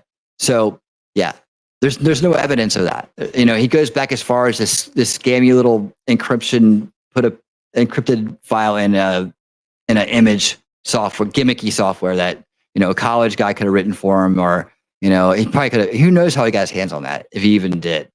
Maybe he bought it off somebody who was getting ready to go to, needed the money so bad that they would do it, and it's like, I'll give it to you for this, whatever. You never know, but I doubt he wrote it. He doesn't talk like a programmer, too. But with that, all I can say is there's more to come, and more definitely to come. I think I thought this was going to be over soon, but he won't shut up. He keeps jumping the shark, and like the whole bragging about the press conference, the press release, and the affiliates, like publisher of software, buying his buying his software like it was some major moment. Like, you know, it was like Microsoft acquired it and it was going to be on every desktop in the world. You know, that's the kind of guy he is. That's all you need to know about this guy. Every time he opens his mouth, anything he tweets, all you need to know about him is that he thinks signing up for an affiliate program is equivalent to a monumental achievement in his life. When anybody can kind of do the same thing. It's not difficult if you work on. My son will probably be able to do it in 2 years. He's already coding. He's already doing Python stuff. So I mean, it's just and if he was still doing, he'd be involved in organizations. He has certifications. He'd be well known throughout the industry. I probably would have already heard of him before any of this. There's no reason I wouldn't have, especially the things he worked on at the time frame. He's basically coming up the same time I did, you know? So just to kind of put a bow on this, you know, this guy is going to be, he needs to pretty much cut and run right now. If you're listening, Bouzy, dude, you need to just stay down, right? Duck and cover. You need to run, buddy. I mean, this is not going to be good for you. I know you've bullshitted your way out of a lot of things in your life, and you've managed to snow a lot of people. This isn't the same thing. You're messing with boom, duck, and cover. you're messing with badass lawyers, and they will mess you up, dude. So and guess what? They have friends that know technology better than you do. So I would say just cut your losses, buddy. Get out of here. Leave it, you know, stop being content. Stop just making this thing go on and on forever and ever and ever. Okay. He's going to Jack Murphy himself to death. And it's like a whole nother It's level. not going to be the exact same thing, right? But like in his realm, it will be Jack Murphying himself to death. Oh yeah. But I'll tell you what, I said I was going to do this. We're going to watch, hopefully the sound's on this. We're going to watch an Unbreaded Chronicles. This is from your room play. Yeah. We're going to go over to a free speech pattern.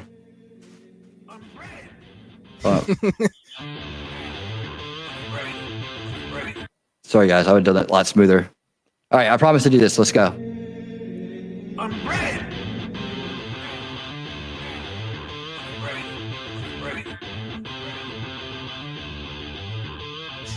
Then mutant wolfsbane.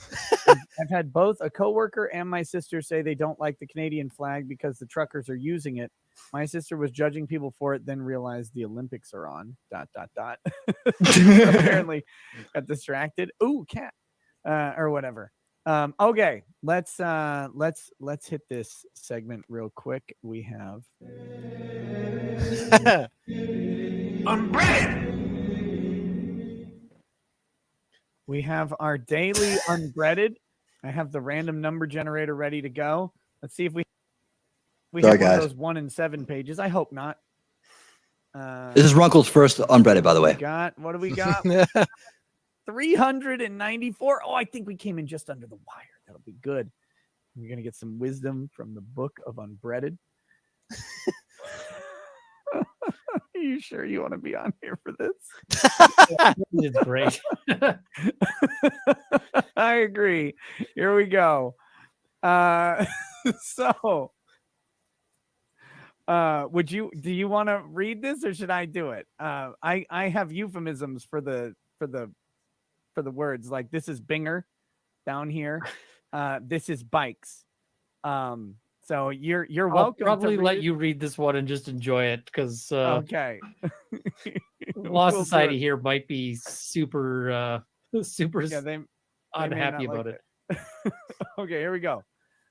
There you are. There you are. Yeah, it was never missing. It was never missing. It was never you. It was never you. Yuck, baboon. The moose. It was never you. We're back, baby. We're back. Duh. Bay, we're ew. It's not even that. It's not even that. It's exhausting to be awake in this forest. All of it. Yes. Circle and squared. Binger is an compliment they don't deserve ever. Maybe Wittgenstein passed me a torch because he hated crackers and saw no other option. Maybe that's why I fucked with bikes for a minute. there before I saw other options. So many Jewish women on my pipe that deserves an explanation. That was a strategy. Maybe that was the strategy. Maybe the reputation as something that was crafty, ingenious, and capable to mislead was enough in the past to throw bingers off because it sounded more intimidating than it actually, cause they already look white or blend in. It's not about the Benjamins or the Jets. It was about Jet. Jet was enough for bingers to melt steel. I'm beaming at the thought of bingers conquering for real. I am beyond you. This has been our daily Unbreaded, page 394 from the Gospel of Harris. Okay, there we go. What a ridiculous. I hope he keeps writing. I hope I want the jailhouse letters, the jailhouse manuscript. I need it to happen. Oh my God. I got to send him a letter in jail just to see if he will send me a letter back. That would be great. What if he did? I'm going to have Dude, can you imagine, Mr. Harris? like when Harris goes to court, it's going to be like all these white people out there holding up signs for him saying, "Unbreaded, we love you." Like, he's going to have like a cult following, and he's going to be like, "What the hell happened?" Please oh, he's going to learn how to love white people, and then everybody's going to hate him. They're like, oh, "Get out of here, you fake." Now, baby. Ready? Touchdown. Unbreaded. Rip headphone user. Well, I hope we all learned something important. Unbreaded.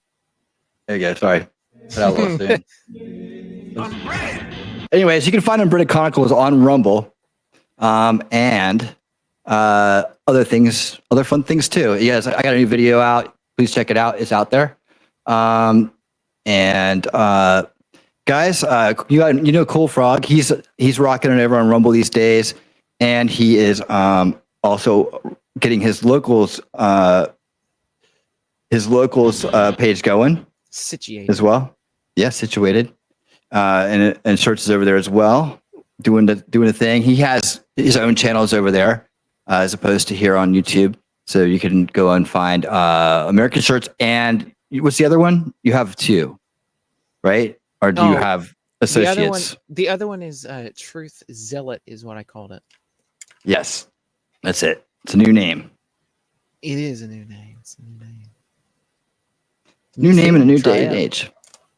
Yes. And I'm a Rumble. My locals is getting going. You go there, sign up, and you'll know when I'm going live or like whatever's going on. Discord is happening right now. Project Signal Boost is still moving forward. It's getting more and more complete every day. I'll do a preview when it gets close. Gosh, what else is going on? The Bouzy stuff, and Duncan McLeod. He's probably right around the corner. He's due for a video. I think I found the perfect one for him. We'll see how it works out. That's what we got going on right now. I can't think of anything else off the top of my head. But I feel like a lot of stuff's going on, and a lot of stuff's going to be coming at us here in the future. Interesting times. I'm glad Nick's back. Really happy about that. I know that it is what it is. But hey, anytime you just beat the mob, the hate mob that's just trying to ruin people's lives because they don't have one really. I'm okay. I'm good with that. And so, I'm happy he's back when we beat this, and let's rub it in their face. Let's make sure that they know we know we're watching, and maybe they'll back off for a little while. America Shirts, Cool Frog. What y'all got to say? Everybody should check out AmericanShirtsAreFirst.com. Yes, of course, you totally should. Of course, if you're not going to do that, at least show some support to me. Hit that buymeacoffee.com/coolfrog. I will have, it sounds like Talking Trash and Truth is actually going to join us Thursday when we come back from a 2-week mandatory Ready vacation. comes back to life on YouTube. We're going to do some Some a little different as opposed to just continuing to hold 3-4 hour long YouTube shows. It will They'll now have be a tendency strict to be YouTube. flagged. We will be doing half-hour, 45-minute shows, and then transferring ourselves to Rumble. We'll see how that works. Should be fun. Should be interesting, and we get to grow from there. So we'll see. Yeah, man. Well, awesome, dude. Everybody, thank you so much for being here. More to come. Great stuff to come. We'll keep going. Keep an eye out, and I'll hopefully be talking to you guys very soon. Thank you all very much. And if you didn't already, hit that subscription button.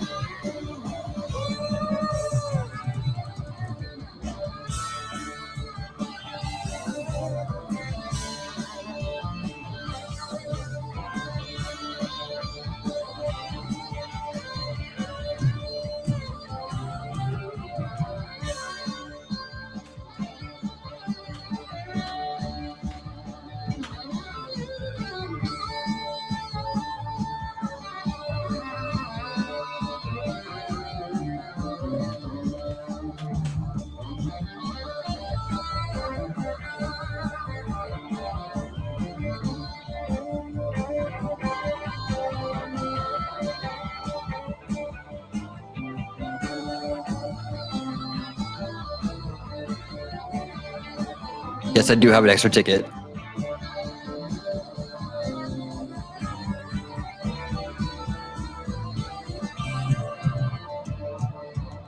Maybe. All right. Thank you, everybody. Have a good night and keep on winning.